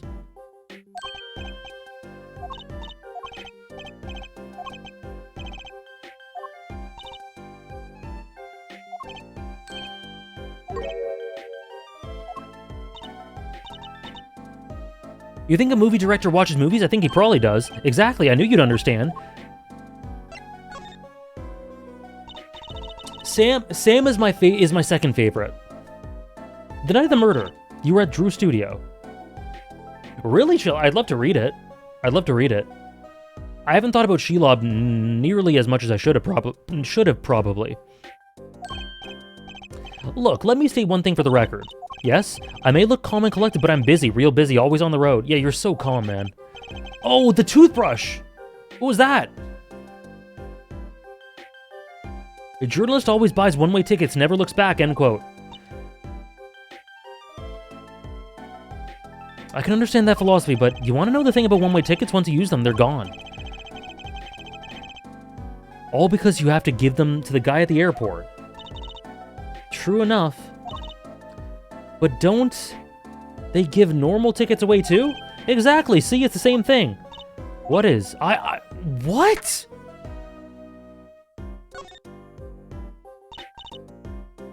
You went to do a story on Drew Measham, and he'd never had a story done about him before. That's right, look, let me state one thing for the record here. What? I'm sure you're gonna want to know about my source. What tipped me off to Drew? Why do the interview in the first place? Sure.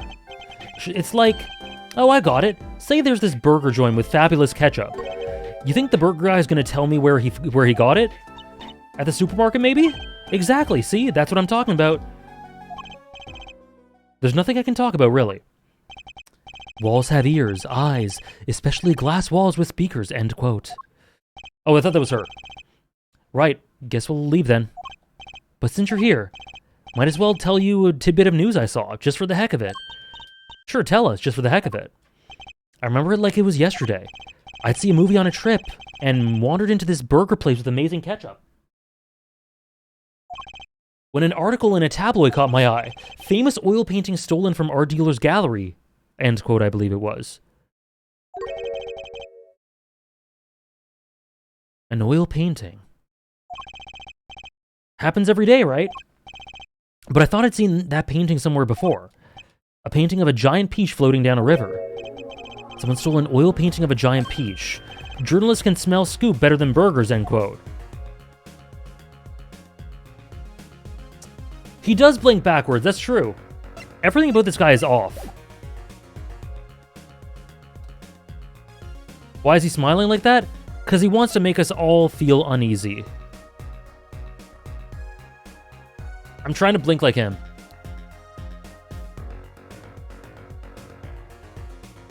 Okay, how'd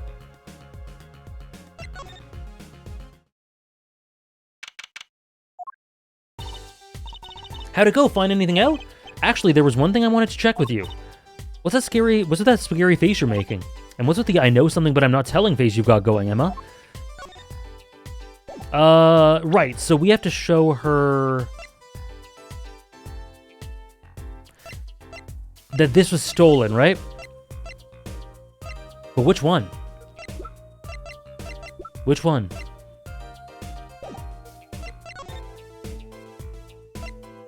Physically impossible, unfortunately.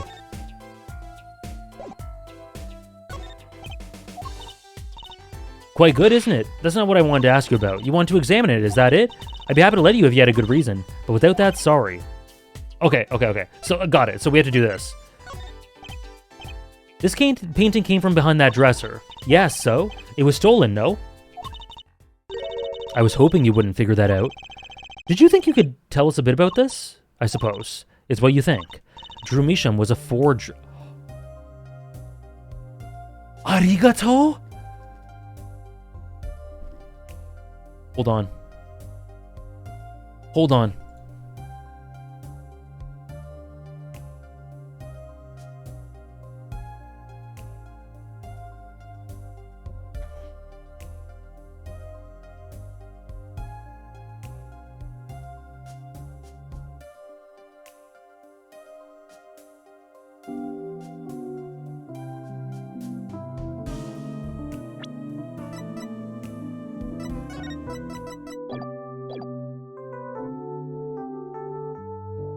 Drew Measham was a forger.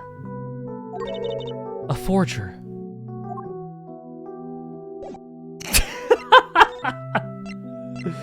Forger-san. Arigato, forger-san. So what exactly is a forger? Well, basically, it's someone who makes forgeries. Fakes, in other words. Fakes. Yes, but Haruka, I can tell that you're the real thing. Arigato, forger-san. Copies of an original.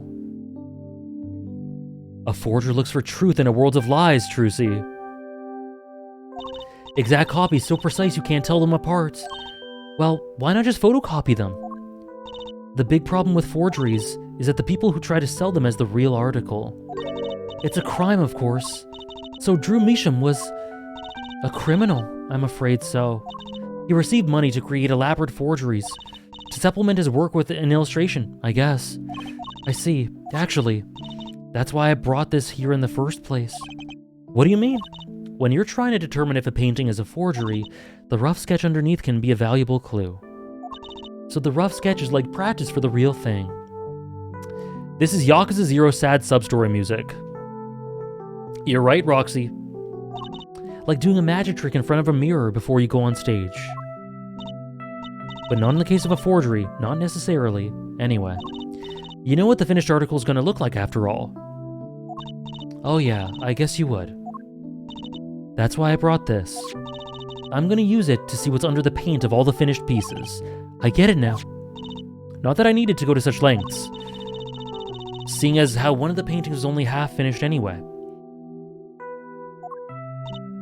Still, it'd be neat to see Mr. Measham's rough sketches, kind of like when he was drawing what he was drawing when he thought no one was looking.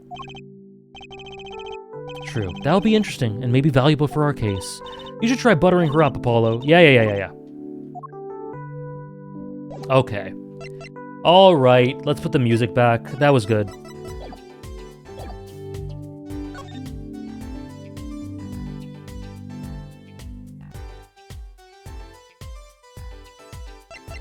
So let's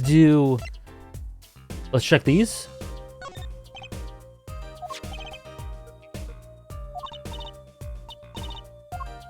Okay, let's check it out.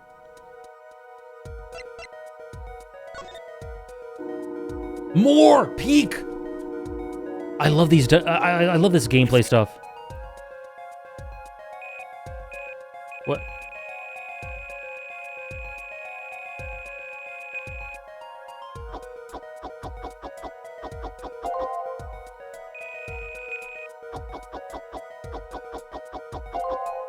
Arigato Forger-san for the Nintendo DS.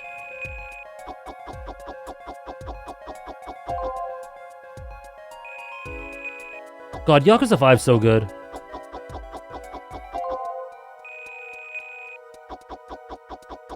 Ah! Oh! Is that a guitar? That looks like a guitar.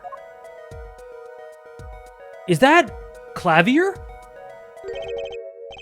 What the heck? He really blows. Clavier really blows? Play the tape!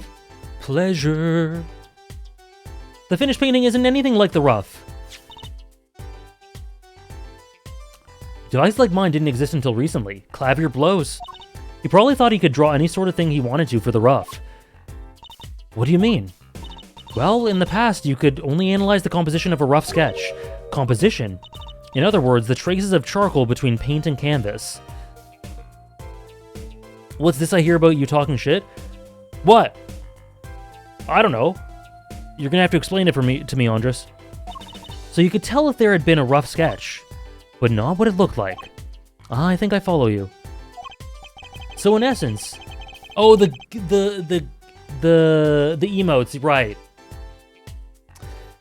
Yeah, I don't know. I think I don't like the emotes because I don't understand any of them, and they're used all the time to me. And I don't understand them, so just the confusion piles up, and I don't know what emotion to attach to them, so it's always just, like, confusion.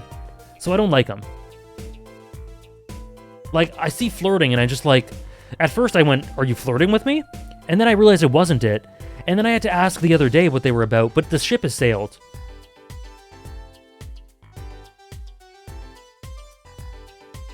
I'll give you a lesson? I guess. But, okay. The thing with the blue guy munching the thing is I've only ever seen that with people who go, oop, I have a hot take and I can't say it because everyone will get mad at me, but I have a hot take, oops, and I don't like that. So I don't like the blue one.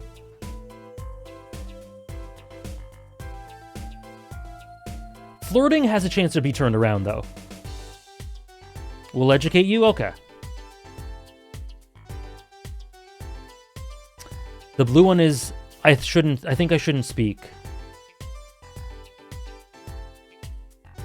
That's why I don't like it, I think. You should go balls out with your hot takes in the... You should. The take on the new react? No, that one's good. That one's good. Again, no fucking clue what it means. None whatsoever, but I like it. I like it. That one's good.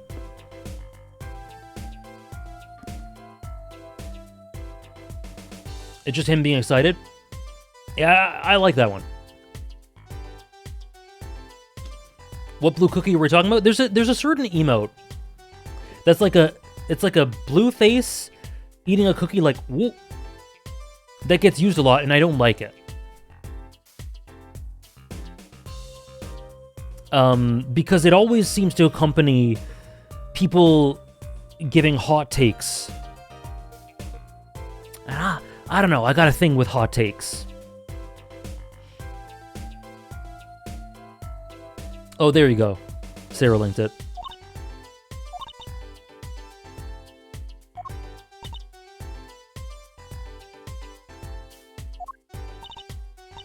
Okay. You think we could check out one of the other paintings? Well, sure. You like this detection stuff, don't you? I do. I love it. We did that one. Let's do this one. You love that guy? I do like new.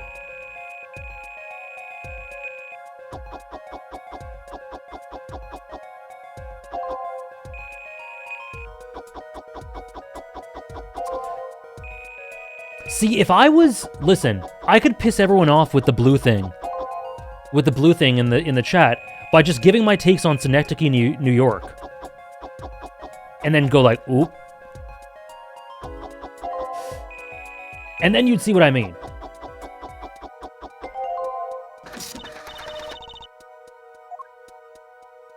These are the cases! These are the cases!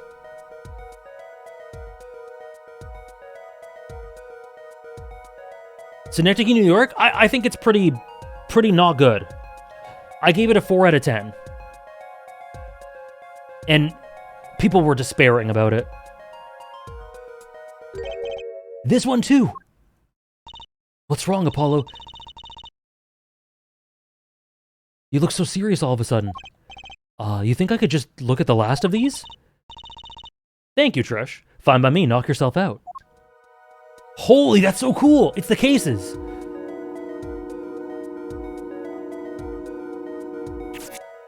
No, yeah, it's all the cases, but like over-dramatized.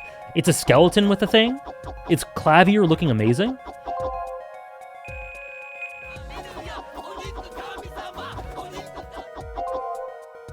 Thank you, Defying. Thank you for the 22 months. With Prime. Thank you very much. Hope you had a great weekend.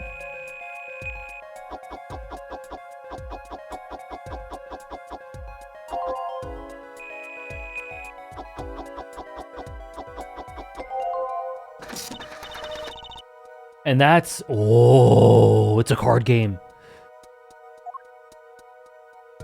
Oh. What the heck is all this? Why are they there? I hesitate to ask why you're getting so excited. You sure your device isn't leaking some kind of strange radiation? Trucy, look at these sketches. Did you notice anything? Yeah. I noticed. This is so cool. These sketches are of the 3 cases I worked on. What? The murder in the poker room at the Borscht Bowl Club? The dead man pulling the noodle stand, who's a skeleton. And then... This is so cool. The events that transpired during the Gaviner's concert. What could it mean? How could he have drawn those things and why? That's what I want to know. Wait, is Drew Measham your father? What?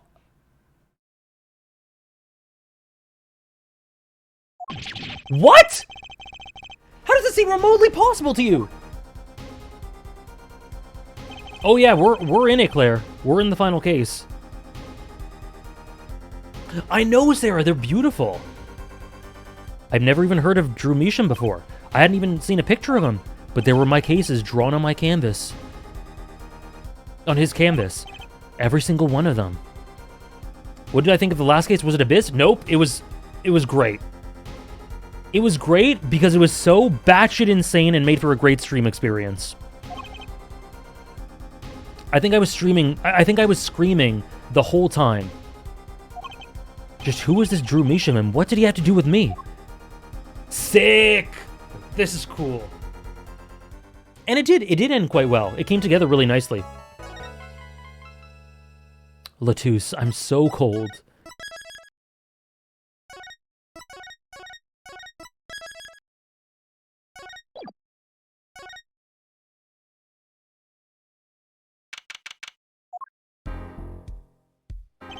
Good morning. So, you're Vera, right? We done for the day? No, we're gonna start it. That's right with a W, but not right, okay? We're on your side. You can tell us anything, please? Good morning. She speaks. Not bad, not bad. But I think you do better with a little smile, you know? Trucy. she's been accused of murdering her father. She's been accused of murdering her father. I think Trucy's doing the, like, you're so cute when you smile. You're so pretty, you need to sell yourself, you know? Trucy, honey. Trucy, let's take it easy for starters.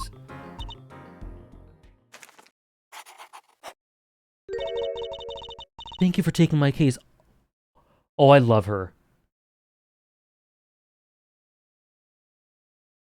Very nice, Trish. I love her. Thank you for taking my case. Okay, that's a start, I guess. What? I hope she does that for a bunch of different things. New fave, right? There she goes with the nail polish again. That's great, really. It's so cultured.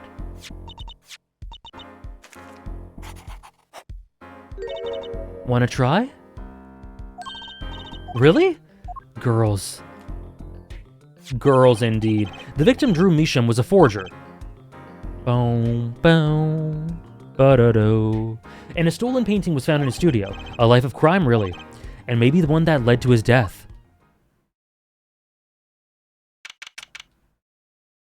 This is true, Cal. This is true. There's the boy. Well, we will now, begin the, trial of Jrpg. Okay. Is the judge okay? His voice is all raspy and he's looking all around nervous-like. The repercussions of today's trial will most likely, does he have incuritis? Be felt for a long time, and may indeed alter our legal system forever. Today is a test of the jurist system, and the first step towards a new order in our courts. Daddy's secret mission. The jurists will function like a jury. It is hoped their inclusion will help the courts to better reflect the people's will. Aren't there any jurists in the courtroom? 3 closed-circuit cameras watch this courtroom at all times. The jurists may have access to everything that transpires. Jurists, judge well and judge cool. Now see here, Prosecutor Gavin. I was gonna say that. My apologies, Herr Judge. Jurists, today, judge today's trial coolly, if you would be so kind. Damn, Soul Samurai. The jurists are bound by the letter of the law. They don't affect the trial with evidence, but by their feelings. Damn. And we're about to find out just what effect they're going to have. Very well, Prosecutor Gavin, the details of the case, if you would. The victim is the painter Jrpg. He was killed in his own studio. His coffee was poisoned. By whom, you ask? By none other than the defendant, Jrpg. There wasn't any poison in the coffee. Actung. Someone's been doing their homework. So you lied! Crazy! Poison was not present in the coffee, but on the mug itself.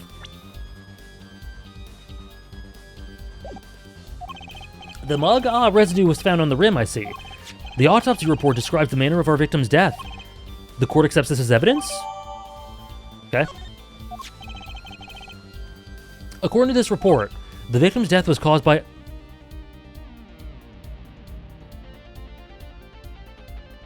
Atrocanine. Poisoning. A chemical compound that does not occur naturally. Lethal dosage is a mere 0.002 milligrams. A touch of atrocanine in the body is the touch of the Reaper's scythe. Very well, Prosecutor Gavin. You may present your witness. I have for you today a simple man for a simple case. A man who witnessed the murder in its entirety. That journalist, no doubt. She's had a long day, Cal. Real Briggs. The witness will state his name and occupation. Ah, right. Well, for starters, my name's Spark Brushel. My job is a lone observer of the world. In other words, a freelance journalist, right? If you don't mind, I'd like to state something here for the record. Yes, Mr. Brushel? I dislike conclusions, specifically the aspect of jumping into conclusions. A lone observer of the global community. Your goat, Holly? Preconceptions make Park Sandbox of endless desert waste, end quote. But you are a journalist. You said so yourself yesterday.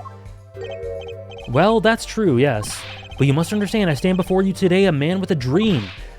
Greg? I'm offering you my testimony in exchange for exclusive rights to the story. Scoop turns Mr. Brushel into that Mr. Brushel, end quote. What? Okay. A simple case, eh, Gavin? For me, the jury is still out. This guy is hard to follow. I visited the studio around 9 that night to do the interview. The first outsider to enter the atelier. Journalistic history made, end quote. His daughter brought us coffee right after we started.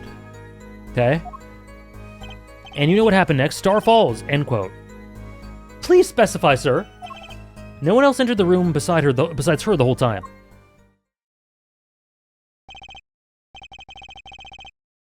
That does sound quite a simple case. Unless you were the one who poisoned him. What are you saying, Judge? Need I remind you, the cameras are rolling today. What is Udgy doing? Yo? I felt the need to be dramatic. You didn't do it, did you? Me do a thing like that? Come on, that's like newsmaker making the news, end quote. Or even contemporary witch hunt, end quote. You feel quite strongly about Brushel, eh, Sarah? Rock indeed. Wild accusations rock courtroom, end quote. Rock indeed. Prosecutor Gavin sure looks like he's having fun. I'm so happy for him. Very well, Mr. Justice, your cross-examination. Okay. Let's see where we can get with this. This I wanted specified. Because you said, you know what happens next. No, I don't. What's this about a star falling? Star falls, huh? It's like an old telegram. Send your money over. Zowie, you don't know? That's like a journalist code word. An important personage passes away. A star falls. Get it? But there's no gravity in space, is there? I wouldn't think stars could fall, really. Does this matter? Oh boy, this is good stuff, good stuff. How about star breaks? Nah, lacks punch. I know. Star dies. Nah, lacks imagination. All right, man. We need to hear something a bit more substantial. The Star's coffee? You say Mr. Measham had the coffee too, but did you actually see him drink the coffee? Of course, he who sees it wins, but he who says it wins bigger. End quote. I live in a man sees dog eat dog and writes about it world, yet? I guess I can't say I saw him drink it, really. He had one so-called sip, if that. Man puts his lips to mug, drinks, end quote. That poison is quite virulent, I hear. My stomach did a so-called somersault, since I gulped down that coffee without so much as a second glance at it. Wait, maybe something's there. Some kind of so-called trick. Anyone want to venture a guess for the record? Does this guy have a pause button? Well, Mr. Justice, did you find that testimony valuable? Yeah, because he said he didn't really see it. The victim drank his coffee and then immediately fell over. Oh, yes, yes. You can go to press with that one. Your Honor, this is a vital piece of information. Please add it to the testimony. Okay. A ghost trick. He had one sip of that. The next moment he was on the floor. Okay, is that right?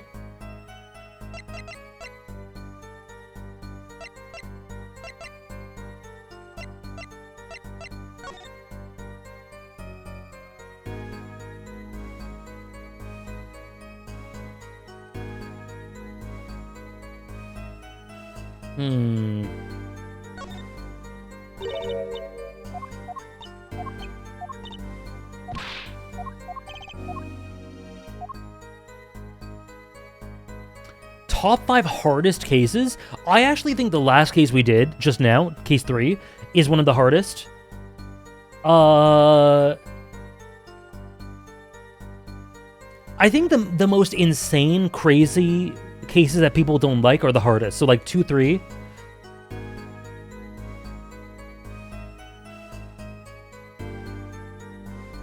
I remember maybe 1, 2 or 1, 3. Oh, 1, 5 is really hard. Yeah, 1, 5 is really hard as well. Yeah, 1, 5 is really hard. Grady's Attorney... I think Grady's Attorney 1, 2 or 1, 3?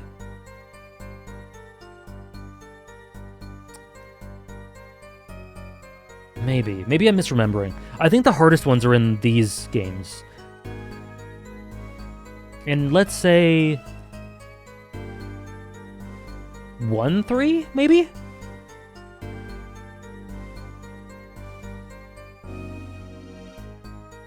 Yeah, these cases can be tricky.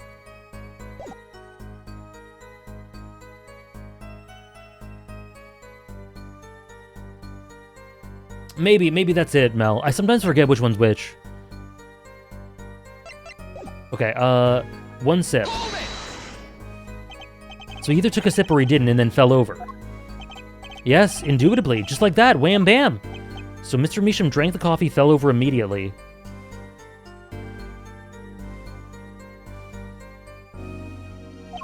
I think Bruchel's telling the truth, too. Should I get him to talk about something else?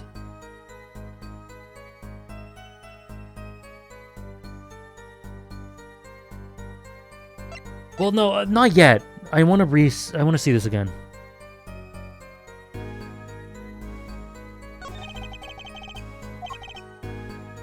The problem with the testimony is, oh, I think you just cheated. Help me cheat. So this, okay, so I have to contradict this somehow. He had 1 sip, if that. The next moment he was on the floor. What's the contradiction?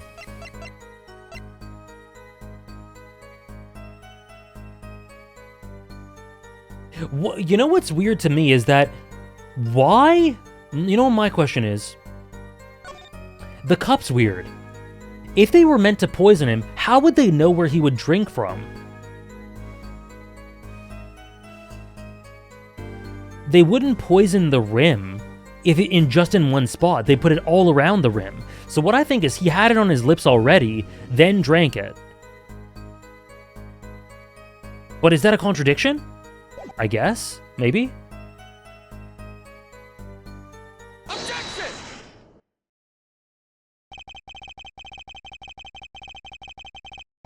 You know what I have a problem with? A particular property of the poison used. Atrocanine. 9. Prosecutor Gavin was quite clear about the poison. A lethal dosage of 0.002 milligrams paralyzes the central nervous system. If you drank that, even you, Mr. Justice, would be reduced to a quivering pile. Why are you using me as an example? Unfortunately, we weren't told everything. There is a vital omission. An omission. It is as virulent as he says, but death hasn't come upon ingestion, not immediately. Oh, sure. Okay. Yep. Classic AJ with Ace Attorney. That's because atrocanine is slow acting! Yup, I missed that bit. I still think what I said is going to be important. Slow acting! Well, according to one forensic scientist... Yeah. If we suppose that the moment Mr. Measham sipped the coffee was when he sealed his fate, then he would have still had time left to enjoy his last cup of joe. Oh my god, that guy's Sprite from the back. Order! What's the meaning of this? If what the defense says is correct, why, that contradicts the entire testimony we've just heard. Well, Mr. Brushel, anything to say on the record? Slow acting. It was virulent, all right. Even then, it had already begun digging its claws into the journalist. He's working on his scoop. Why does he stand like that? I don't know. He looks like he could crumple. He looks like a fold-up chair. Objection!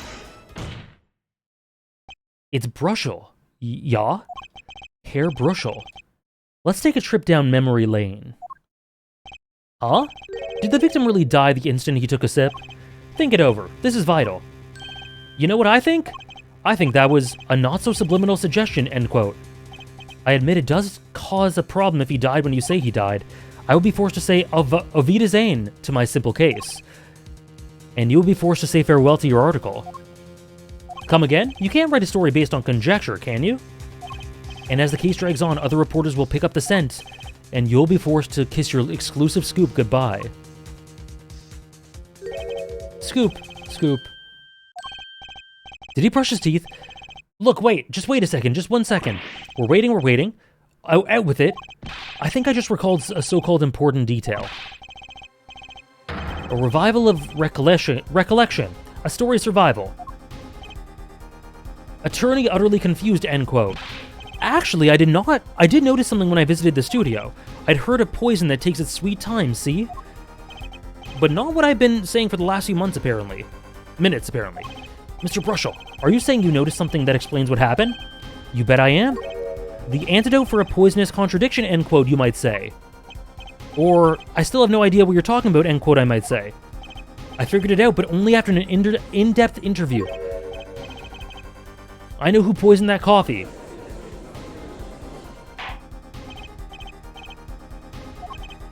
As far as I can tell, the witness is standing by his testimony that Mr. Measham died the instant after he drank. Of course I'm standing by my testimony, and my dream of exclusive rights to this story. I suppose it was too much to hope for. What was? Of course he wouldn't choose a simple case, not him. Oh! The dynamic! The Phoenix Clavier dynamic! Him. Phoenix Wright, who else? Him. Report for us if you would. What is it that you noticed? This court is a critical trial of the jurist system. I'm afraid no room for doubt is permissible. You will testify to the court about what you noticed.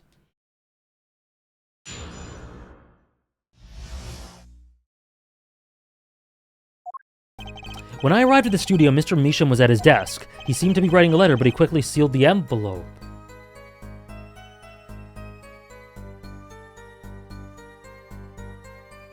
How was he writing a letter when that was 7 years ago?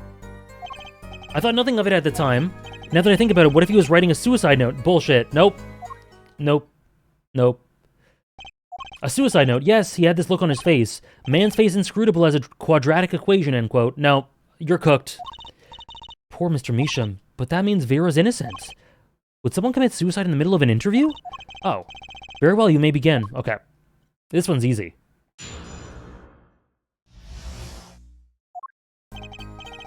So was he actually writing, though? I know, I was thinking of that, Mal. If we agree with him, then we just end the trial. So he put the letter away when he saw you? That's my secret. What? I'm not sure I follow. It's the night of the interview. I arrive 15 minutes ahead of schedule. The handle turns, the door opens, and I barge in. Are you sure that's okay to do? I mean, isn't that unlawful entry, really? Mr. Measham sure seemed to think so. You should have seen him. He crammed his letter into that yellow envelope as fast as he could. I know a secret when I spot one, and that was one.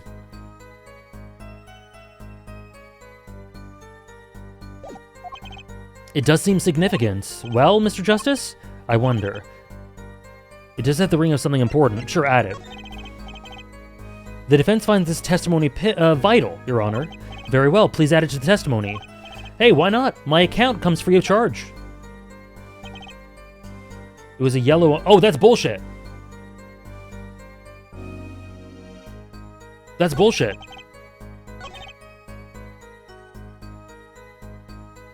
So...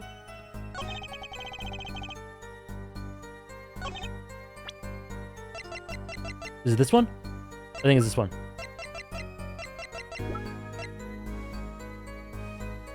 Objection! As it just so happens, there was a single letter in a desk drawer at the scene. In a red envelope! What? Whoa! Oh, I don't like that. I don't like that. Prosecutor Gavin. Yes? Was a yellow envelope found at the scene of the crime? Unfortunately, no. But hair forehead, it's easy to mistake the color of an envelope. No, it's not! I guess, but not this envelope. You see, it was postmarked already, 7 years ago. Well, Mr. Brushel, I can explain that. Drew, right? He wanted to get that letter in an envelope pronto. Get it out of the sight of my beady eyes, right? So he grabbed the nearest envelope and crammed away. And what about the whole red and yellow envelope contradiction, chump? Well, Mr. Justice, have you anything to say to the witness's claim? That night, the victim put a letter he had been writing in a red envelope. It is impossible. It was 7 years ago.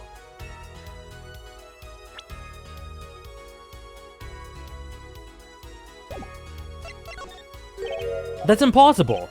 I like your expression, so full of confidence, Ayo. It's simple, really. As it just so happens, the defense team investigated the contents of this envelope with the assistance of a forensic scientist. It was... okay. Note that this letter is addressed to Drew Measham. Oh? Why would he address a letter to himself? Let alone send a suicide note to himself. True!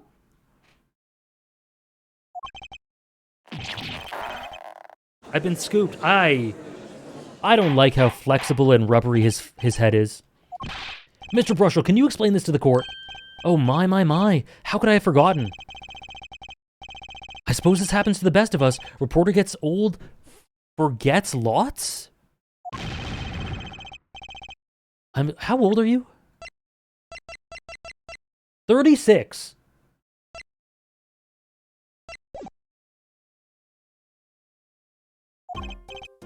Oh no, not this song. As old as Latouche, 1 year older. That's the thing, see, after he put his letter in that envelope, Mr. Measham sat there searching his desk drawer for something. His desk drawer? Yes, a stamp, a so-called postage stamp, end quote. A stamp, whatever for. Well, to mail his letter, what else? And then, why yes, I think I saw him put it in his letterbox. Yes, it was a yellow envelope and he put it in that box. Apparently this yellow oh. Has nothing to do with the case? How I wish it did. Just think if that were a suicide note. What a story. Star writes suicide note in front of reporter, falls, end quote. As I was saying, that has nothing to do with this case. That said, yes, Your Honor, it makes me wonder about the contents of that red envelope.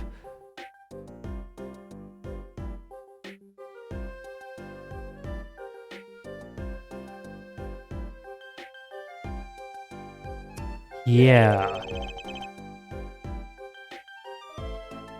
It's quite a good deal of money.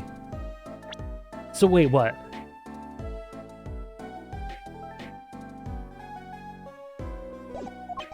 So this was from 7 years ago, yeah? So, am I finished? Here, I mean. Am I finished here? I was thinking of, going home to start writing.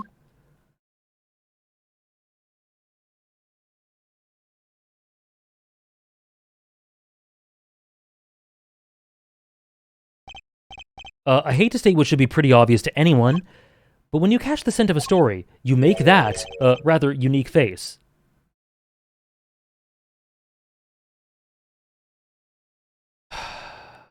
Might be cooked.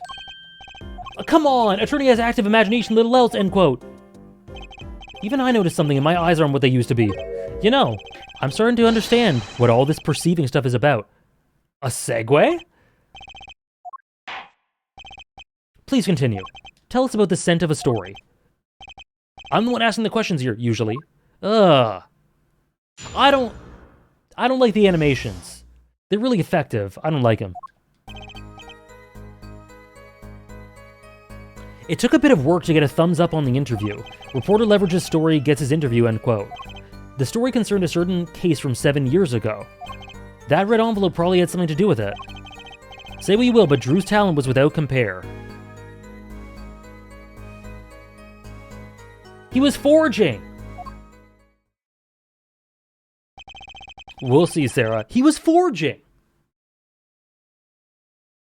So you threatened to go to the press with this story. That's how you got your interview? Blackmail? Well, yes. I mean, no. No. It wasn't exactly black. I mean, I'm not,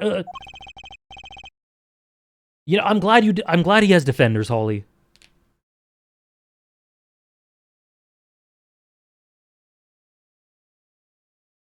He's a silly little guy. That is true. He also unnerves me. This is my story. Oh my god, I love Final Fantasy X. My tidbit. Journalist's info is livelihood, end quote. I see. While you have me chatting away in here, what's going on out there? What if some Wally Wordsworth or Sally Scooper gets wind of my story? They could be going to the press while I'm going to waste. The court feels your pain, Mr. Brushel. Mr. Justice, let's pick up the pace. A certain case 7 years ago. What's 7 years ago?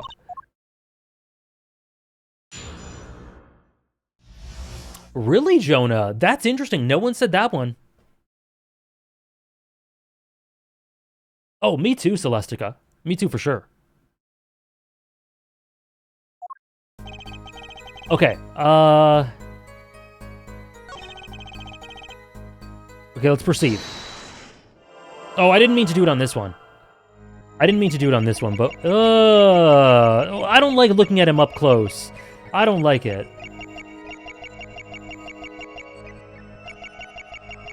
I don't...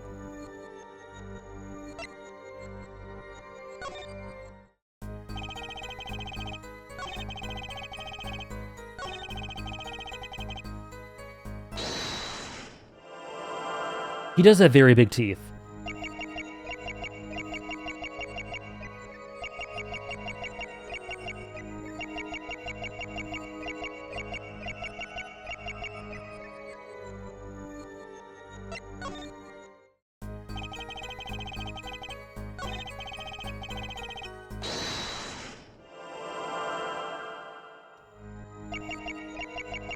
Attack on Titan design? True, Ramen Power.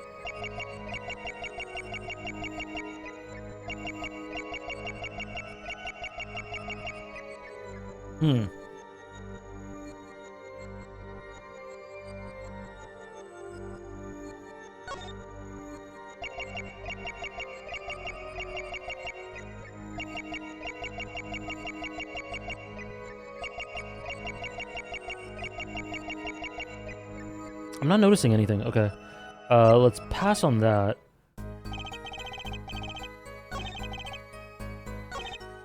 Try this again.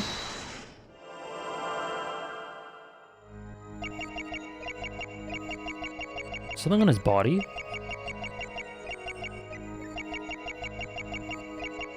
Oh! Wait, hold up. Hold up. Hold on.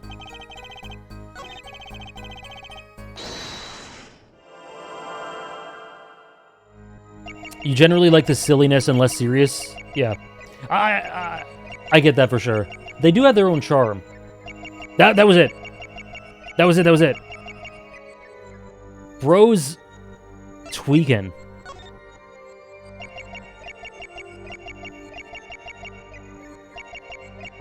What? How does he get the pit stains and then eliminate them? They show and then they go away. Sweat munch, Mr. Brushel? Yeah, well, a man can't help his glands, you know? It's more than that. When Mr. Meesham's talent was mentioned, you suddenly began to sweat buckets. You're hiding something about his talent. That's ridiculous. Evidence time. Let's show where Mr. Meesham's true talent lay. Oh, the true talent. Okay. It just so happens I have the evidence showing the talent mentioned in that letter. Because then it would be... Wait.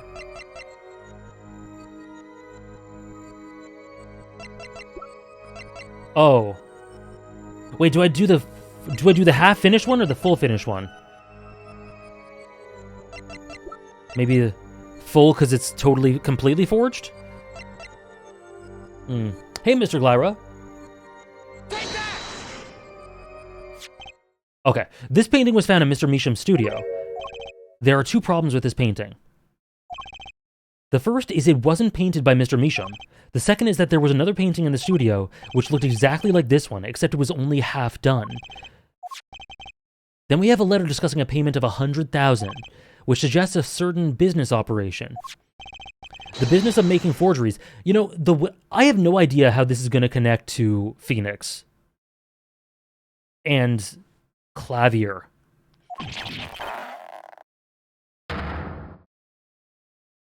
Yeah, I don't like him brushing his eyes.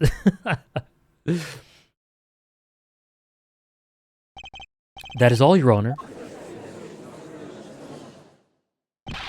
Everyone, please, everyone! Can we keep this private, please? This is my story, my scoop. Forgery, that's a serious crime. Drew Measham is known as an artist these days, but there were rumors he dabbled in another kind of art until a few years back. Another art meaning forgery. Drew Measham was talented, alright, talented at making precise, detailed fakes, a fact that certain criminal elements were quick to discover. He does look like Barnacle Boy! Holy shit! Hold on, let me, oh my god, Tom.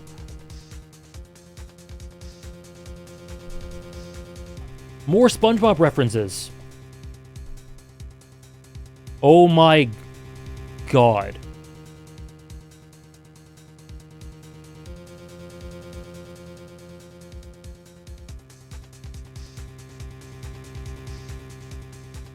Oh, let me get rid of... Here, hold on. There, that's just so I can show it properly.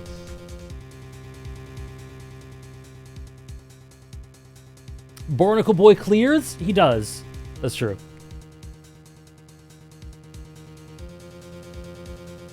Damn, Tom.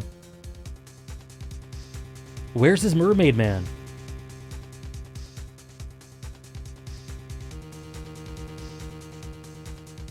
I'm talking about forging evidence. The rumor started circulating 7 years ago. 7 years? So are we to understand that this letter, this payment of $100,000 was for, exactly, forged evidence nets tidy profit, end quote.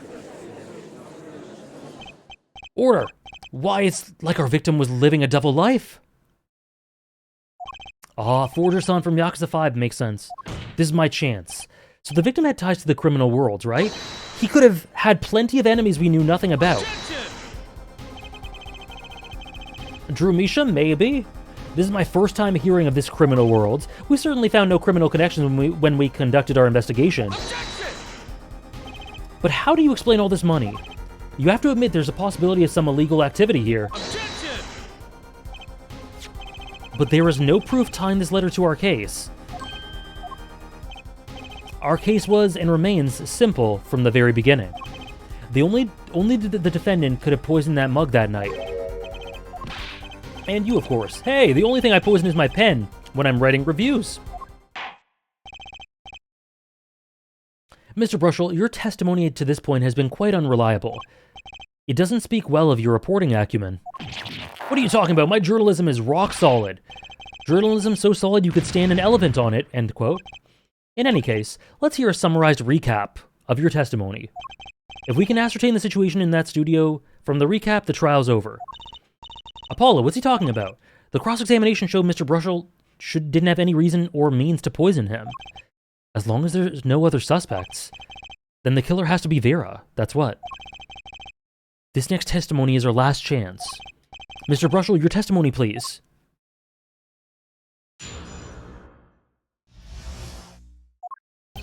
The only other person in the studio that night was the defendant. It was Vera who poured the coffee, she admitted as much herself.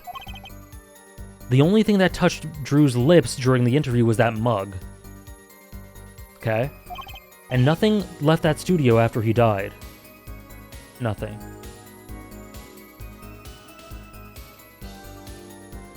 Oh. What? No. Because we've been told specifically that even if the door doesn't open, letters can leave. Hold up.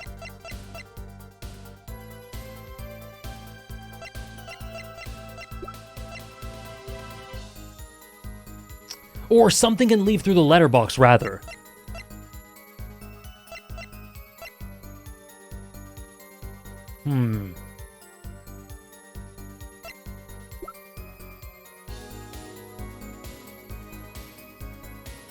Nothing left.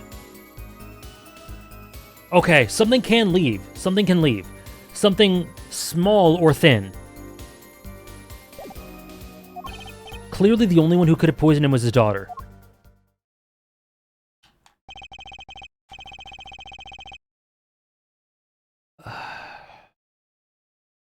Clear, succinct, and without room for doubt. No, I doubt. I believe this clarifies the situation that night. Very well, Mr. Justice, you may begin final cross-examination. I still have one trump card left to play, and I won't let this trial end until I use it. Okay. Let's press that one, I guess?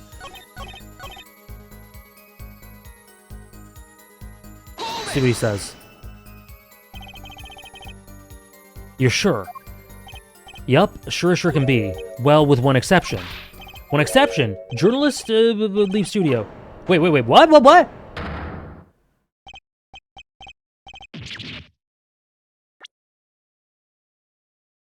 He left the studio. It's a joke, get it? Not funny, I know, but still. Did something leave the studio that night? Why does that sound familiar? Where have I heard something like that before?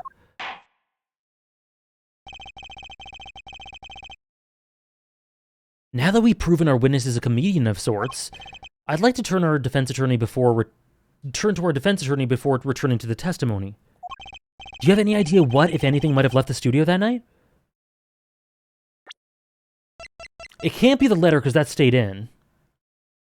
By just one thing? Business card? No, what does that do? This doesn't do anything.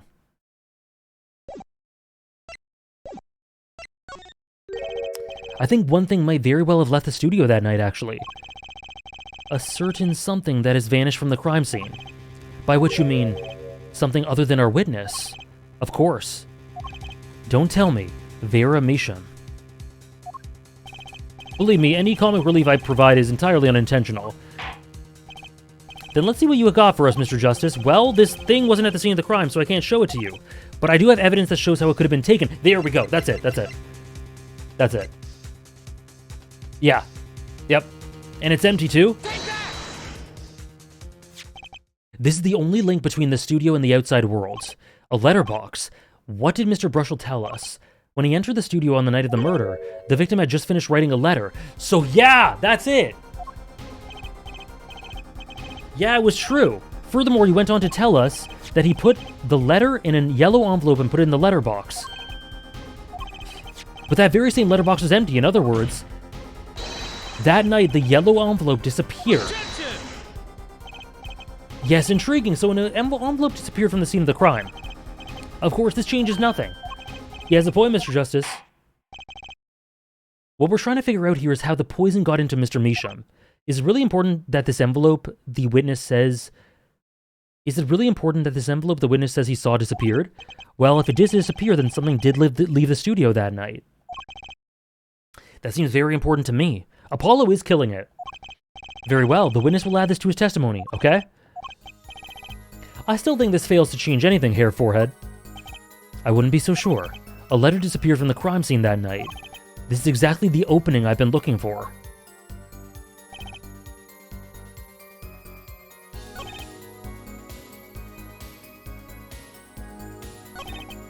The letter was put in the post from the studio, but I hardly think that matters.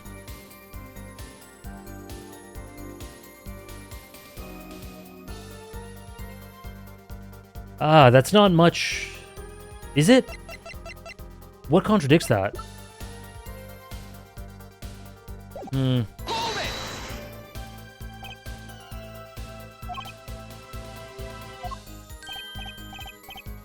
You were hiding that? Yes, well actually, I don't argue the possibility that a letter disappeared from the studio. But Hair Forehead, isn't there a much more serious question before us? Right, how he was poisoned. But his testimony's changed, which means the facts of the case have too. And what he's told us means something entirely different now, I'm starting to think. Keep thinking, okay.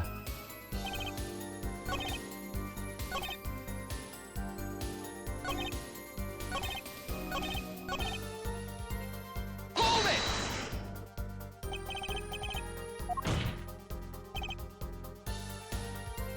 It's conjecture?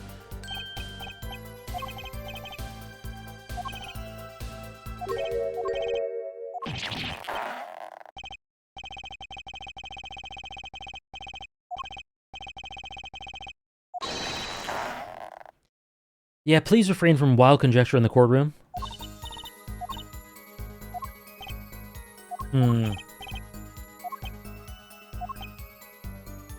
What did kill him if it isn't the coffee? I see.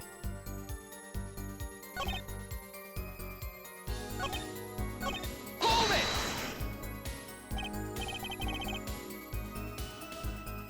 You sure about that? Well, to be really, really precise, I was busy gobbling mint candies the whole time. One of those candies... Whoa, what? One of the candies might have been poisoned. At the time of the autopsy, no fresh fragrance of mints filled the room. That's true, Rayleigh. He's on his grind set.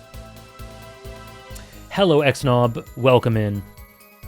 The VOD is insane. And we are on case 4 now. No mint residue was found. It was a long shot anyway. Don't tell me you're still trying to prove this. You still think the victim ate, drank, or ingested something other than coffee? Well, Mr. Justice, if you have some proof...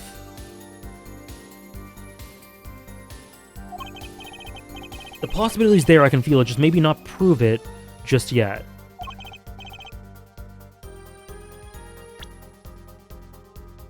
The possibility isn't going to cut it, not now. He ingested via some other route.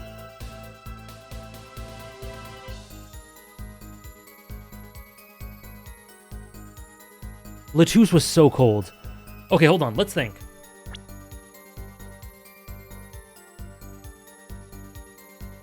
So, he ingested poison. Poison was on the coffee cup. He ingested poison prior to drinking the coffee cup. It was on his lips. That's why it's on the coffee. How else?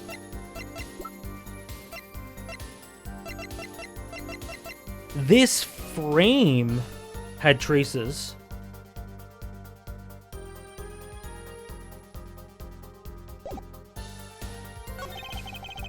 Proof is possible. Here goes nothing.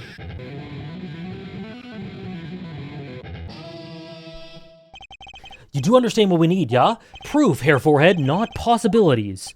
Of course. And Prosecutor Gavin, I hope you understand.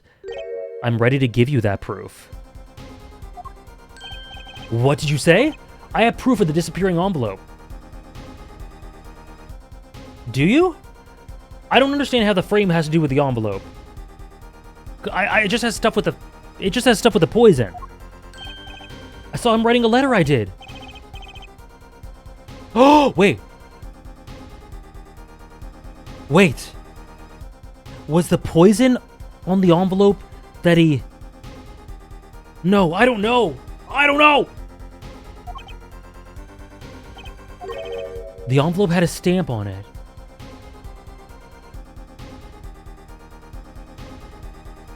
Did he lick the stamp? He licked... Oh... Oh, stamps come with dry glue on the back. Chun, I think the game did the work for me on this one. In order to use the glue, you have to wet it by licking the stamp. Objection! No one worth talking to actually licks stamps in this day and age. Objection! Even if you wanted to talk to him, you couldn't. He's dead after all. Objection! Okay, so he licked the stamp, but wait. How does that explain the atroconine on the rim of the coffee mug? 'Cause it was on his lips. Objection! If he licked the back of a poison stamp, the poison would get on his tongue. What would then happen if he put his coffee mug to his mouth, huh? Those traces on the mug weren't the killer's doing. It was the other way around. The coffee mug didn't poison Mr. Measham. Mr. Measham poisoned the coffee mug himself. How dare he? Really, Weaver? I should start that.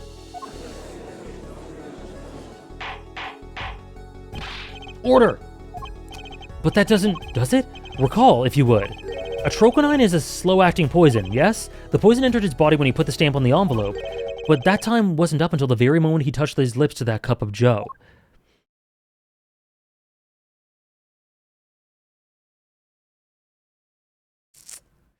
Me too, Dan. Well, actually, I've done that. I've done that. So, in practice, that sounds like the smart thing to do, but I'm a hypocrite.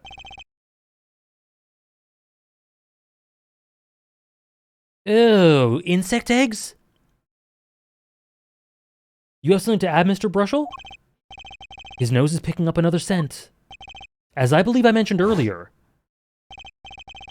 Well, that's the thing, see? After he put his letter in that envelope. The stamp, right. I don't seem to remember him ever finding one. Maybe he just run out. He did. Incidentally, we searched the desk drawer at the scene of the crime. There were no stamps, not a single one. That does pose a problem. The empty thing. How do you prove that he had the stamp coated with poison? I'm glad no other stamps were found. Sassy Apollo? It makes proving the stamp he used was poison possible. Good show, good show. You can't even prove there was a stamp at the scene in the first place. Let's hear what the defense has to say anyway. Where's your evidence? Right here, buddy boy. Well, that certainly is a cute little frame, and by little I mean really little. It was on the victim's desk, Your Honor. Quite empty, as you can see for yourself. I noticed that too during my inspection, so what? Apparently you weren't as observant as you should have been. You see, when you saw this frame, it was missing something quite important. Missing something? Yes, a pale bluish stain on the inside of the frame. Can I just see? Okay. Atrocanine residue! What? Why wasn't I told about this? The frame is only 2 inches square. The face of the frame is even smaller. Maybe an inch wide at most. You aren't saying... Oh, but I am. Tell me, what fits in such a small frame? A commemorative stamp, perhaps? Order! Order! The poison stamp was in the frame? Impossible. I know what you mean, X-Nob. Prosecutor Gavin, why would he put something like that on his desk? Don't tell me he had it there so he could commit suicide if the mood struck. You know, can I say something? I had a thought. See, no. No. Please stop jittering around like that. The victim was a forger, right? There's a lot of money in that line of work. Forgers forge his friends, makes enemies too, end quote. So the poison stamp might have been a murder weapon aimed at him.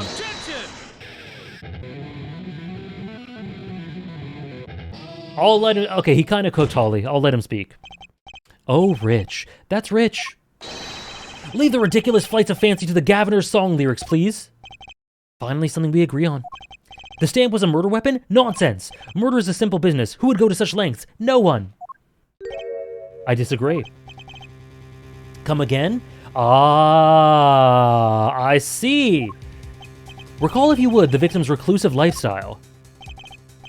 Drew Measham hid from the world. He avoided meetings. His only contact with the outside world was the mail.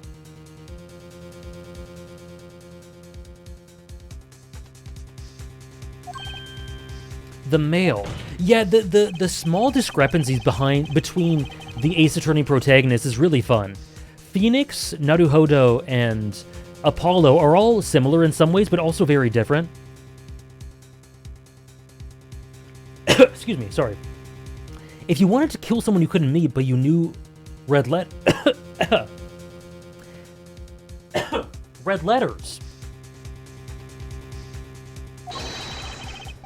a stamp would be the perfect weapon. Ridiculous. Where's your proof? I want proof. Show us evidence that this poison stamp was sent to him as a murder weapon. I might not have evidence per se, but things are finally starting to come together. What is it, Apollo? Your fists are trembling. I think I know what happened. I don't believe it, but I can see it. What does it say?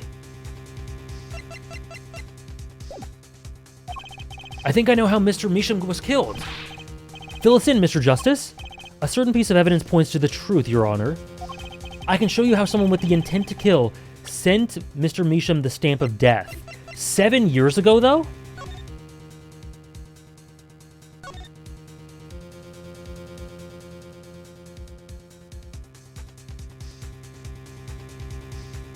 Someone sent him this, but couldn't have him speaking out, so they need to kill him.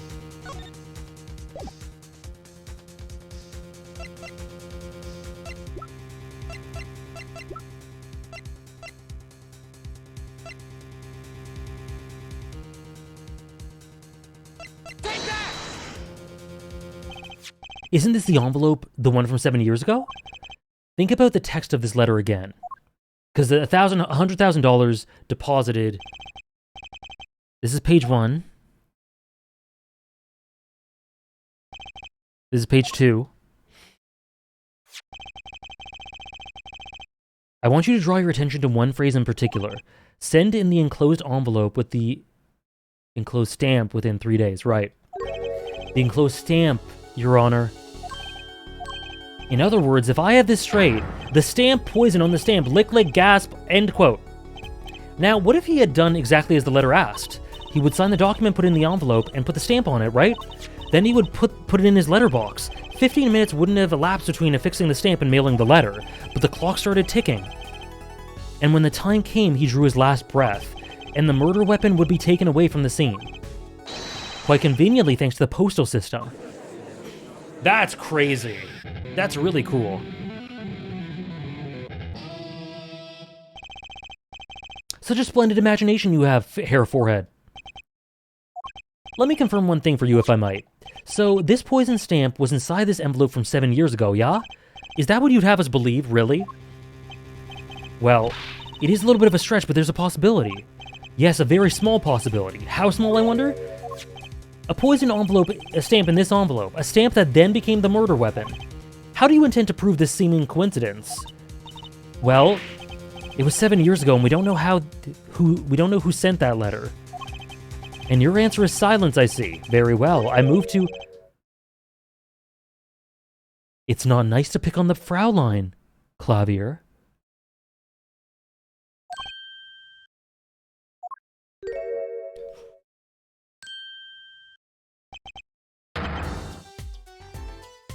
What just happened?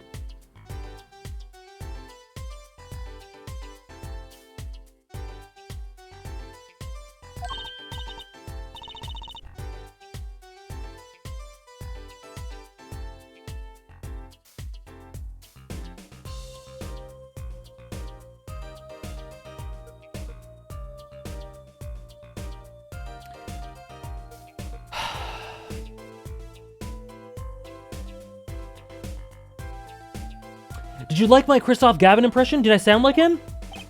Don't quit your day job. No, that was really good. Don't you have a crime scene to be looking after, Fraulein Detective? Someone had to come dig you out of all the mess you're making of this case. Mess? You know, none of this would happen if you just trusted in science a little more. Ah, okay. I know, Sarah. She triggered both of us. You can find out if that stamp was in this envelope easy. Care to explain yourself, Fraulein Detective?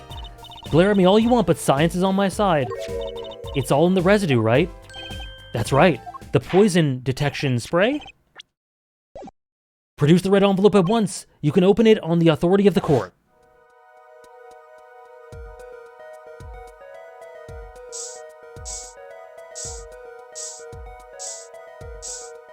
Please, please, please, please. Would it be here? Oh, okay, cool.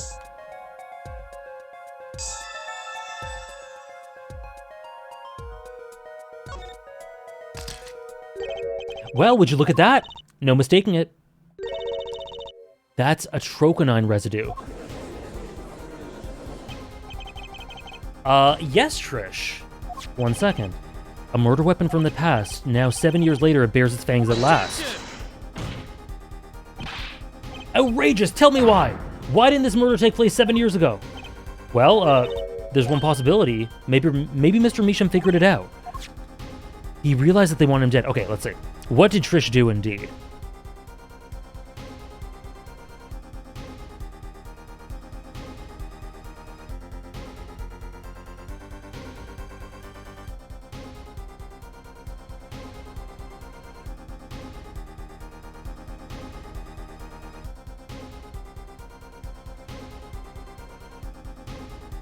Wow, this is cinema.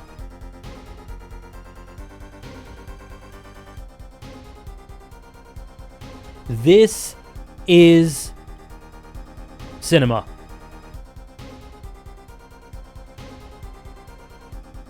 Oh no. So let's talk about that. Sorry, I opened a sports video by accident. Hello, Wolfman. You're just in time for peak.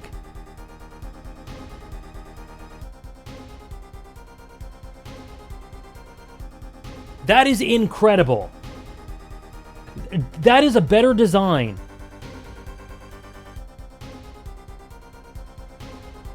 A secondary BRB screen? I'm saving it.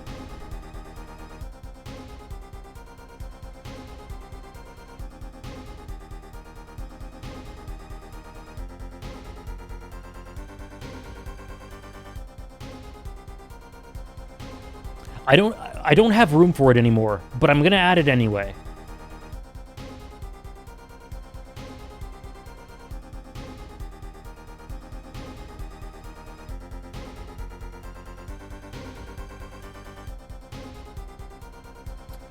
We have it there. I don't know what I just want it there. We have it in stock. I traced the Barnacle Boy and Mermaid Man designs, to be fair. Even still. Trish is serving us first-class content every stream. Beautiful job, Trish.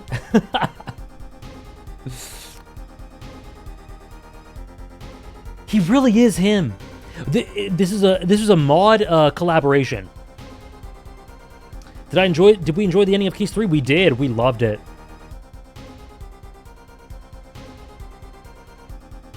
Ace Attorney 4 Phoenix? Nice. No, yeah, because Trish said it was Forgerson.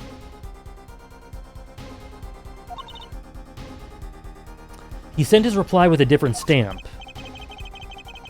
He put his decisive evidence in a frame, but then he forgot about it 7 years later? You're still here? Can I make a statement here on the record? I, Spark Razortooth Brush'll claim this scoop as mine. Drew Measham killed in cold blood by sender of 7-year-old letter, end quote. No, maybe something more succinct. Star falls after 7-year delay, end quote. Order! I see no room for further argument here. Though I admit this is all coming as quite a shock. To think that the murder weapon reached his mouth after 7 years. Stamp is ticket straight to afterlife, end quote. I think the witness is a bad influence on our judge. I see no need for further debate on this matter. The sender of that letter 7 years ago can hardly have been our defendant. Apollo, I think we just won. Very well, oh, what's gonna happen? Oh no, we're gonna be cut off. Objection! Clavier!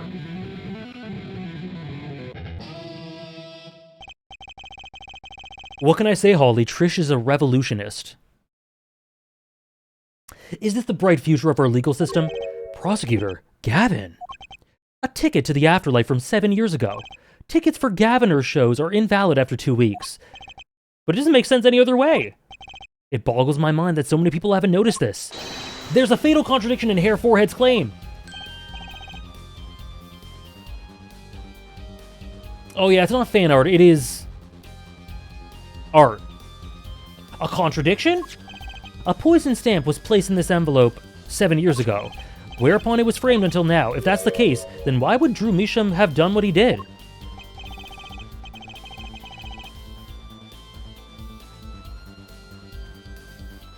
Emma explained that. He must have realized it was poison. Therein lies the rub. 7 years ago, the forger Drew Measham sensed a trap and put the stamp in a frame. I do not debate this, but this begs the question. Why 7 years later did he use that stamp on the night of the murder? He forgot. Surely you don't mean to...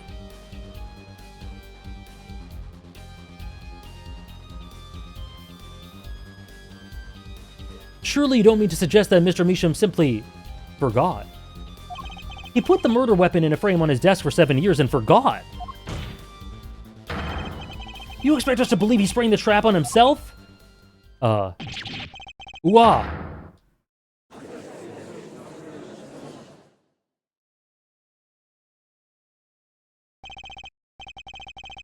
While I admit this is all quite shocking myself, it does seem highly likely that he would fall afoul of a trap that had been sitting on his desk for 7 years. Unlikely. Apollo, I don't think we're winning anymore. I'm glad to see we're all back in the real world now. Welcome back to reality. We've been waiting for you. Objection! Okay, then how do you explain the poison stamp that was in this envelope? The poison stamp. Where exactly is this poison stamp again? Have you brought it to the court for us? Clearly, Dan. Clearly. I see no proof that such a thing ever existed. The global community has waited long enough. We have. Objection! Is this stamp in the room with us? What about the atrocanine residue, huh? Oh, I agree, that does seem to be atrocanine residue. But, hair forehead, it's certainly no stamp. Yeah, but even if your precious poison stamp did exist, Drew Measham never would have used it. That is all. I believe we've come to the conclusion, again. Apollo, were we wrong the whole time? I can't believe it. The poison traces match up. It can't be coincidence. I'd like to bring some closure to this issue sometime this year. Mr. Justice? Yes, Your Honor? Let's review the facts and see where we stand. 7 years ago, Drew Measham received a red envelope. There were traces of poison atrocanine on the document inside the envelope. A similar trace was also found at the crime scene on this tiny picture frame. The defense has indicated the possibility of a yellow envelope, an envelope that left the scene of the crime with a poison stamp on it. Yes, but even if this envelope contained a poison stamp, and Drew Measham, knowing this, put it in a frame, he never would have used that stamp. I'm afraid you're right. Which means there's a fatal flaw in the defense's case. I haven't been on the wrong track this whole time, I'm sure of it. The traces of atrocanine, the envelope, the frame, and Drew Measham's mysterious death. They're all connected somehow.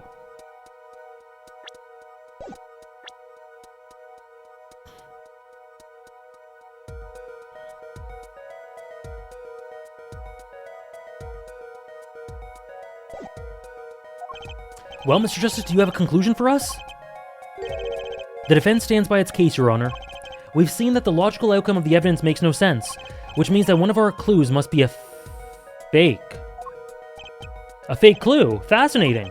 And if we find this fake, your wild fantasies will prove quite reasonable, yeah? The fake clue that's... What? The fake clue that's thrown us off the poison's trail is none other than... Drew Measham, a fake clue? What?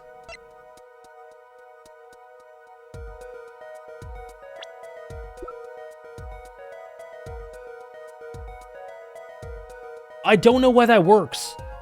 I don't know why that works, but I think that has to be the right answer, because it doesn't work.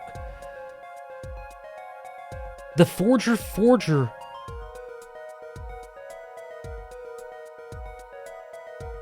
Screw it. It's gotta be this, right? This is Ace Attorney. The victim was a fake clue. I'm afraid I don't understand. Me neither. I'll explain. We have an envelope, a frame, and a mug linked by poison. That all makes sense. What doesn't make sense is the victim himself. Objection! Congratulations, you've completely lost me. So true. So the fake evidence is none other than the master of fake himself, the forger. It makes a good story, I'll give you that. The fake clue, fakes, forgeries. Ah, I know that face. That's the I just had an idea face. I don't know if I'm right, but I'm going with it anyway. What if our forger is the fake? Come again? 7 years ago, our forger sniffed a trap and stepped aside. 7 years passed. Now the forger stumbles onto that very same trap and dies. Why? That's what I want to know. Because the forger who was killed was a fake. Okay. Here we go again. The victim was a fake. One forger smelled the trap. One forger fell into the trap. That's 2 forgers, and one of them was a fake.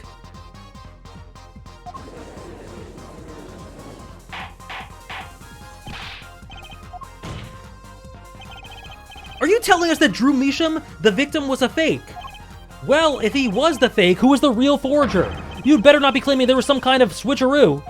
I'm afraid you're gonna have to back up your story. Show us who the real Drew Measham was. I have no clue. If Drew Measham wasn't the real forger, there's only one other person it could have been. So someone 7 years ago? Forger Drew Measham was himself a forgery. What? His daughter's 19. It has to be his daughter, right?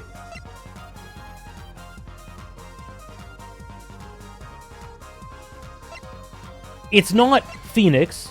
It's not Trucy. It's not Emma. It's not him himself. It's not Valent. It's not the reporter, and it's not Clavier. It's his daughter. I don't understand any of this. There can only be one explanation, really. The real identity of the forger known as Drew Measham is none other than his only daughter, Vera Measham.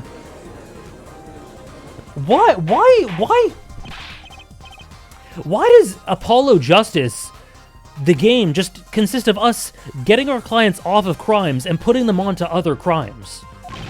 Mr. Justice, this is going out on a limb even for you. I kinda agree. Vera, a forger. Let's consider it before you write it off entirely. If you take a look at the photos and paintings in the studio, one fact becomes quite clear. Forgery had been taking place in the studio for quite some time. The forger wasn't caught in the trap 7 years ago. That can only mean that the one who was caught in the trap wasn't the forger. True? Well, actually, that does make a certain kind of sense. It is better than murder, that's true. One more thing. Only 2 sets of fingerprints were found in the forger's studio, Drew Measham's and Vera Measham's.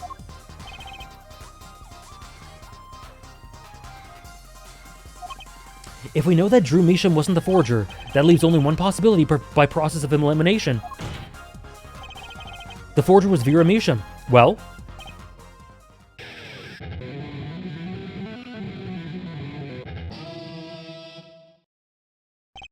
fascinating.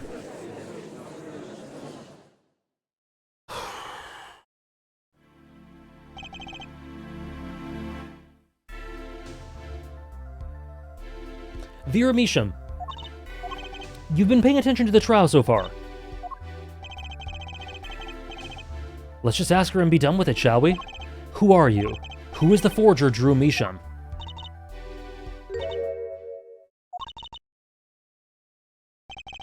Was that an expression of emotion I saw on her face? She's staring holes into Prosecutor Gavin's face. I'm used to being stared at by Fraulein's, believe me. Though they usually talk to me too. Tell us, were you the one who forged those works of art?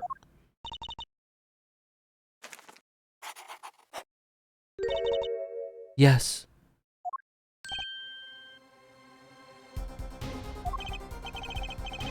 So the forger Drew Measham was you. So you forged art and then... Yes, it was me. And then it was apparently your dad? Did you frame your dad? I can't tell. Oh, that's a cute back sprite. The court was in an uproar and it wasn't coming down. We had to break for a 10-minute recess.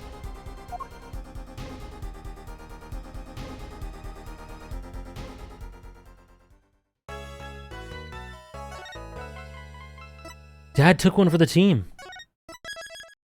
What a hero.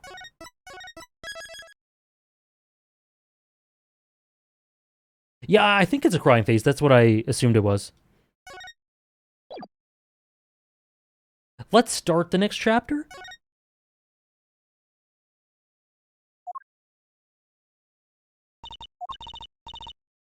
Where does this leave us, Apollo? Well, the Drew Measham who was killed wasn't Drew Measham the forger. Okay. You know, I actually think I should probably stop here. Because this is going to recap it. And I'm going to need that recap.